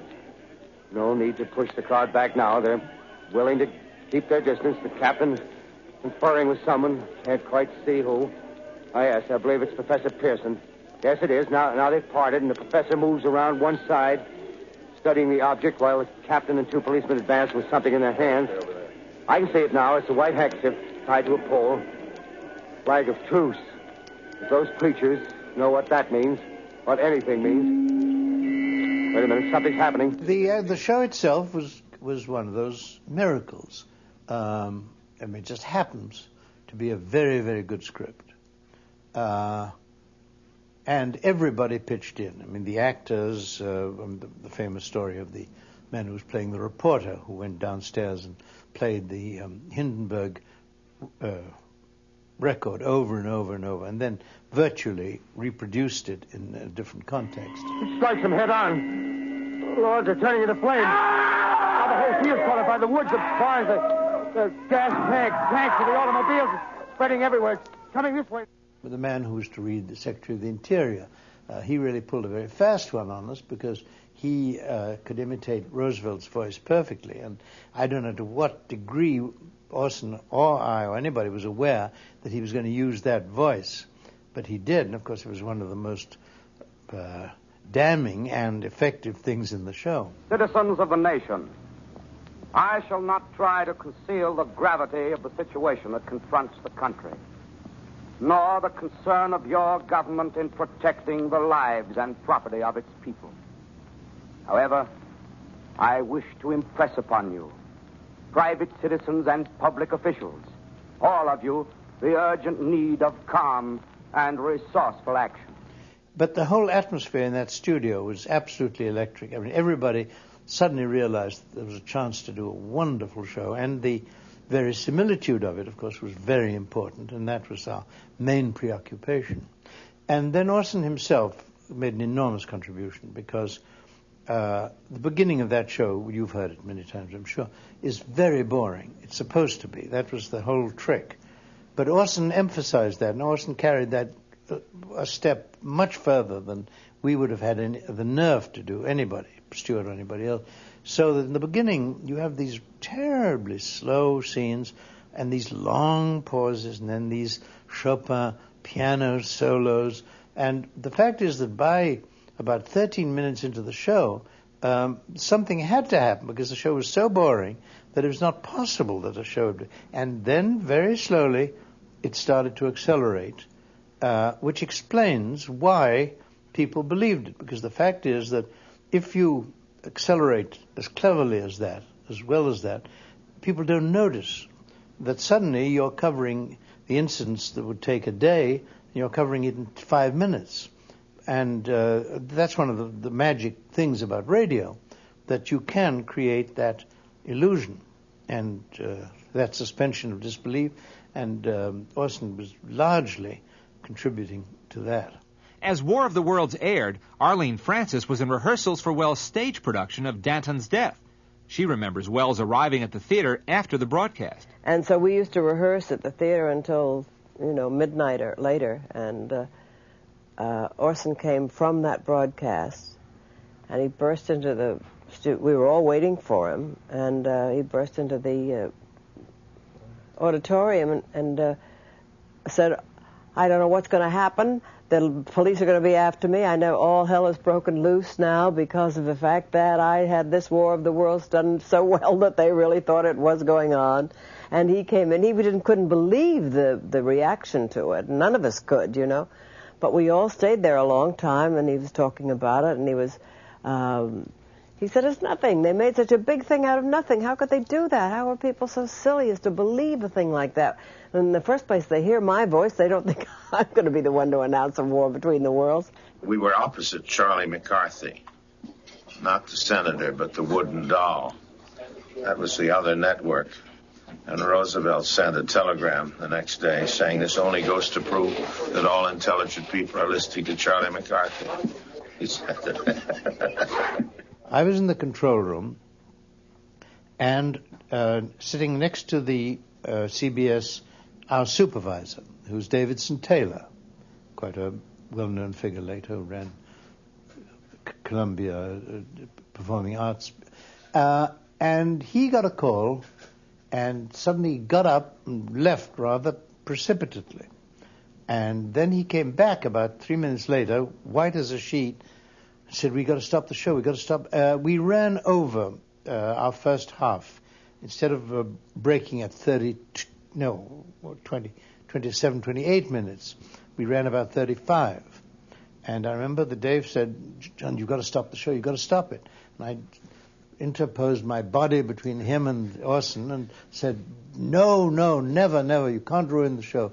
So he wasn't a terribly strong character, and he was not a brutal character. So he sort of stood there helplessly, and for about another 5 minutes we went on until we finished the show. Then as soon as we finished the show, I or David or somebody went up to Orson and said, look, you've got to make an explanation because this hell has broken loose. Right? And I can't tell you what, but just make an explanation. So he made his set speech, which was all about Halloween. Oh, that was our little Halloween joke, and so on. So. But by then, I'd had calls in the control room from governors of states and, not to me, but I mean to the show, saying, what is this? If this is a joke, we're coming down and we're going to punch you in the nose. I mean, this was some governor of Iowa or somewhere. And then the second half of the show went on. Well, by then, the second half of the show is totally uncontroversial. It's pure H.G. Wells, and it's the two last survivors on the earth after by accident they've survived. But by then, of course, everybody was rushing around. Nobody was listening. And then when it was over, CBS sent dozens of house police into the studio. They snatched all the scripts, and they hustled Orson and me into some room, some back room, and they kept us there for about half an hour. Then the press was released to us, and they behaved dreadfully. But the press was very sore at radio. Radio had displaced them as the prime news medium, and they were very sore. So they made the most of it. They would do things like, well, you've heard about the family of 5 that was killed on the New Jersey highway. Have you heard any more around the country? And they would all pull things like that. So that we believed for the next 2 or 3 hours that we were mass murderers. As the days wore on, the perception of the War of the Worlds broadcast was transformed from a disaster to an artistic triumph. Within weeks, the Campbell Soup Company became Orson Welles' radio sponsor. I guess they figured if Orson could make the War of the Worlds credible and the Martians credible, he could make Campbell's Chicken Soup credible. So we became the Campbell Playhouse. Of all the reasons for Orson Welles' extraordinary success with radio, William Allen feels a key factor was in Welles' own insecurities about his acting ability. I think that when it came to Orson's acting, his first instinctive performance was always better than his 10th rehearsed one, you see.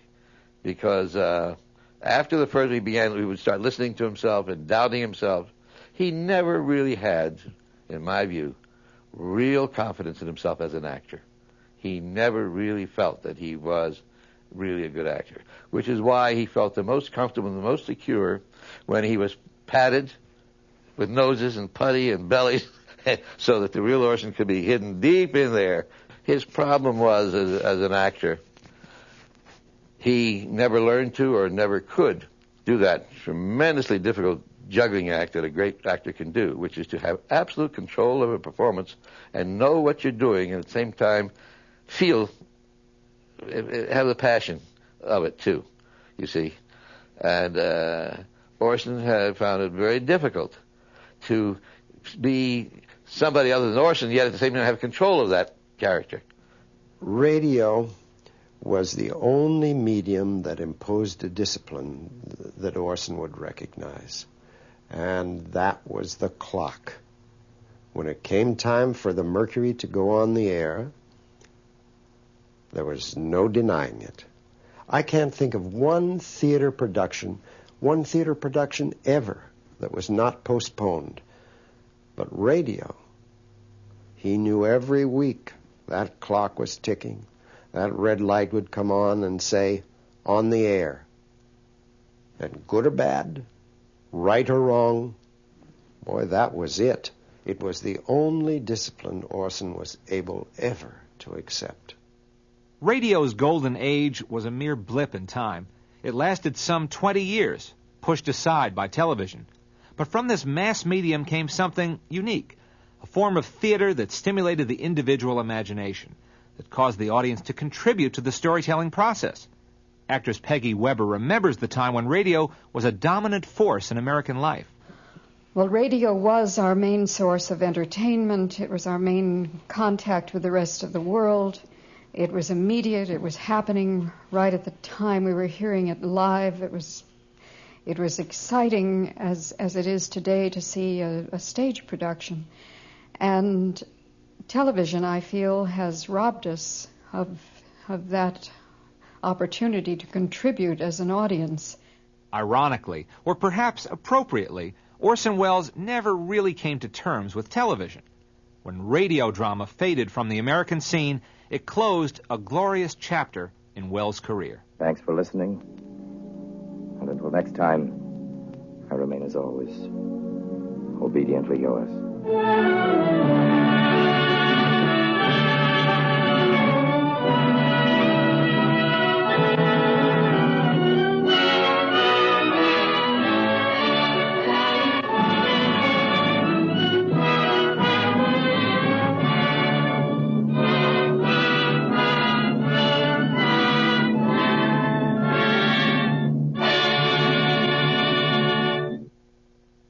This laser disc was produced by Frank Beecham and Richard Wilson.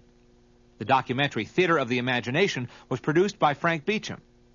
Audio post-production by Digital Magnetics of Hollywood. Original acetate recordings were mastered on digital audio tape by Glenn Simonelli. Those recordings are part of the Orson Welles collection at the Lilly Library, Indiana University. This is Leonard Maltin speaking. Here is an important message from your government. Although victory in Europe has been accomplished, the demands on our food supply have not been lessened. You can help relieve the food shortage by preserving your own fruits and vegetables. Home canning is a wartime necessity. Knowing the proper techniques and methods in home canning is important, and you can get expert advice by simply writing the Department of Agriculture, Washington 25, D.C. Remember, there must be no letdown this year. Home canning is one of the nation's most important jobs on the home front in 1945.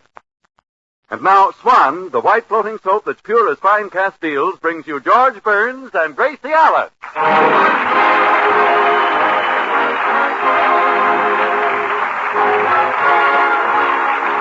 With the music of Felix Mills, the Swan-Tett, and yours truly, Harry Von Zell. Well, next week, George and Gracie are leaving for a tour of camps and hospitals to entertain our servicemen. So we find them now making preparations. Now, don't worry about the house while we're going, George. I've taken care of everything. The milk, the paper, the bakery man. Good. Nothing will be wasted. Good. Now, here's my plan.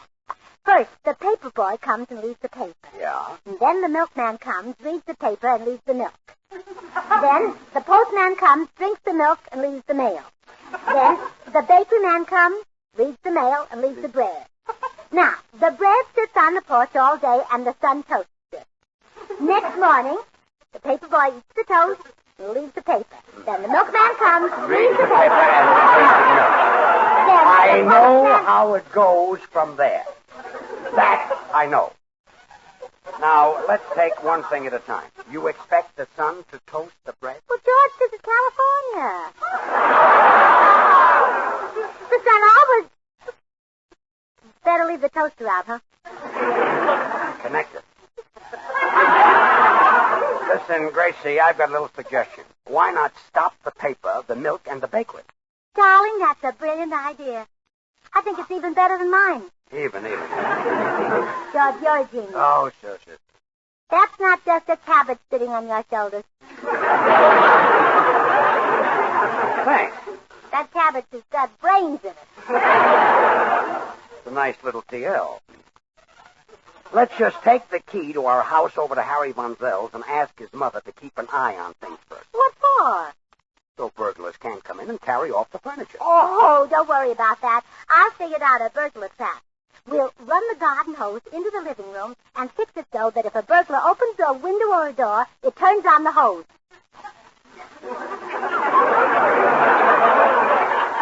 Well, that's not going to keep them out. No, but what burglar is stupid enough to steal wet furniture? This is no cabbage in my head either. You could have fooled me. Let's take the key over to Mrs. Von Zell.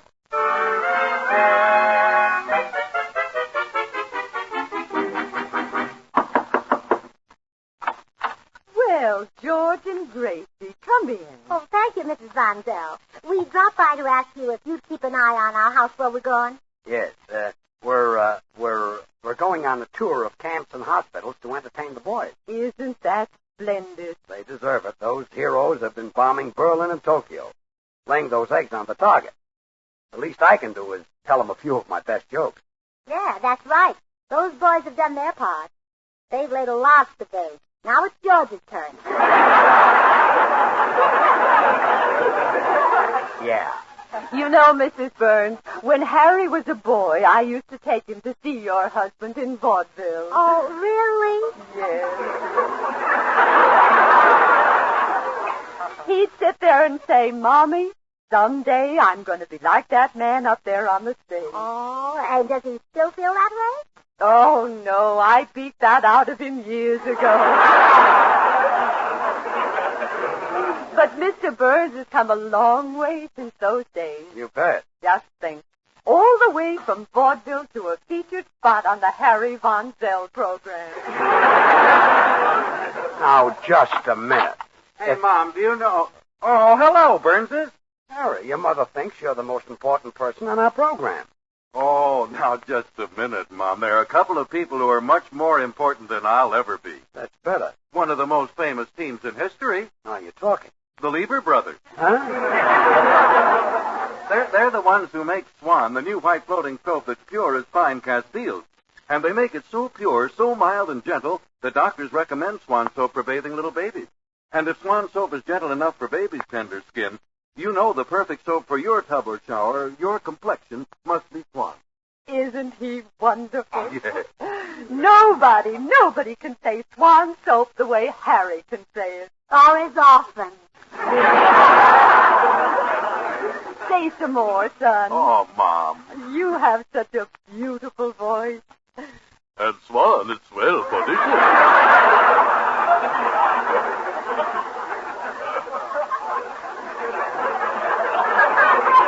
You not only get loads of hard-working studs, but you can be sure that Baby Gentle Swan will help keep your hands smooth and lovely.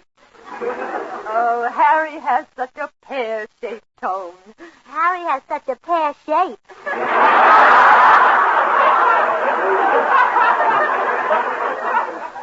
You know, my boy could have been an opera singer instead of just star of the Harry Von Zell program.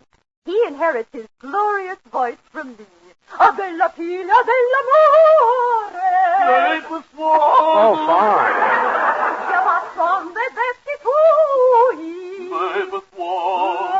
Come on, Gracie, let's go home.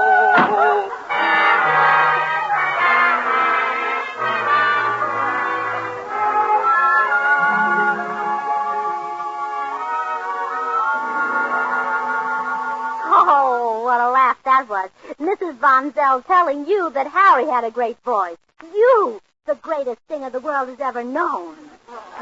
Oh, boom, boom, boom, boom, boom, boom, boom, boom, boom, boom, say, have you ever been away? Ah, you're solid, Jackson. No wonder Lawrence Tippett would give anything to have your throat. Lawrence Tippett? You'd like to have my throat? Heard him say so myself.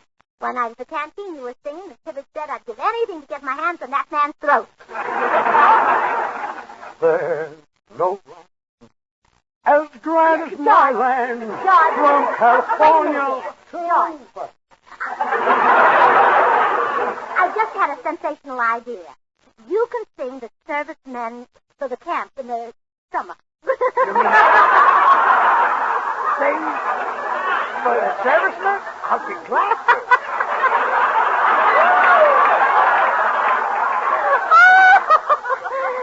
Your voice will inspire our soldiers. Of course. My speaking. When they hear you sing, they'll want to rush right to Japan. Yeah. Come in. Mrs. Burns? Yes. I'm from Army headquarters. The general suggested that I drop by and discuss your camp tour. Oh, fine. Come right in, Private. I'm a colonel. Oh, really? Somehow you look more important than that. Didn't you see his eagle? Eagle? Yeah. Can't you tell the colonel from his eagle? Well, I suppose I could if I saw them both together.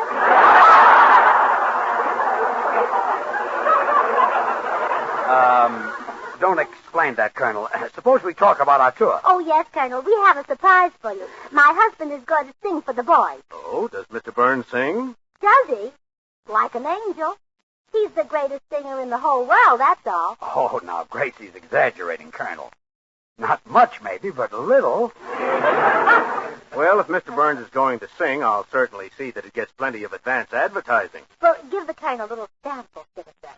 Open up that glorious mouth and let the music pour from your throat like gas from a flamethrower. Well, okay. I'll give him the last 4 bars. Make me lose those Yankee Doodle. You can have them right on them Yankee Doodle blues. Well, Colonel? Mr. Burns. Perhaps it would be better if we didn't advertise your singing. I think we ought to keep the thing, like a secret. You, mean a military secret? Yeah, that's it. A top military secret. Don't talk about it to a soul. Oh, we won't. It might endanger the war effort, huh? It might wreck it. Hey, Gracie, do you think he liked my singing? Why, George, he must have loved it if he made it a military secret. Why, isn't it exciting? Yeah. Why, you'll be famous among our soldiers, dear. I wouldn't be surprised if at the end of this war, you're better known and better loved than powdered egg. I hope so. Here are Felix Mills in the orchestra with the Swantet singing I'm Beginning to See the Light. I never cared much for moonlit skies. I never winked back at fireflies. But now that the stars are in your eyes, I'm beginning to see the light.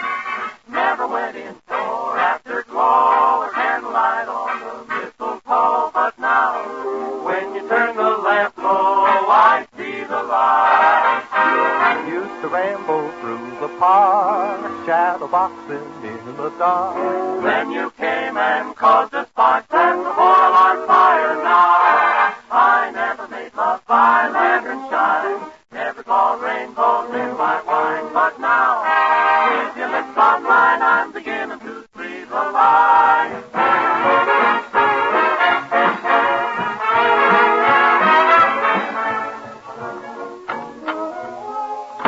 Good morning, Mrs. Burns. Here's your mail. Oh, thank you, Mr. Postman.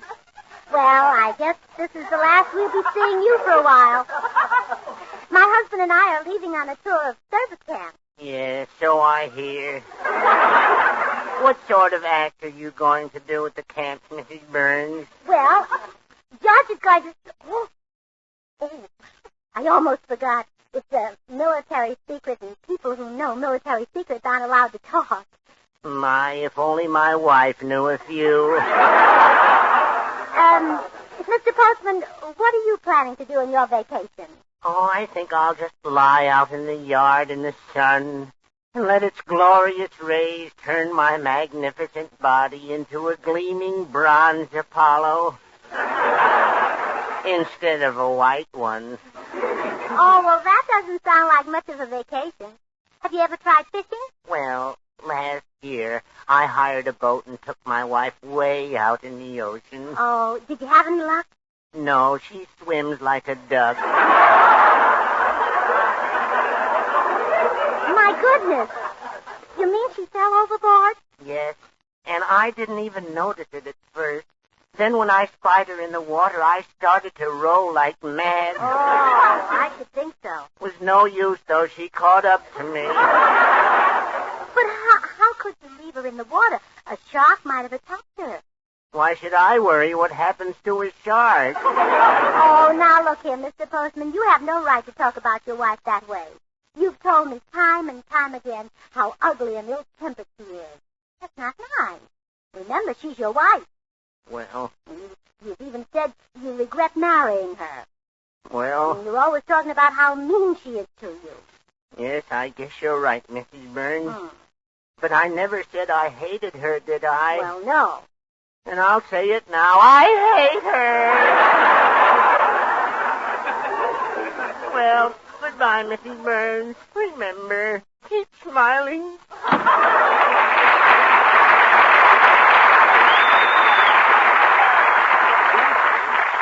When do you expect to get the packing done? Oh, right now, dear. Oh, that always happens when you're the busiest. Well, I'll answer it. You get on with the packing. All right, dear. Hello, George. Oh, hello, Harry. Hello, Mrs. Monsell. Mr. Burns, I'm afraid I owe you an apology.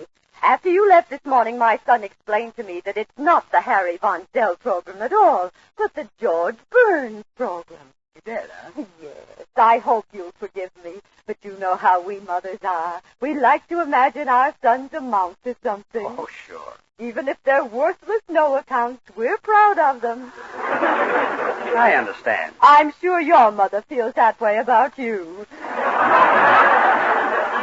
George, I also told Mama that we shouldn't expect to sing in front of you because you're a great singer yourself. Well, thanks, Harry. Sing something for Mama, George. Okay, I'll give you Mother a little fill. I'd love Get to a call note you of this Rose, voice, dear. Mama. It's terrific. Go ahead, George. I'd love to call Listening you to George's Rose, dear. beautiful voice is like looking at a beautiful picture. Sing for Mama, George. Yeah. I'd love to It's call like you looking Rose, at dear. that beautiful baby picture the Swan people are offering. Oh, no.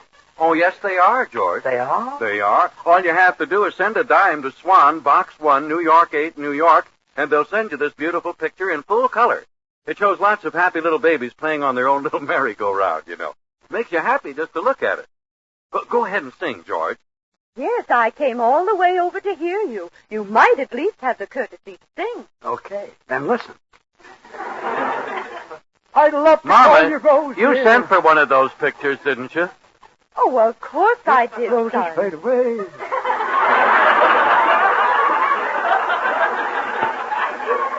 You know, they're perfect for framing. No advertising on them.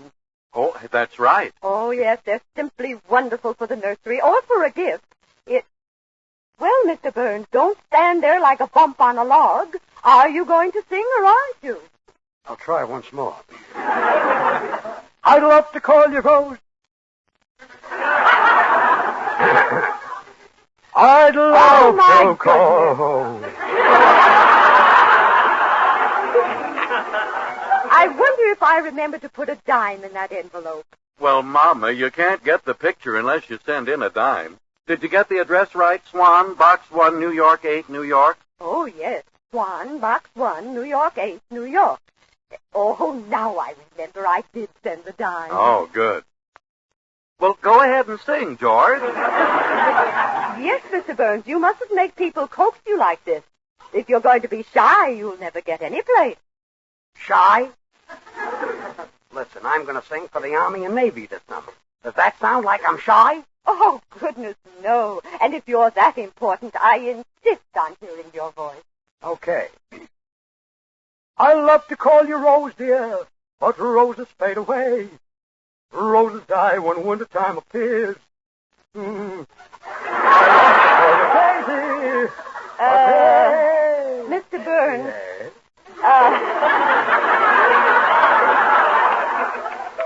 Where is the Army and Navy going to have you sing?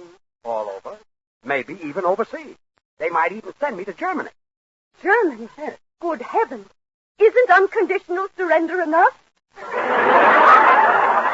day, Mrs. Von Zell.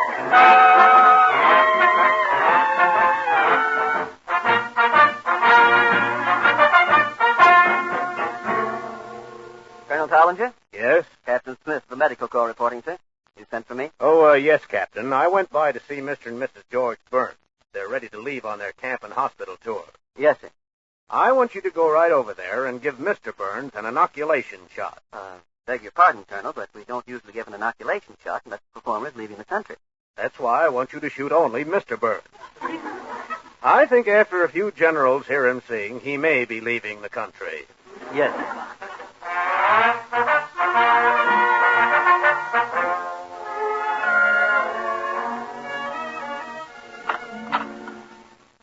George, Harry Von Zell and his mother are telling everyone that you're going to sing for the Army and Navy. Did you tell them? Sure.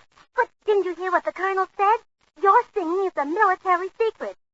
You've committed treason. Treason? Oh, honey, you're excited about nothing. Nothing? When you might be shot? Shot like Benedict Arnold or Alan Hale?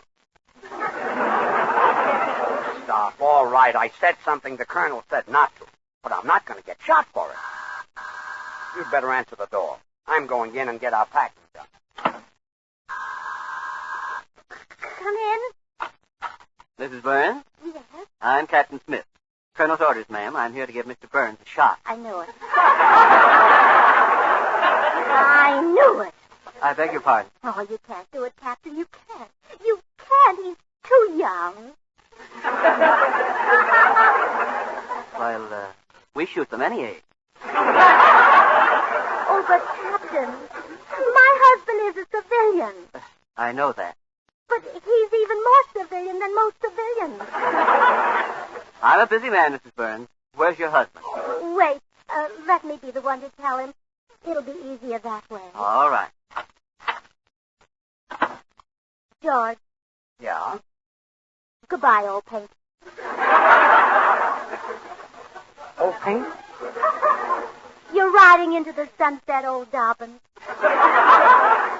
Dobbin? You're heading for the last roundup, old Pinto. Gracie, what's this all about? Goodbye, old paint. Oh, stop. George, I want you to know that I've been happy every minute of our marriage. That's nice. I know there were a couple of people who thought you wouldn't be a good husband. Mama, Papa. That's right. Grandma, Grandpa, Sister Bessie. Gracie. There were few scoffers who said you wouldn't amount to anything. Uncle Dan, Aunt Clara, Cousin Joe, Brother Willie. All right. The Iceman, the Butcher, Schwab the druggist, Moe the tailor, Mo Rooney the cop. Gracie. There were a few who said I made a mistake marrying you. Eddie Cantor, Harpo Marx, the Andrews sisters, my Sunday school class, Chamber of Commerce, the Prudential Life Insurance Company, the Democrats. All right. Will you please tell me what's going on? Goodbye, old stop. Why are you saying goodbye? Well, because you revealed that military secret. And the Army is here to shoot you. You still worrying about that? I mean it. There's a captain here right now to execute you. Oh, don't be ridiculous. I'll speak to the captain. Oh, hello, Captain. I'm George Burns. My wife tells me that you're here to shoot me. That's right. Oh, no. Take off your coat. Oh, wait, Captain. Oh, Captain, how can you do it? Look at that sweet, innocent face. Look at that frightened expression in those big, soft, brown eyes. Like a tetanus shot. Captain, how can you look at that face and shoot him? Believe me, it won't be easy. Now, come on, Mr. Burns. I've got the needle ready. Oh, needle? My goodness, are you going to shoot him or crochet him? I'm going to shoot him in the arm with a needle. Give him an inoculation. I thought you were going to shoot him with a gun. Execute him for giving away a military secret. Oh, that's ridiculous.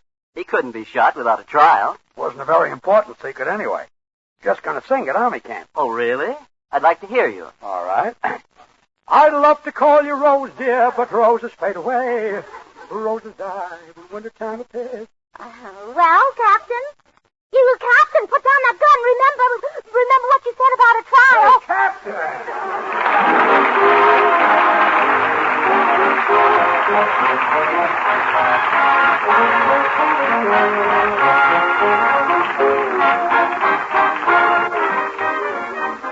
George and Gracie will be right back. And for the last time this season, I want to remind you that Swan is swell for everything. For baby, for you, for dishes, and for your light laundry. That's because Swan's the white floating soap that's pure as fine Castile. The white floating soap that's baby mild, baby gentle.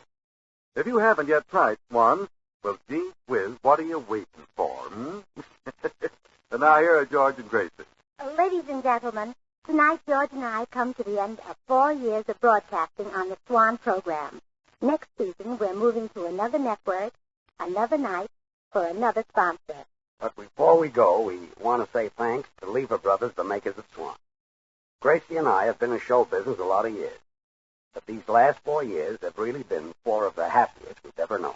And next season, these Swan programs will be taken over by a very dear friend of ours and a wonderful entertainer, Joan Davis. Good luck, Joan. Good luck. Good night.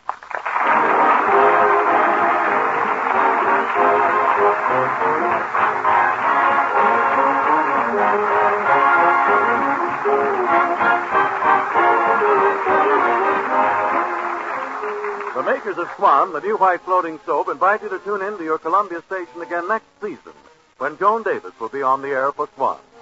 Watch your local newspaper for the date of the first program, and until then, this is Harry Von Zell saying, well, I, Swan, how about you? This is CBS, the Columbia Broadcasting System.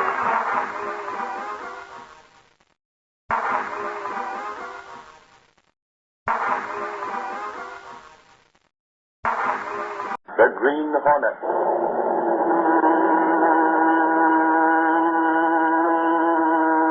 He hunts the biggest of all game, public enemies that even the G-men cannot reach, the Green Hornet.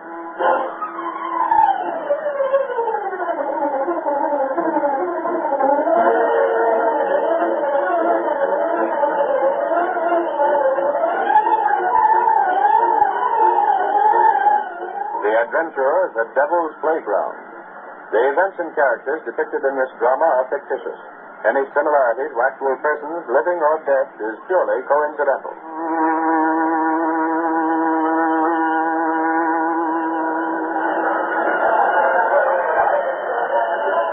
Come now, Mrs. Casey. Look at the crowds around all the different stands. There's a wax museum and a shooting gallery.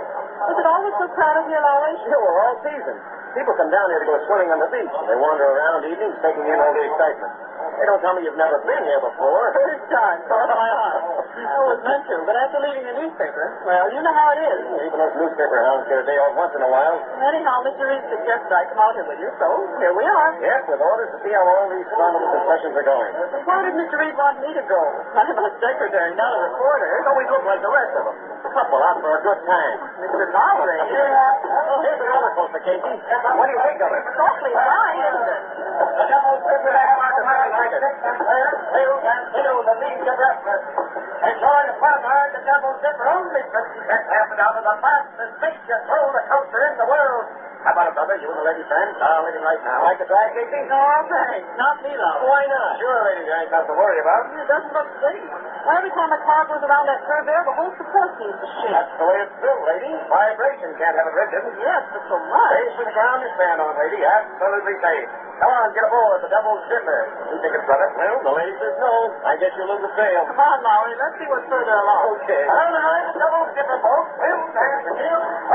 What's the matter with you, Casey? Now, don't you start calling me lazy because I didn't want to ride that roller coaster. Well, the only way for us to get any dope for a future story is to ride those things. You're the one that writes the stories, not me. Besides, it did shake a lot. I didn't notice it. Yeah, but forget it, Casey. There are plenty of people who don't go for roller coasters.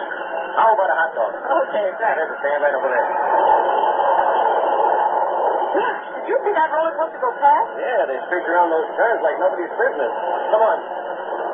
Hey, what's that? It sounded like It's a big roller coaster. See it back there at the bottom of that dip? Oh, it's dark. This says I can't see over. I can. Looks like the car jumped the rails. Anyone hurt? Can't come from here. Come on, back to the entrance. It's a roller coaster. Stand back there, folks. Don't crowd around. We ain't let nobody in here. Gangway, coming through here. Stop coming, will you? Can you see it? Out here, get so far here. I'm right behind you, Lowry. Hey, where do you think you're going? Inside to see that accident. Sorry, brother. Nobody gets past this gate. But people might be hurt. A little jarring, that's all. Nothing serious. Listen, we're reporters. You can't keep us out. Reporters or whatever you are. Nobody goes in. That's orders, see? Stay here, Casey. Out. What's the row? Easy does it. Watch this gate and don't let nobody in, officer. Okay. That doesn't go for reporters. Oh, you a reporter? He's Lowry from the Daily Sentinel. Sure. Let me in on this. It might be a story. Well, yes. I guess reporters He stays here. Everyone stays. The Devil's Dipper is private property. You understand? Those people who are riding your roller There's coaster. a doctor in there now. You can come in as soon as it's okay. And there ain't no story that'll go like that. Well, fellows, how long are we going to have to wait? Well, I hear different. Now, stand back. Stand back, all of you. Stand back.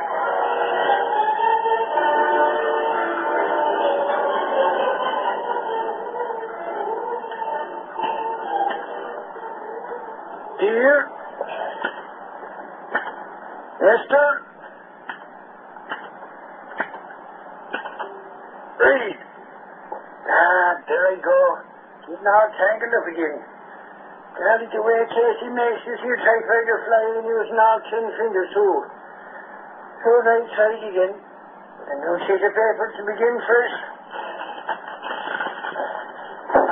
There we are, Casey. The boss is waiting. Oh, hold on there. No, but you know better than that. What's happened to my typewriter? Yeah, the ribbon's halfway out. And crumpled paper all over the floor. Oh, but what have you been up to? No, take it easy, Casey. Can I help it if your machine is so old and ramshackle is falling apart? You big ape. It was all right until you got at it. I had to use the sledgehammer. Just to stick it out. No, look here, you two sparklings. I'd tell you plenty if Mr. Reed weren't expecting it. Expecting it?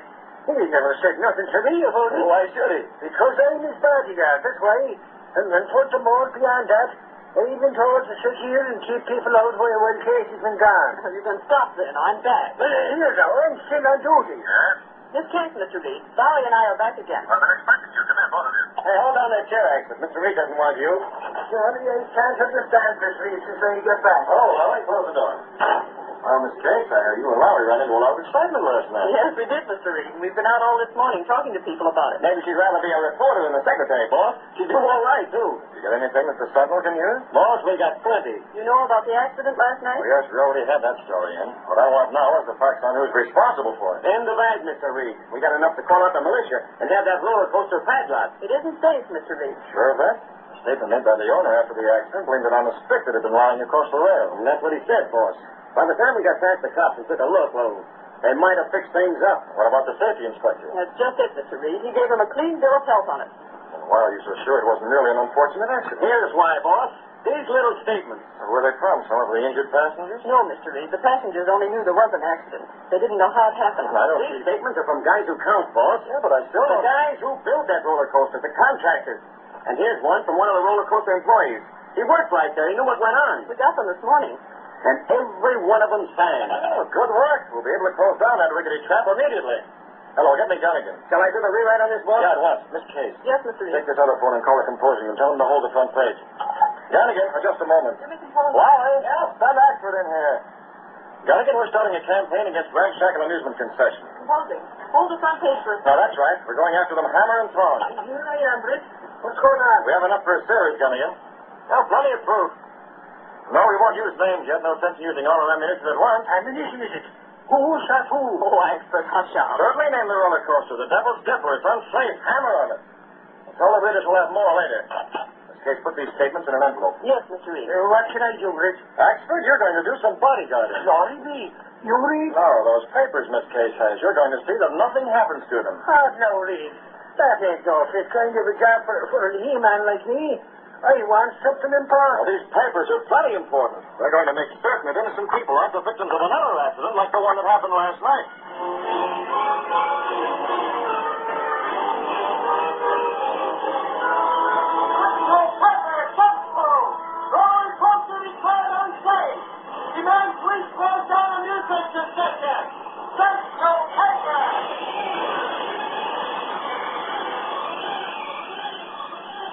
Those meddling newspapers.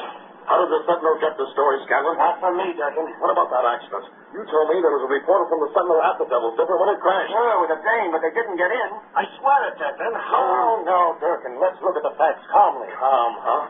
You're in this deep as I am, Buckley. You're the inspector who okayed my permit on that roller coaster. That's very true. And you got plenty for it. A lot of good it's doing us now. This doesn't answer my question. How did the Sentinel get enough information to be so positive? If you read past the headlines, you'd know, huh? You ain't had a chance. I have. The Sentinel got that information from the contractor and men who built the roller coaster. What? They have statements from them.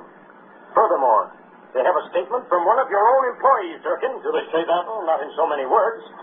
This story in the Sentinel is just the beginning, Durkin.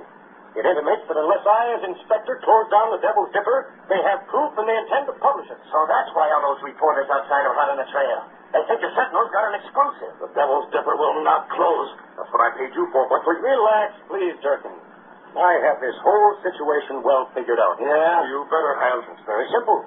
A few threats will take care of these witnesses the Sentinel talks about. Sure, but they got statements, signed statements. And that's where you come in, Scanlon. Yeah? Get to the point, Buckley. If I remember, Scanlon once did a stretch for a safecracking. What about it? Simply that I know where those statements are kept. They're being guarded by a man named Axford. He's not very smart. Oh, I get it. I swipe them statements before the Sentinel can use them, huh? Precisely. As for those reporters out there, Durkin, come along. We'll see them together. What are we going to tell them? Leave that to me. There they are. What about that Sentinel yard? There's Buckley, the inspector. Are you closing them down? Please. The Sentinel newspaper has not only blackened the reputation of Mr. Durkin, but its report has caused him to lose a lot of trade. He'll lose more than that. Who are you? I'm Lowry. The Sentinel's a paper I work for. Is Durkin closing up or isn't he? No, he is not. What's more, as inspector, I can vouch for him. That accident was caused by a stick thrown across the rail by some passerby. Purely unintentional. There'll be a better story than that in the Sentinel tomorrow. Young men, you can tell your employer this. Both Mr. Durkin and I have been libeled. We intend to sue. That's a laugh. Well, we have proof, and you had better use it. We're suing the Sentinel immediately unless it publishes a retraction. Oh, it's unless, is it? I don't like your tone.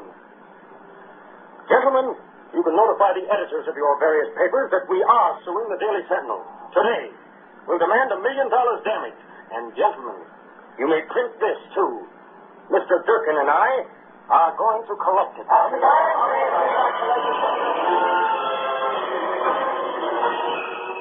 Late that evening, Scanlon and an accomplice took up their post near Dick Reed's home in the entrance to a dark alley.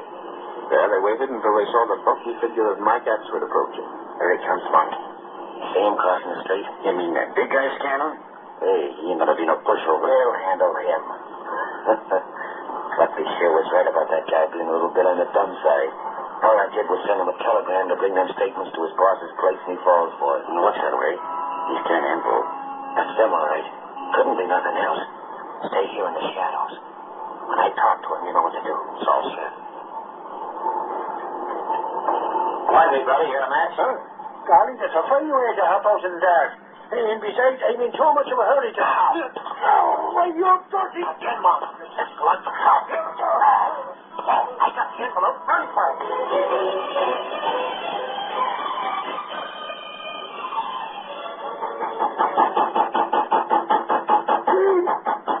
That sounds like... Axford. Good Lord, Mike, what happened? Why are you here? Golly, I've been ambushed. They nabbed the papers. Somebody must have known you told me to bring them here. What? There was cinnamon grit all around me. Hey, tell me this. Mike, I never told you to bring no statements to me. Sure, and I'd a bit about it, Dad. What? That's what you said? How long ago did this happen? Connie, you must have told me to come here. Here's your telegram. It's in only black and white. But I don't know what's wrong with you. Cato. Yes, Mr. Get in the other room. I shouldn't lie down. You have a bad bruise in your head. It's beyond me. I was told the telegram. It's underlined. That's what it is. Cato, the statements placing the blame for the roller coaster accident are gone, stolen. There's no doubt about who's responsible for that. Mr. Durkin? Oh, that's why Buckley and Durkin were so sure about suing the Daily Sentinel for libel. Without the evidence upon which we based our story, they've got us right where they want us. Very bad, Miss Brett. There's only one answer. Unless we recover those statements or get new ones from the same witnesses, there's no power on earth that can save us from this libel suit. What's more important, the Devil's Dipper will continue to operate and endanger the lives of hundreds of people. What are you going to do, Mr. All the papers. Get every available man out to try and get new statements from those witnesses. If that fails, Cato. Yes? This may be one more job for the Green Hornet.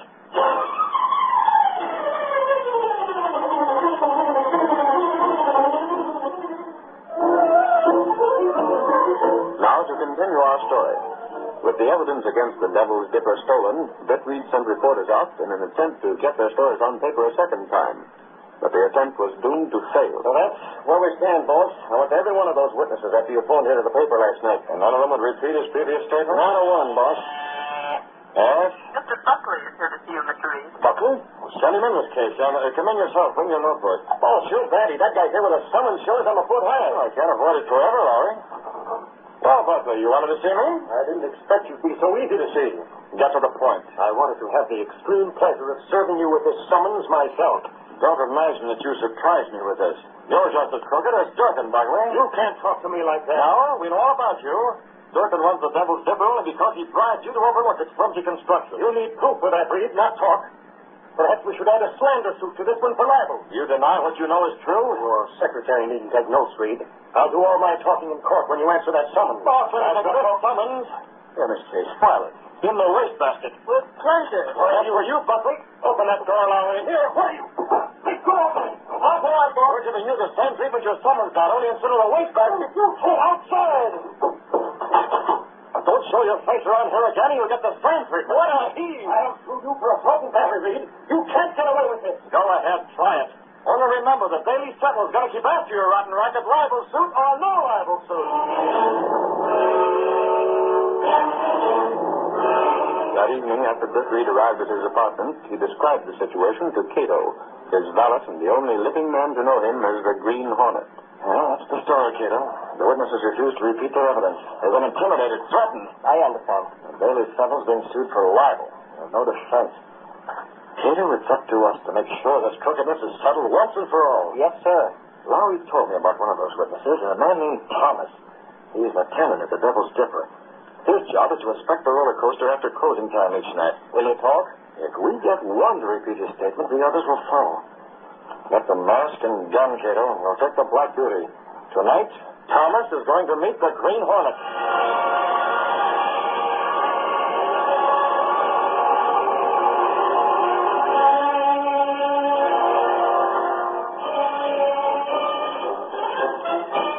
Thomas? Hey, Thomas. Yes? What do you want? Let's turn off the music. We're closing up the Devil's Dipper for the night. Yeah. Not a bad take tonight, huh, Durkin? All right, considering how the Sentinel's been talking up that accident. We'll split plenty from that libel suit. Okay, Scanlon. All fixed. Except I gotta make my tour of inspection. Don't bother us with details, Thomas. Go ahead and do your inspecting. Yeah, make it snappy, Thomas. Me and Durkin will be waiting over in the shack next to the entrance. I'm going. Thomas. Yeah? Just a word of warning. Remember what we told you about any squealing? We took care of that statement you signed for that Sentinel report. We got him back, all of them, yours included. When that libel suit comes up, you keep your lip button about the accident, you understand? I ain't gonna talk. You better not. You know what'll happen if you do. I told you once I wouldn't talk no more. I ain't got enough. Hey, look over there. What? One of the roller coaster cars is starting up the slope. Huh? Well, get after it, Thomas. You must have caught on the cable. It's empty. How could it catch? Said that, so I'll go over and get it and snap it up. I can't figure it. Guess the cable control must have slipped and pulled the empty car up the grade. This whole Devil's Dipper ought to be junked. Condemned. Rotten equipment all over. Where's that cable lever? There. Shut off. Guess I'll leave that car there till morning, no use. You'll be with it, Thomas. Huh? Who's that? Don't you know this place closed? I'm a special visitor, Thomas. Hey, you're masked. You're the Green Hornet. Right. What are you doing here? Came to see you. Me? For what? You gave a statement to the papers about the accident. They ain't got it now. You might repeat it, Thomas. Not me. I'm doing like Durkin and Scanlon told me to. I'm keeping my mouth shut. Perhaps they don't believe that. Huh? Perhaps Durkin and Scanlon are still afraid you'll talk. Listen, Hornet. As long as you're alive, you're a danger. Durkin and Scanlon wouldn't do nothing like that. How do you know they don't plan to put you out of the way? They said they'd pay me plenty for keeping quiet. And you trust them, huh? I got it. Suppose I tell you there's no intention of paying. Well, you just... Suppose they want all that money from the libel suit for themselves. They're the kind of guys to do a stunt like that, all right, but here, Hornet, what's your stake in this? Sign this and I'll tell you. What's that? Look at it. Okay. Easy with the gun. I'll look. Hey, this is about the accident. It's a duplicate of the statement you signed. Yeah, I thought they burned it. Not before I got a copy. Sign it. Huh? Do you think you can trust Durkin and Scanlon? What's that got to do with signing this? When they know the Green Hornet has your signed statement, what'll happen then? You mean they won't take a chance on doing nothing to me? Exactly. You're safe as long as someone has your statement. Yes, but... And they'd pay plenty to get it back from the Green Hornet. Hey, I never figured that. You're right. You're a smart guy. Sign it. Sure, pal. You and me, huh? We'll blackmail him for a load of dough. Yeah, that'll teach some guys to threaten me. Here's a pen. Okay. You're on the level, Hornet. You'll split with me. Whatever I get from Durkin and Scanlon, you'll get your share. That's enough for me. There you are. We thought you couldn't be trusted, Thomas. Huh? So you would double-cross us. What the? So that's it. You was testing me. You're in with Scanlon and Durkin. You were warned to keep your mouth shut. Tear up that statement. I won't talk or swear. Too late. Don't do it, Hornet. Don't like it. I can't breathe. You're in with... Isn't it that? Every statement, but it's not enough. We gave a sign that he'll try to force. But now he believes Durkin and Scanlon tried to finish him. Yes, sir. We're making sure he doesn't change his mind. Here, take each feet. Yes, sir. I have never... Get his arm. When he recovers from the effects of the gas, he'll be high up on the Devil's Dipper in that roller coaster car that's stalled up above. What for? After we leave him there, I'm going to phone the police. Then we'll take care of Durkin and Scanlon.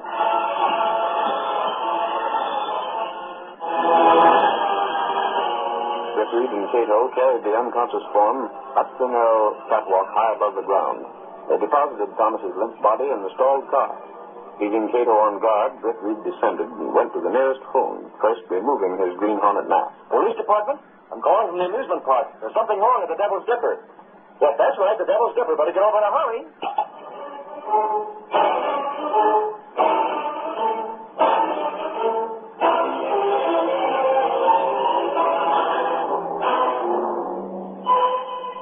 There's a thinking, Durkin. What's happened to Thomas? He's been gone a long time. Hey, how's the thought? Maybe that car gave him a little more trouble than he figured. Yeah, maybe so. Still, I don't trust that guy. No, he's not going to talk. He knows what'll happen. Why take chances? No sense in letting him out of our sight this late in the game. We already burned that statement he gave to the Sentinel. We can make another one, can't he? Come on. Perhaps you're right. We'll soon see if he's around or not. Huh? There's the car. Yeah, it's still up there. Stalled halfway up to the top of the first drive. That's funny. Look, Durkin. There's someone up there. Is he standing up in the car? Outlined against the sky. Must be. Oh, another one. Right beside him. See, a little guy. It looks like he's holding a gun on top. You're seeing things, Campbell. It's too dark to tell for sure. We're going to make sure. Here's the truss going up. We'll climb up the catwalk. Yes, hurry. Single file. That way's too slow. Who's that? Get in this car. What are you? Yes. The Green Hornet. Get in this roller coaster. Oh, you'll get a shot again. Okay, we're going. That's better. I'll go with you. The cable will carry us up. Now listen, Hornet, what's the idea? We ain't done nothing to you. The roller coaster up ahead, it's moving too. Of course it is. The same cable lifts this one to the top of the first rise. Watch that one as well. See, it's going over the top now. Hey, one guy got out. He's standing at the top. Thomas is still in that roller coaster. He's getting a free ride along the whole length of your Devil's Dipper. Hey, what are you doing? There you are. You're jamming the brakes. We won't be able to stop. Exactly. Once we reach the top of this first incline, this car will follow Thomas's. His brakes are jammed, too. You can't do that. What's the idea? Just making sure neither you nor Thomas will be able to get out before you reach the end of the Devil's Dipper. What are you doing, playing games? Yes, if you must know. Exactly that, Durkin. You and Scanlon have been playing a game with the public long enough, you and your infernal Devil's Dipper. Now I'm taking a hand in it. Here's the top, and here's where I get off. I bet you and Thomas begin this. If you want to catch Thomas, you better hurry. He's halfway down already. So here's a little shove. Now you on your way. These are very fast, Miss Ray. Look at them, Cato. They're already over the first dip and going faster all the time. You fixed the brakes on Thomas's car, I told you? Yes, sir. Good. Either one of them will stop until they reach the end. Thomas is certain that Scanlon and Durkin have it in for him. He kicked the same guy, Mr. Dick. Seeing him come after him will make him even more afraid. You see them? They're going around that curve now with Durkin and Scanlon about 50 yards behind. Should we go now? Yes, it's high time we were on our way, Cato. But not that way. We walked straight into the police. How then? Down the beam. By the time the police get things straightened out, the Green Hornet will be miles away.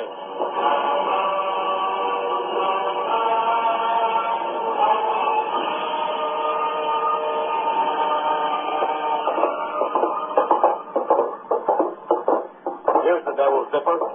I don't see nothing wrong. This is utterly ridiculous, getting me down to a deserted roller coaster this time of night. Listen, Buckley, didn't a call come into the police saying something was wrong here? And aren't you the safety inspector for the amusement park? Well, then this is where you ought to be. Sergeant, there's nothing wrong here. Looks like a false alarm right now. Yeah, look at that. I don't see nothing. Where, Lowry? Up on the roller coaster. Two cars coming around that last curve. Hey, you're right. There'll be this platform any minute. This is Cal. Who'll be riding at this hour? Open the first, baby. What's that?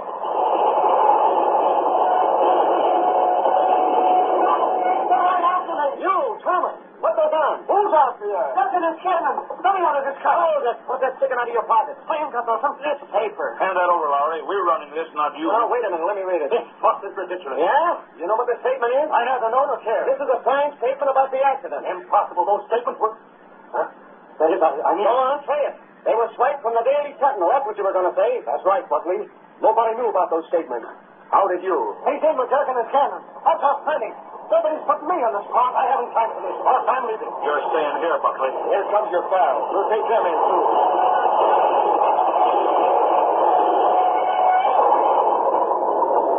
Up on the platform. Make it snap. Cops! What's the idea? Move. You're almost up, Durkin. You and your pals. We have Thomas's signed statement right here. What statement? Come on, I signed. You ain't putting me on the spot. He's crazy. It was the Green Hornet. Sure, the Green Hornet's working with you. The Hornet? Is he in on this? That's what I'm telling you. These guys sent him to get me. Only he slipped up. I'm still in the whole work. Why? No, that stuff, you. Listen, officer, I have nothing to do with it. I'll tell you the whole story. He's as guilty as we are. We have the goods on all of you. You're going behind bars. If I could lay my hands on a Green Hornet, he'd be there with you. You can't have everything, Sarge. Sure, he got away. But the roller coaster is finished, and so is that rifle suit. Boy, I'll bet the boss will be tickled when he finds this out.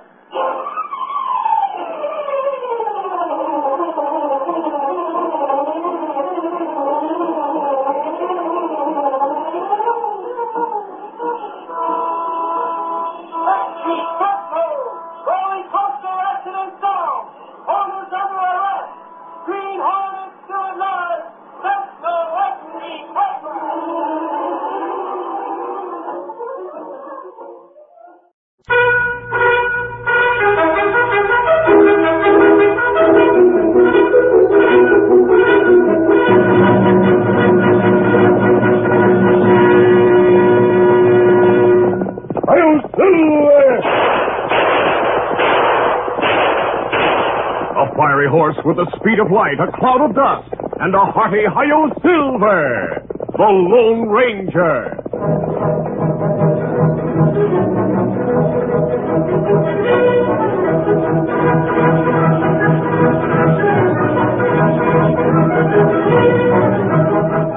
This is the story that tells how Tonto once saved the Lone Ranger.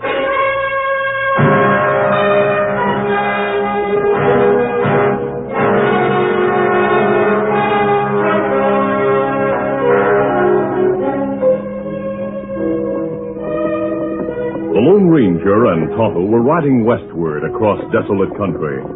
They were looking at the tracks of a wagon train when suddenly a thin young man stepped from behind a big boulder. He held a rifle to his shoulder and shouted, Right in or I'll shoot. That's it. Now get off those horses and don't try to reach for a gun. The Lone Ranger and Tonto dismounted slowly. Easy, steady, big fellow. Easy now. Then the masked man dropped his hand with lightning speed and fired from the hip. His bullet smashed the rifle and sent it flying from the young man's hands. Now raise your hands. Search him, Tonto. See if he has any other weapons. I haven't. I should have known better than to try to hold up a masked outlaw. I'm not an outlaw, and you don't look like one. I'm not. I held you up because I hoped to find food in your saddlebags. What's your name? Wingate. Dave Wingate. What are you doing alone in country like this? I was with a wagon train. It passed here. Why did you leave the train? I was driven away. Why? I didn't do anything wrong. I was framed by Cap Sanders. Cap Sanders? He was hired as wagon master. Every night he posted guards to watch for dangerous redskins. Sioux Indian dangerous, but Crow Indian friendly. One of our best friends is chief of the Crow Indians who live north of here. Dave, I want to hear how you were framed, but first we'll prepare a meal. Oh, I'm near starved.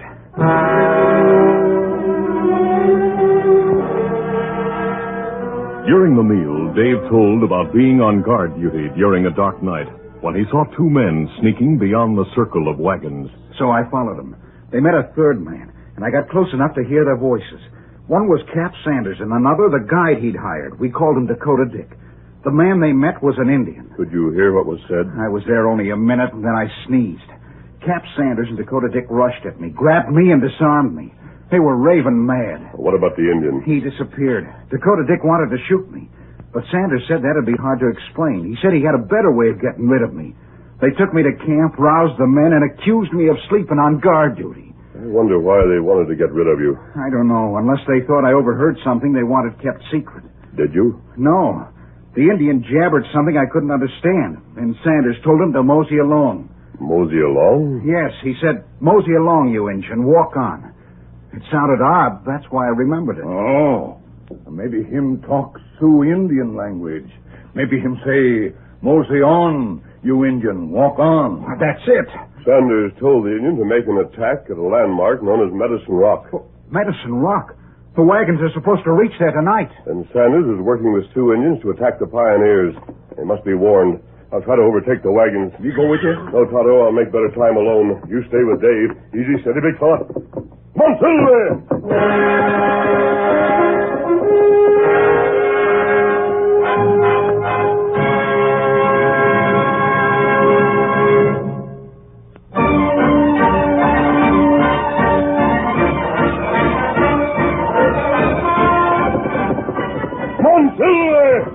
Late afternoon when the Lone Ranger overtook the train of covered wagons.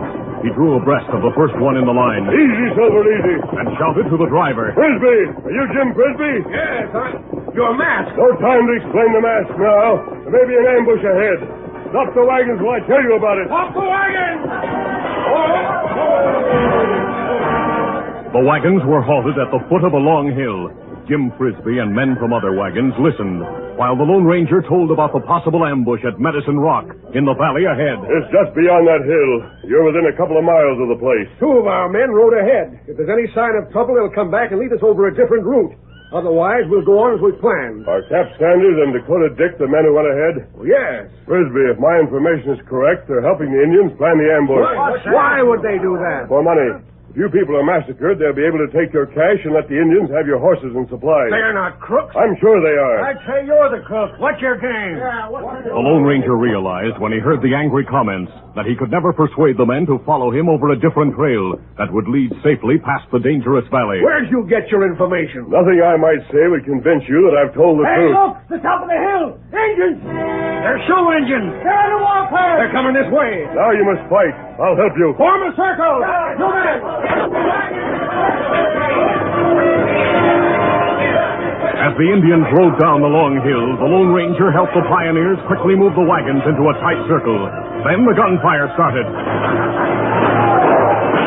The savages, who greatly outnumbered the pioneers, circled around the wagons, firing from the backs of their horses. The Lone Ranger fought at the side of Jim Frisbee.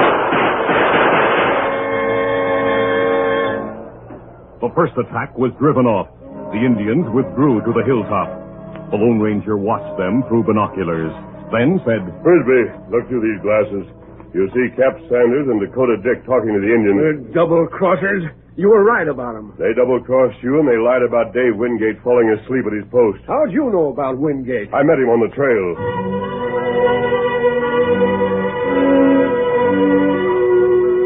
During the lull in battle, the Lone Ranger told how he had met Dave Wingate and learned of the attack. Then the Indians near the hilltop, out of gun range, showed signs of activity. They're starting another attack. We've used more than half our ammunition. Get set, boys! We'll go down fighting! Here they come! Every man inside the circle of wagons knew that the end was near. Make every shot count! The Indians knew it, too. They felt that victory was in their grasp, when suddenly new war cries sounded from the north. Look over there. More Indians coming. Those are friendly Indians. They're members of a Crow tribe. You mean they're on our side? Yes, Tonto's riding beside the chief. And there's Dave Wingate. Boys, we're saved. Never mind sparing the ammunition. Let them have it.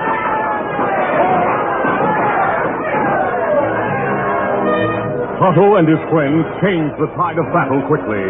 Many Indians went down. The others tried to flee, but they were hotly pursued by the Crows, and it was easy to see that none would escape.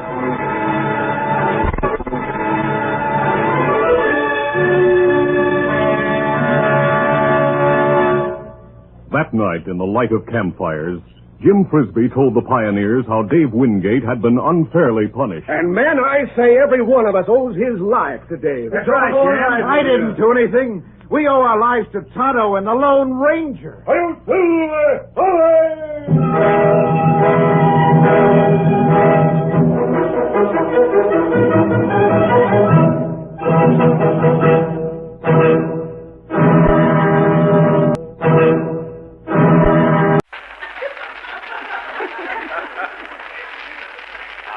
Starting again. I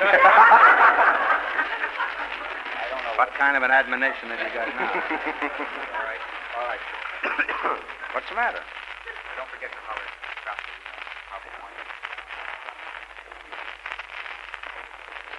Ladies and gentlemen, don't tell anybody, but the secret word tonight is water. W-A-T-E-R. Really? You bet your life.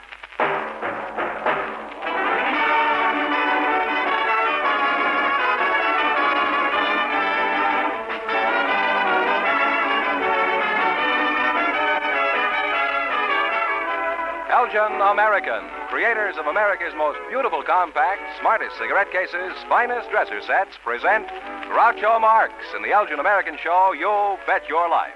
The comedy quiz series produced and transcribed from Hollywood. And here's that sterling Elgin American, the one, the only...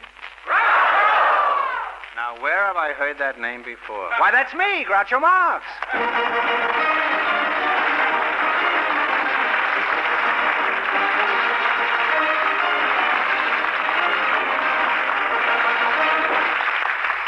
Thank you. Well, here I am again with $1,000 for one of our couples. George Fenneman was first to try and take it away from me. A high school girl and a high school boy, selected by the studio audience just before we went on the air.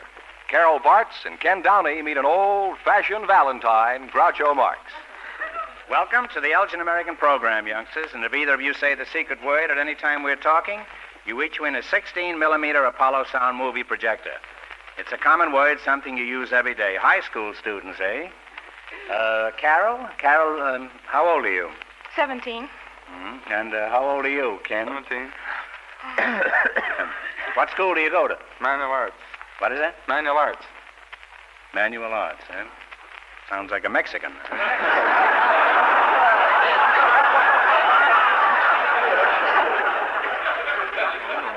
And what school do you attend, Carol? Alexander Hamilton High School. I like the way she says it. I'm proud of it. So, well, you should be. I am. I'm proud of my school, too. I'm proud of my school. What class are you in, Carol? Senior B's. And, Ken, what class are you in? Senior B's. Both in the same hive, huh? Don't answer that or you're liable to get stung. At school, do you participate in any extracurricular activities like football or debating or grunion hunting? I'm, Wait a minute, stop. Sorry. No? Oh, too distracting. All right. I asked him. Okay. Now, we'll go ahead. Okay. You haven't got a camera in your pocket, have you? I say, do you participate in any of the extracurricular activities like football or debating or grunion hunting? Yeah. Well, I'm student body president. President of this? Yeah. Congratulations. I'd love to hear you play the piano sometime. Or does a high school president play the ukulele? No. On what platform were you elected? Oh, stage of the high school auditorium.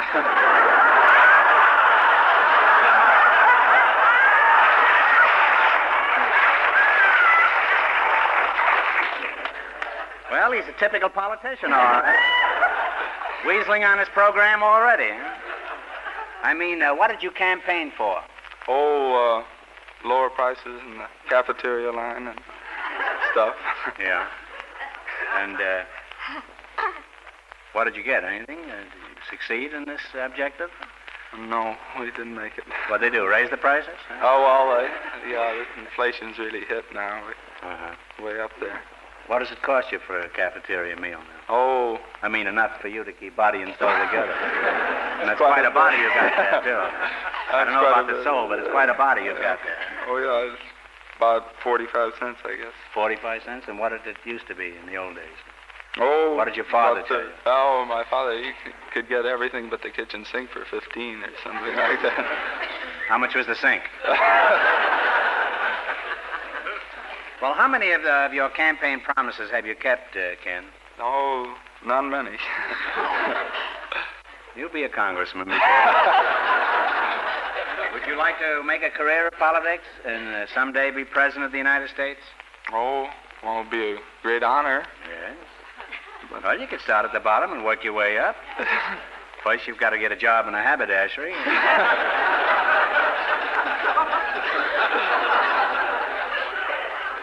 You've got to sell collars before you can be a pain in the neck.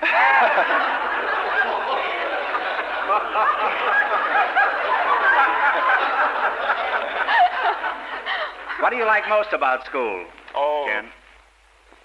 The girls, I guess. Don't you like the girls away from school? Oh, I guess I like them better then. And what do you dislike most about school? Oh, I usually manage to go to sleep in the afternoon or something in the middle of my class, and teacher has a hemo or something. Teacher has a what? Hemo. A hemo? Yeah. Well, can a female teacher have a hemo?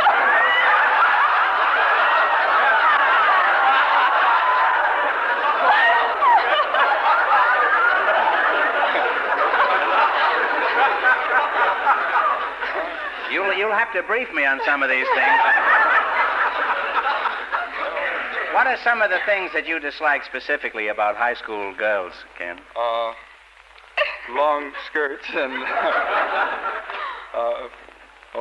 that's a ballerina skirts type, looks like they're made by Omar the Tent Maker. And Carol, what do you dislike most about high school boys? Well, they're so sloppy.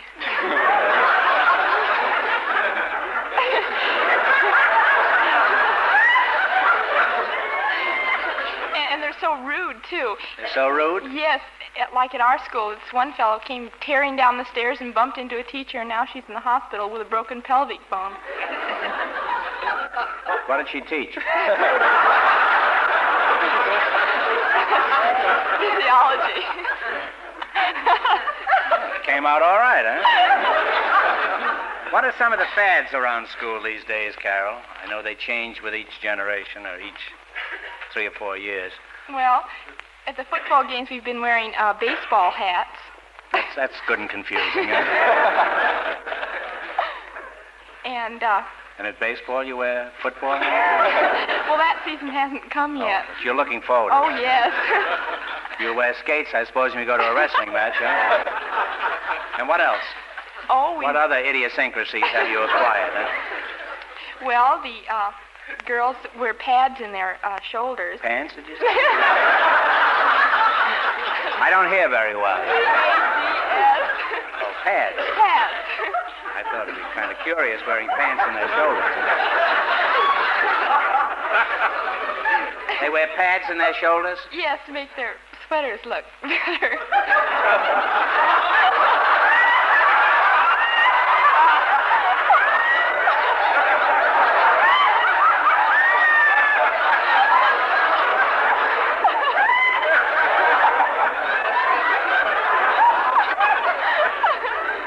I don't know how the padding got over there.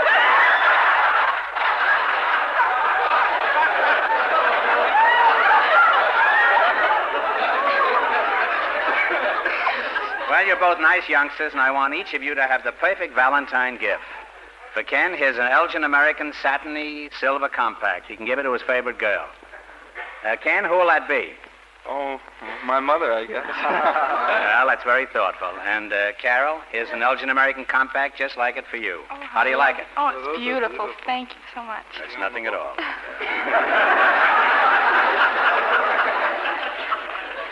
Speaking of Valentine's Day, Carol, what special activities are you having at your school? Oh, we're having a real scrumptious Valentine's dance. Hmm. How does a scrumptious dance differ? Well, our theme is going to be moonlight and roses. Indoor? Yes, but we're going to fix it up like a garden, a rose garden. It's going to be great when it's snowing that night, huh? Have you got a date for Valentine's Day? No, not yet.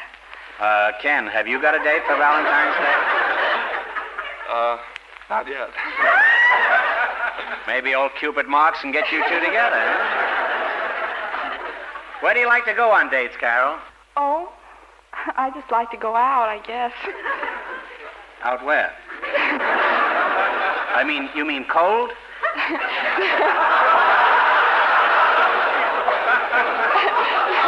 No. That's all right on New Year's, Carol, but this is just a school dance. You just like to go out, huh? You don't care where you go, as long as you go out. Is that it? Oh, I like to go to the shows and dancing, and in the summer I like to go to the beach. Are you a popcorn eater in the balcony of the theaters? No, I like gum. Bubble gum. Sticky type. Yes. Where do you like to go on dates, Ken? No. Someplace where it isn't crowded, I guess.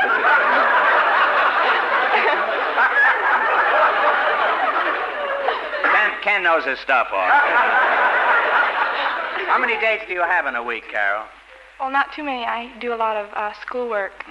Well, how many would you say on an average? Oh, about 4 or 5.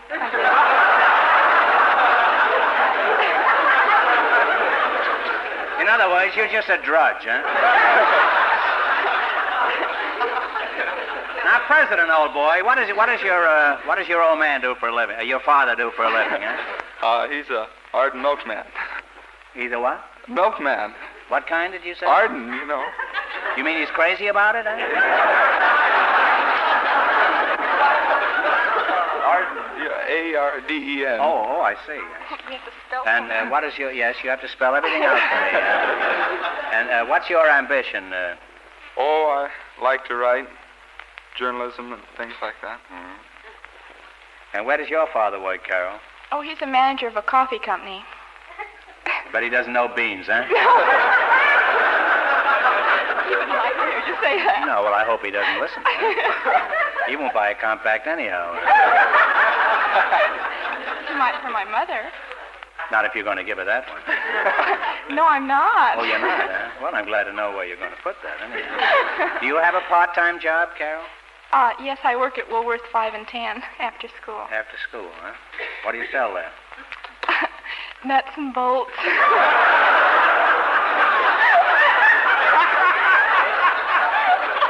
That sounds more like a grocery store to me. And how much additional spending money do you earn there, Carol? Do you want how much I earn an hour? Yeah. Well, it's the minimum requirement, 65 cents an hour. That's pretty good. Do you do any babysitting? Yes, uh-huh. You sit on babies. That could be pretty dangerous, you know. Right? I know. If there was an open safety pin around. Just what do you do as a babysitter? Well, I sit with babies, I guess. Well, do you charge by the hour or by the diaper? I charge by the hour. Well, let's see how good you are at babysitting. Suppose you were on a job and you were out in the living room jitterbugging with 4 or 5 boyfriends. Well, first of all... And the baby suddenly decided to howl. What would you do about it? Well, first of all, I wouldn't be sitting with, I wouldn't have 4 boys over there. You mean you'd have more than that?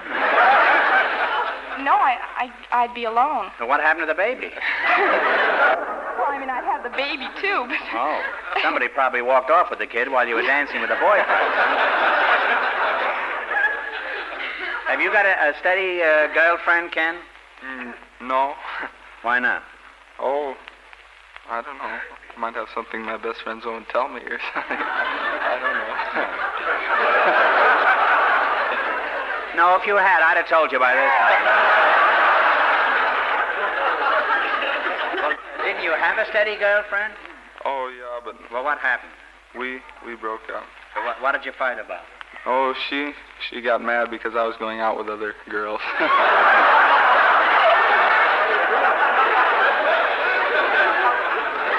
Some women are so curious. Now, Carol, now that you know more about Ken here, how'd you like to have a Valentine date with him? Well, he hasn't asked me. He's just bashful. Ken, go ahead, ask him for a date. Don't be so shy. Go on. What's the matter? Just because there's a lot of people... You ask me and I'll ask Carol. Well, would you like to go to Valentine's Day? I'd love to, but I'm all tied up. Carol, would you like to go to the Valentine's dance with Ken? I think that'd be lovely. Good. With Ken, huh? Would you like to go with me? Oh, that'd be wonderful. Oh, fine.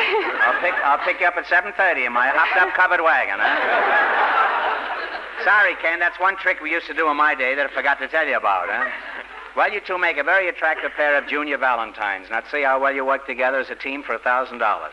In just 1 minute, you're going to play You Bet Your Life. But first, Cupid Fenneman has a word about Valentine's Day. George, I was only kidding. You can have more than a word. You can have 2 words. Well, Cupid certainly put his heart in his work when he made Elgin American's new Valentine Compact. They're heart-shaped. Not the ordinary heart shape, mind you, but streamlined in a modern manner. Many of these romantic compacts come in a velvet and satin gift box that looks for all the world like a book. And there's an ensemble of compact brooch and earrings set with simulated rubies in a heart-shaped gift box covered with red velvet and lined with satin. Exquisitely designed and finished in gleaming jeweler's bronze, these special Valentine gifts by Elgin American are pure glamour for her at prices you'll want to pay. For the enduring gift that will be love at first sight and her constant reminder of you, give a Valentine Compact by Elgin American.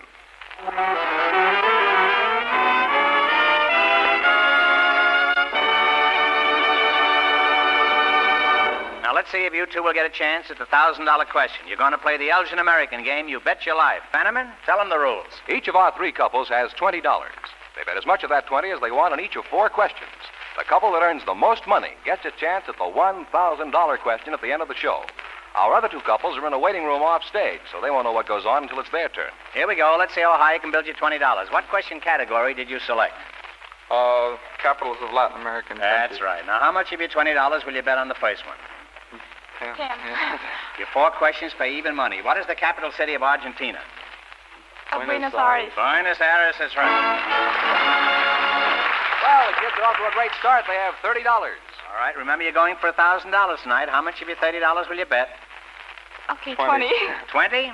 What is the capital city of Nicaragua?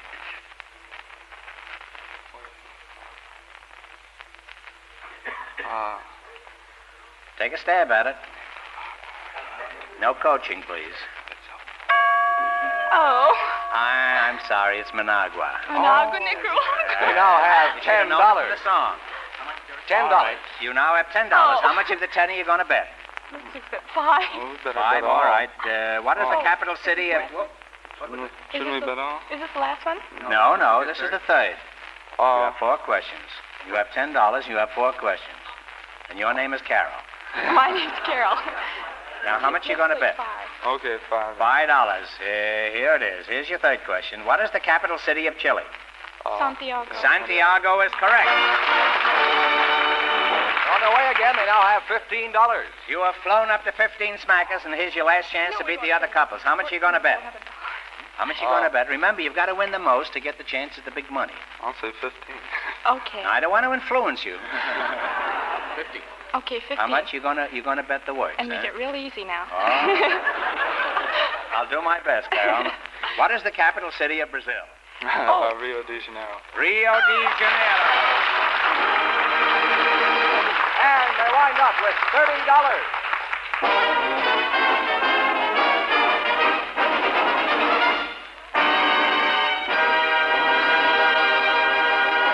Thanks and good luck from Elgin American Compacts. Don't wander off now. You might still get the chance at the big question. Perhaps the next couple will say the secret word, Groucho. Remember, it's water. W-A-T-E-R.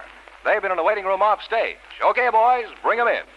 For Valentine's Day, we invited some wedding caterers to the show tonight, and Mr. David Factor was selected by the studio audience just before we went on the air. His partner is a special guest, an expert on love, Mrs. Nina Waddell, chief of the Glendale Marriage License Bureau. And here they are, folks. Meet Groucho Marx.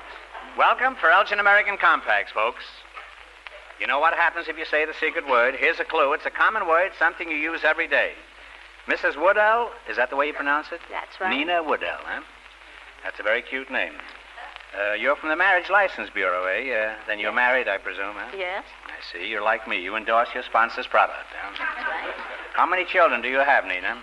3. How many grandchildren? 6. How many great-grandchildren? Well, not yet. Well, don't give up. Now, Mr. Factor, you're an important factor in this thing here tonight.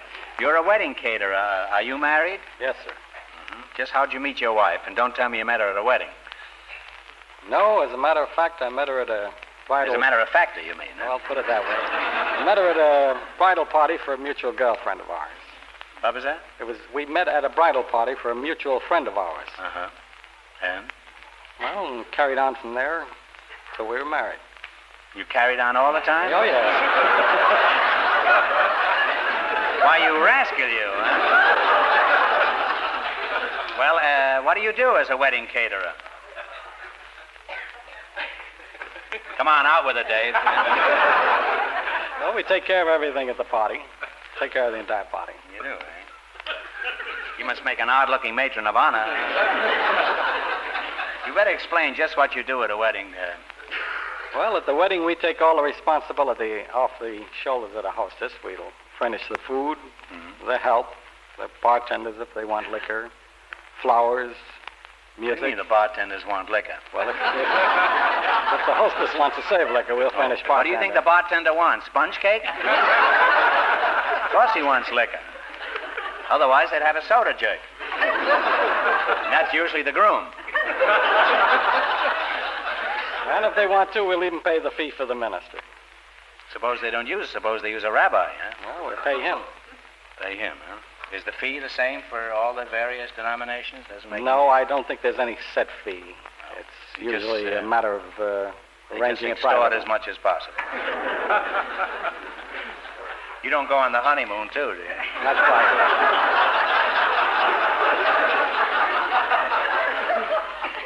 Mrs. Waddell, if you were going to get married tomorrow, what age would you put down on your marriage license? But I'm not going to get married tomorrow. We're just pretending. What age would you put down, huh? Well, if I was pretending, I'd say 23.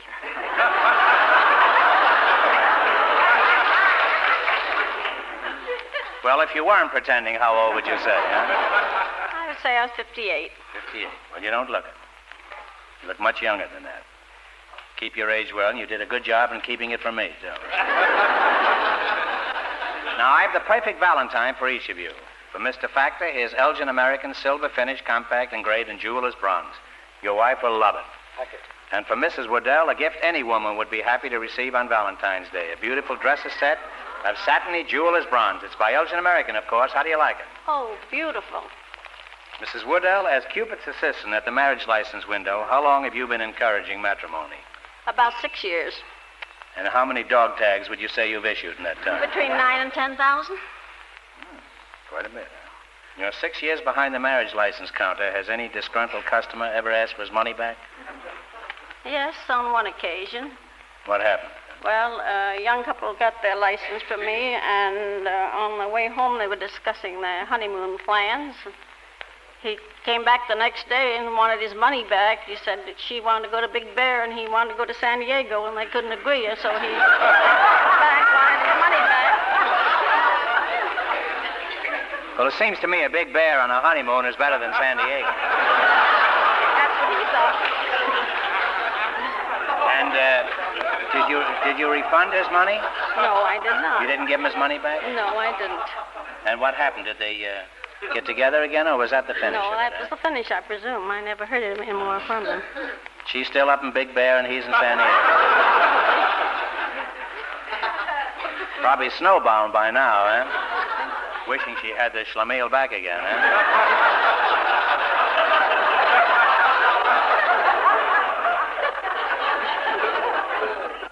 Now, Punch Bowl, how do you charge?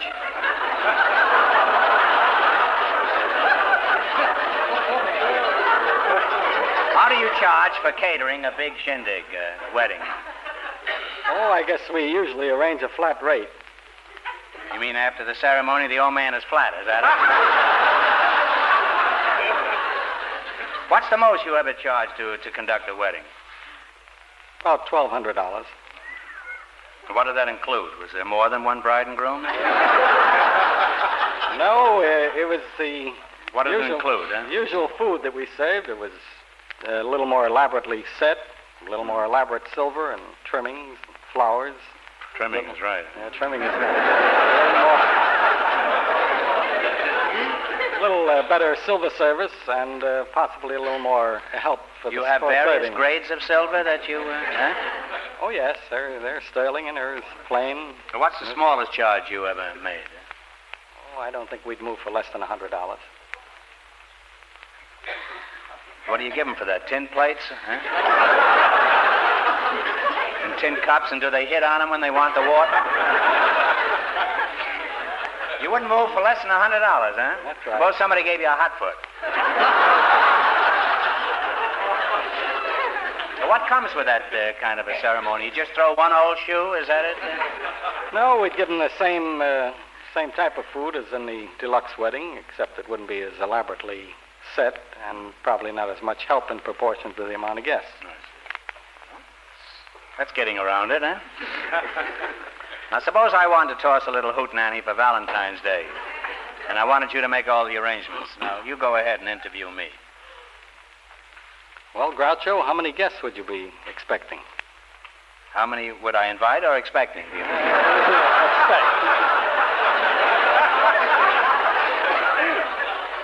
Well, I'd probably invite a couple of hundred, but I'm sure there'd be 700 or 800 there. Well, would you want to... Including solicitors and attorneys and subpoenas and...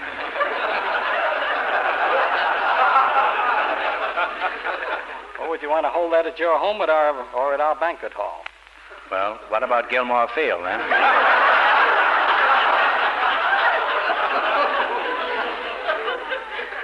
Get some free peanuts anyhow for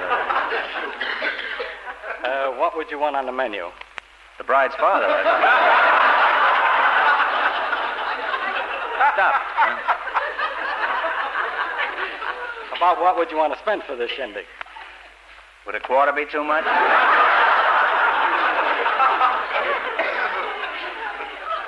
Do you expect it to be a dress affair? Well, they better wear something,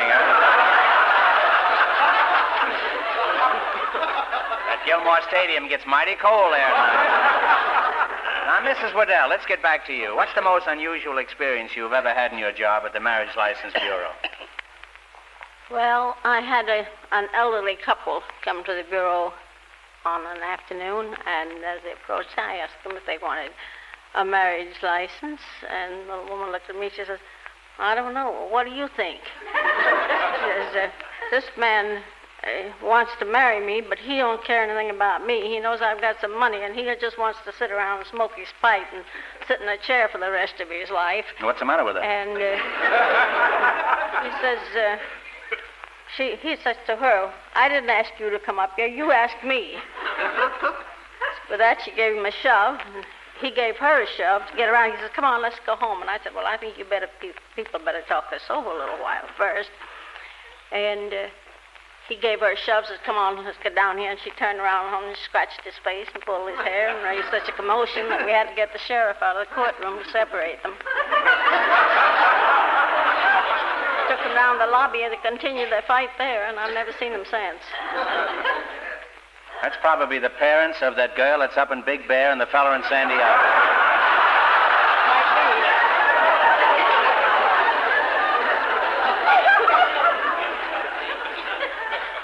Suppose some poor schlepper comes along who wants to get married but hasn't got $2. What do you do about it, huh? I'll tell him it's just too bad. He'll have to get out and get the money before I can issue the license. Now, when you see a couple marching up to your window, who's more nervous, the boy or the girl, as a The rule? boy, always. Always? Almost always. Well, why? Why do you think that? I don't know unless he's contemplating what's in front of him. Do you ever give them advice? No, I refrain from that. The county prints a little book, Helpful Hints to Young Married People. And I put one of these books in each one of their license envelopes. I see. At the beginning, they haven't got time to read, and later it's too late, I suppose.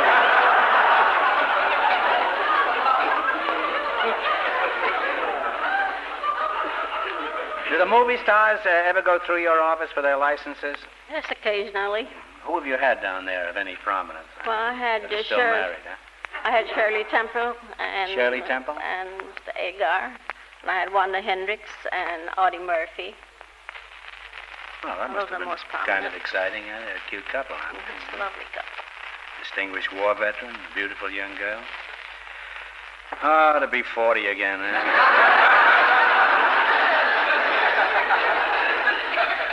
Tell me, when Artie Shaw's name is mentioned, does the whole Marriage License Bureau face east and bow 3 times?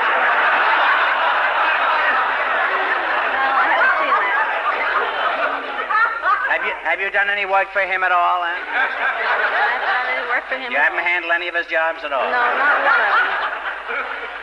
I feel slighted. Oh, well, I think you should. He could keep a woman like you busy alone.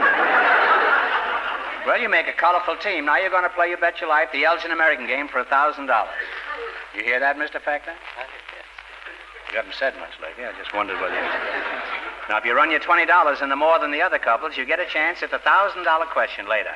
Fenneman, remind our listeners how much the first couple won. Here we go. Let's see how high you can build your $20. What question category did you select? Famous American inventors. That's right. Now, here's your first question, and how much are you going to bet? 10. Talk it over, kids. $10. All right. Who was the inventor of the reaping machine? McCormick? That's right. Simon. They're off to a great start. They have $30, Groucho. That little Nina here is nobody's fool. Now, remember, you're going for $1,000 tonight. How much of your $30 you're going to bet on this one? 20, I guess. 20? 20 is okay. 20 okay with you, Mr. Factor? We want you to be happy here. All right. Who is the inventor of the steamboat? Fulton. Robert Fulton is correct. Starting to climb, they now have $50. Here's your third question. You have $50. How much of the 50 are you going to risk on this one? 30. $30? Who invented the telegraph? Morse. Samuel Morse is correct. Now they have $80. That factor certainly fooled me, huh? Here's your last chance to beat the other couples. You have $80. How much of the 80 are you going to risk this time? $50. Okay, here we go. Who invented the cotton gin? Whitney. Eli Whitney is correct. And they wind up with $130.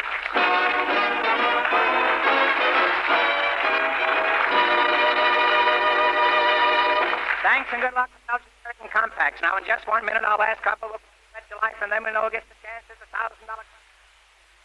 This is where you come in with your reminder. Yes, Groucho. I have a reminder for the ladies, and here it is.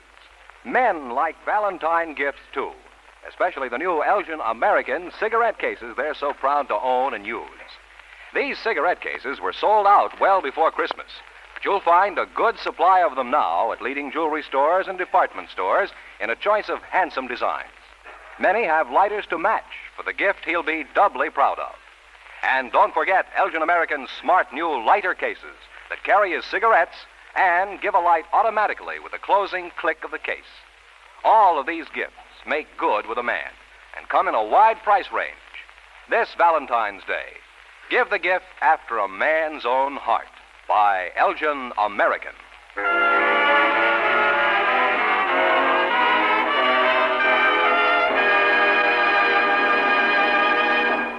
Well, we'll soon know who's going to earn the most money tonight and get the chance at the $1,000 question. George, who's ahead so far? Well, Mrs. Waddell of the Marriage License Bureau and Mr. Factor, the wedding caterer, are ahead with $130. I see. And here's our final couple, Groucho. They've been in a waiting room off stage. They have, huh? Yes. And they don't know the secret word is water. Water. Okay, boys, bring 'em in. Oh, Groucho, we've had British, Australian, and French war brides in the show, but now I want you to meet an American war bride and her French war groom. Mr. and Mrs. Raymond Room, meet Groucho Marx. Welcome to the Elgin American program, youngsters. And if either of you say the secret word at any time we're talking, I'll give you a 16-millimeter Apollo sound movie projector. It's a common word, something you use every day.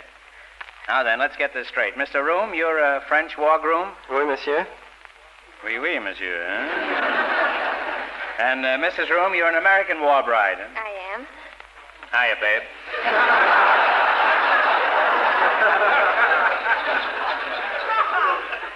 Monsieur Room, is it true you're French? Well, certainly. I was born and raised in France. What's that? I said, certainly. I was born and raised in France. Oh, that's what you said the first time. I'd like to make you feel at home here. How do you Frenchmen greet each other in France?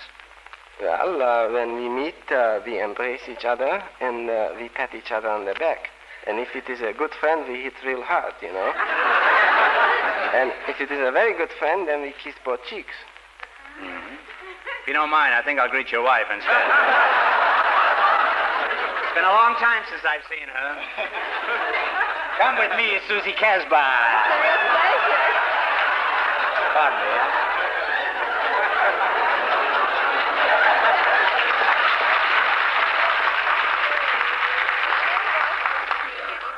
If there's nothing at all, I'd do as much for any beautiful French girl, huh? Or even American, huh?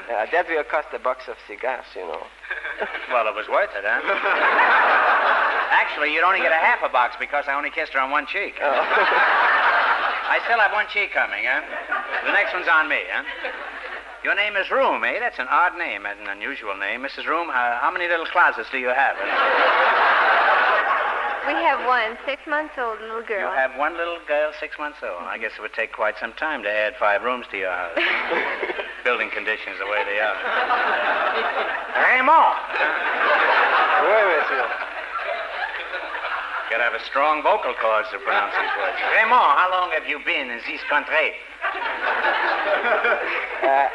2 years. 2 years, huh? Yes. And when were you two married, Anne? Shortly after VJ Day. You had a short armistice between wars, huh? By the way, Raymond, what did you do during the war? Besides coughing, huh? I was a member of the French Air Force, and after the France fall, I went to England. And from England, I came to America, and I trained with the American Air Force as a night fighter. Well, that's good training for married life.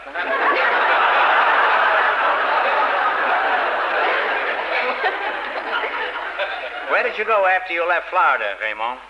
Well, I went back to England, and after this, I was in combat over Germany. And busy fella, huh? Helped with the liberation of France. Oh, that's wonderful.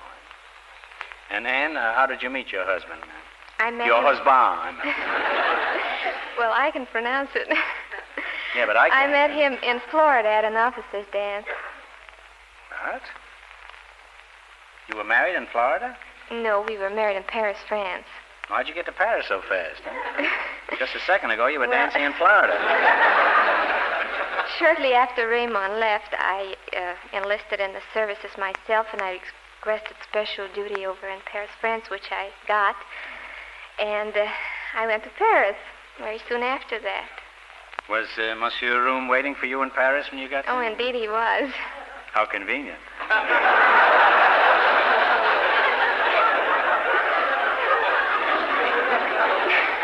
To arrive in Paris and have a room waiting for you.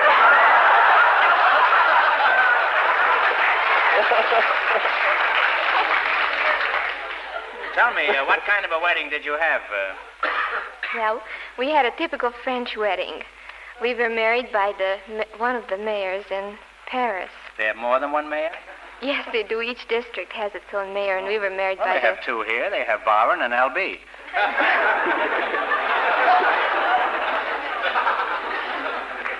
And you were married by the local by the mayor subsidiary mayor, huh? 3rd district. This is a sort of a branch mayor? I guess you could put it that way. Does he live in a tree? Well, not that I noticed. We're straying far afield here, Anne. I didn't want to. I'd like you to describe the wedding, huh? Well, it was a formal wedding, and among other things, we had to advertise our wedding for 1 week prior to the ceremony. Why is that? Well, perhaps you'd like to ask Raymond to explain that. Raymond. It's such a French custom. Oh, advertise the wedding.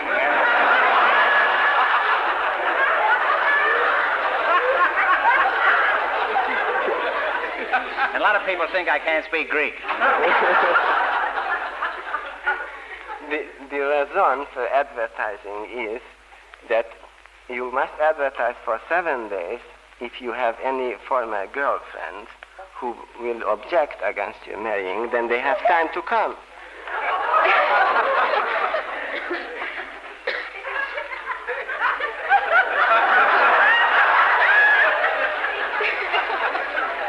Well, with space race, that could run into money, you know. It's a good thing that's not the law here. Some of our playboys would have bigger advertising budgets than Elgin America. Tell me, Raymond, in France, do they throw rice after a wedding? Well, no, they have other... French pastry? No. No, they throw flowers, and sometimes the flowers in the pot, and all the water and the flowers... You said water.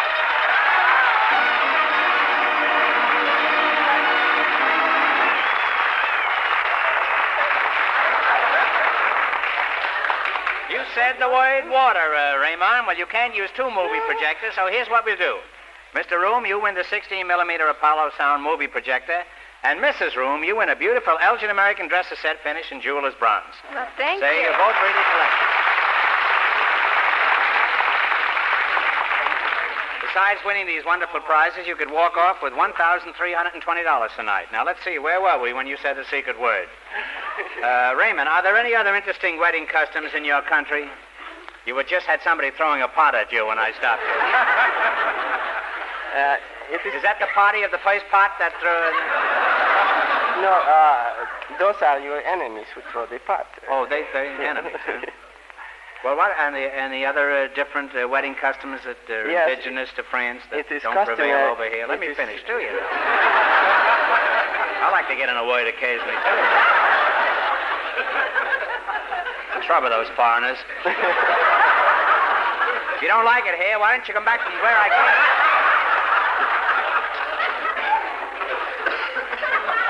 I beg your pardon, Mr. Rule. Will you proceed? It is customary that... My seconds will meet you as soon as this is over. I have no car with me. I live at Swords Points, and we'll go out there. I will... The coup de grace. Coup de grace. Coup de grace, huh? That means keep off the grass, doesn't it?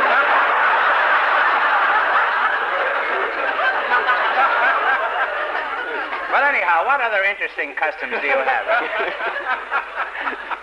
Well, it is customary that your friends go into the chambre de nuit. You know, that is the room for Don't the explain wedding that. night. If that's what I think it is, don't explain. And they put all the presents in the bed. They put all the presents in the bed? Yes. And that's really close to Newcastle, isn't it? It is mostly candy, you see. It is candy? Candy and sugar. And I hope it isn't rock candy. It'll be mighty uncomfortable in there with rock candy.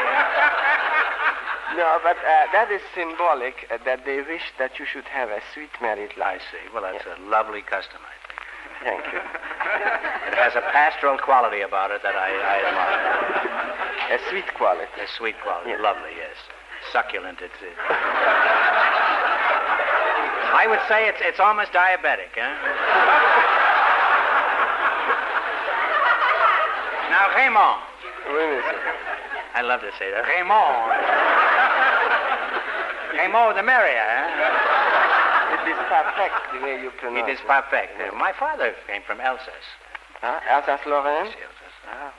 Now, do you plan to return to France? Well, not permanently, no. I like it here better. You like it over here better, huh? What kind of business are you engaged in now? I am an exporter and importer. Of what? I import ladies' lingerie and French bathing suits.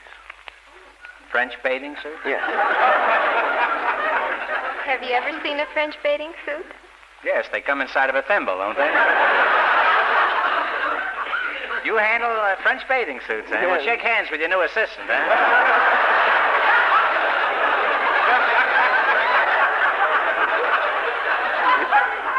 Now tell me, Raymond, are French bathing suits everything they're cracked up to be?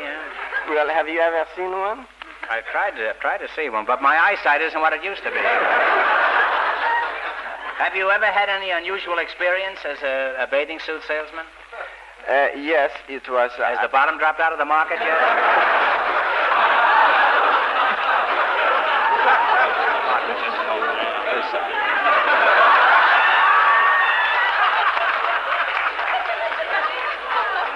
I don't want to slight you, Raymond.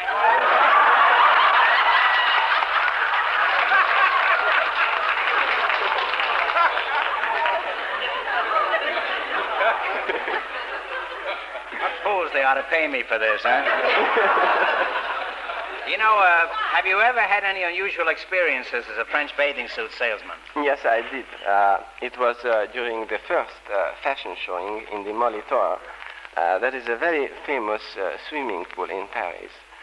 And they were showing the very latest models, and one of the American diplomats was watching. And he strained his neck so much to look at what he could see that he fell into the swimming pool.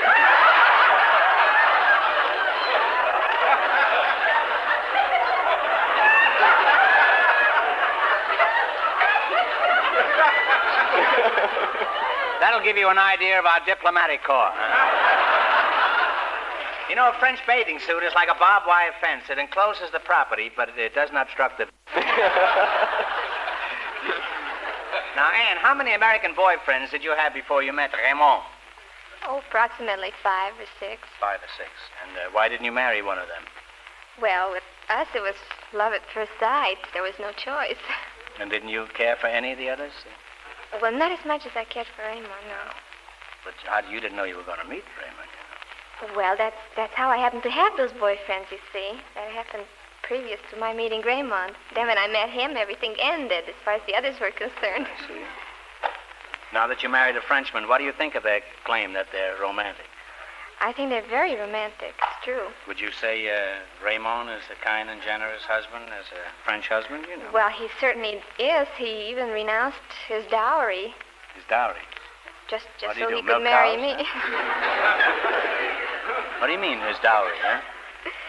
Well, dowry is something European girls get when they marry. Their father gives it to them as just sort of a wedding present. Oh, suppose the old man is flat broke. Well, then the girl just doesn't get married. She doesn't get married, and you call that love? Unless the man is as generous as my husband is. That's a very realistic attitude to have towards matrimony, isn't it? And, does the bride's father have anything to say about who he gives his hard-earned dowry to? Or how it's spent? Oh, yes, he certainly does. As a matter of fact, sometimes he's the one who arranges the whole thing, and the bride and groom don't even get to meet beforehand. Do they meet afterwards? I suppose they do. Good idea. Now, how do American women compare with French women, Raymond? Well, I think that American women are more independent, and they can stand on their 2 feet a little better, you know, than the European women. Yeah. Well, their heels aren't so high. Now, how do American women compare with French women? Well, I think that women are really all the same all over the world. Ain't it the truth, huh?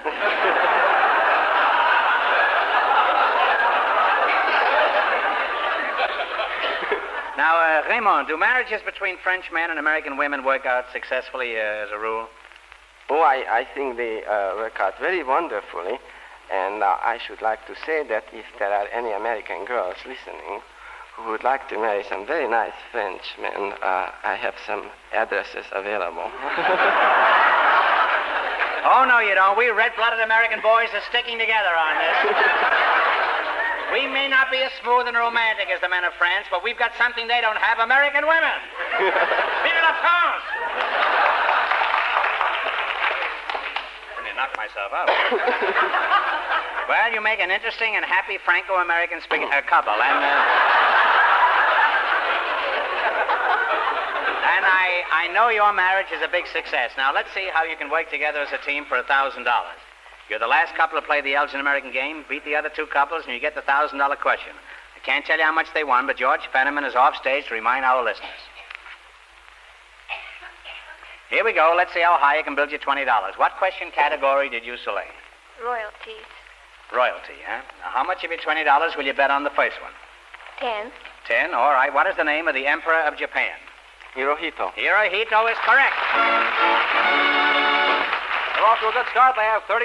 Remember, you're going for $1,000 tonight. How much of the 30 are you going to bet on this one? 25. 25, all right. Who is the new queen of the Netherlands? She succeeded her mother, Wilhelmina. Juliana. Juliana is correct. They now have $55. You now have $55. And here's your third question. And how much are you going to try this time? 50. $50? All right. Ethiopia's emperor claims to be a direct descendant of the Queen of Sheba. What is his name? Haile Selassie. Haile Selassie is correct. They now have $105. Used to be highly censorable, huh? All right, here's your last chance to beat the other couples. You now have $105. How much of this are you going to try this time? 100, please. $100, huh? All right, here we go. What is the name of Princess Elizabeth's younger sister? Margaret. Princess Elizabeth? Well, no. Rose? I don't want to confuse you. It's Now, there's a lot at a stake little here. more. Well, could you Let's give repeat them it? another. Yeah, all right. We got it half. All right, I'll give you a different one. Wait. Who is the king? Wait a minute. Now, what did you say the answer was? I said Margaret Rose. No, you didn't say Margaret, but it is Margaret Rose. Margaret Rose is right. Well, that means they wind up with $205. It also means that they get a chance at the $1,000 question. Congratulations.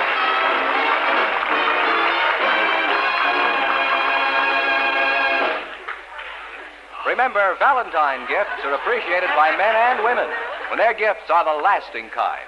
With a name that means the finest designing, finish, and craftsmanship, Elgin American. Whether you choose colors, silver finish, jeweler's bronze, or sterling silver, your Valentine remembrance will keep you remembered for a long, long time when it's an exquisite compact cigarette case, lighter, or lighter case by Elgin American. And here's the winning couple for tonight, the American war bride and the French war groom, Mr. and Mrs. Ramon Room. Well, back again to try for $1,000 of Elgin American's dollars, eh? Mrs. Room, if you win, what will you do with the money? Well, I think my husband can speak for myself as well as himself on this. I think that if we should win the prize, then... You're going to split it with me? No. No, there is a French young lady who is a representative of a French orphan house. And there are 50 French orphan children there, and I should like to donate half of the amount for this purpose. Well, that's enough.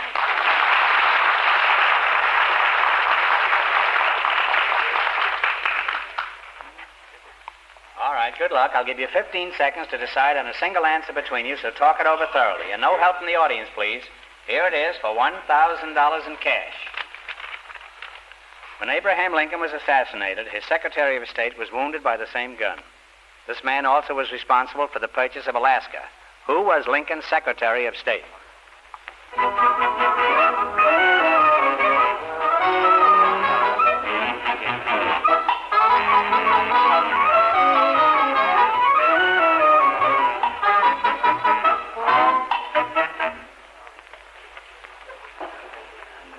What is the answer you two have decided upon, huh? I believe it was Polk. No, I'm sorry. I think the name was Hannibal, no? No. You'd have to decide on one answer between you, but neither of those answers are correct, and I'm sorry. The answer is William H. Seward. When he purchased Alaska, everybody thought he was crazy. When I purchased my house, everybody thought I was crazy. I was.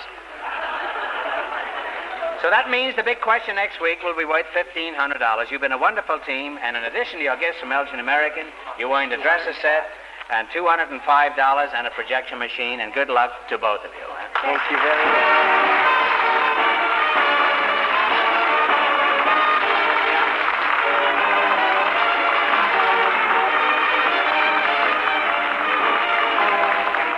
The Elgin American Show, You Bet Your Life, is a John Goodell production, transcribed from Hollywood, directed by Bob Dwan. Editor, Bernie Smith. Music by Stanley Myers. Remember, next week's big question pays $1,500. Be sure to tune in again next Wednesday night at this time for You Bet Your Life, starring Groucho Marx, presented by the creators of America's most beautiful compacts, smartest cigarette cases, and finest dresser sets, Elgin American. Don't go away, folks. In just a minute, I'm going over to Bing Crosby's weekly hard time party on the same station. The word got around Bing hasn't been looking at his compact lately, and we can't have that, you know. By the way, have you looked at your compact lately? Good night.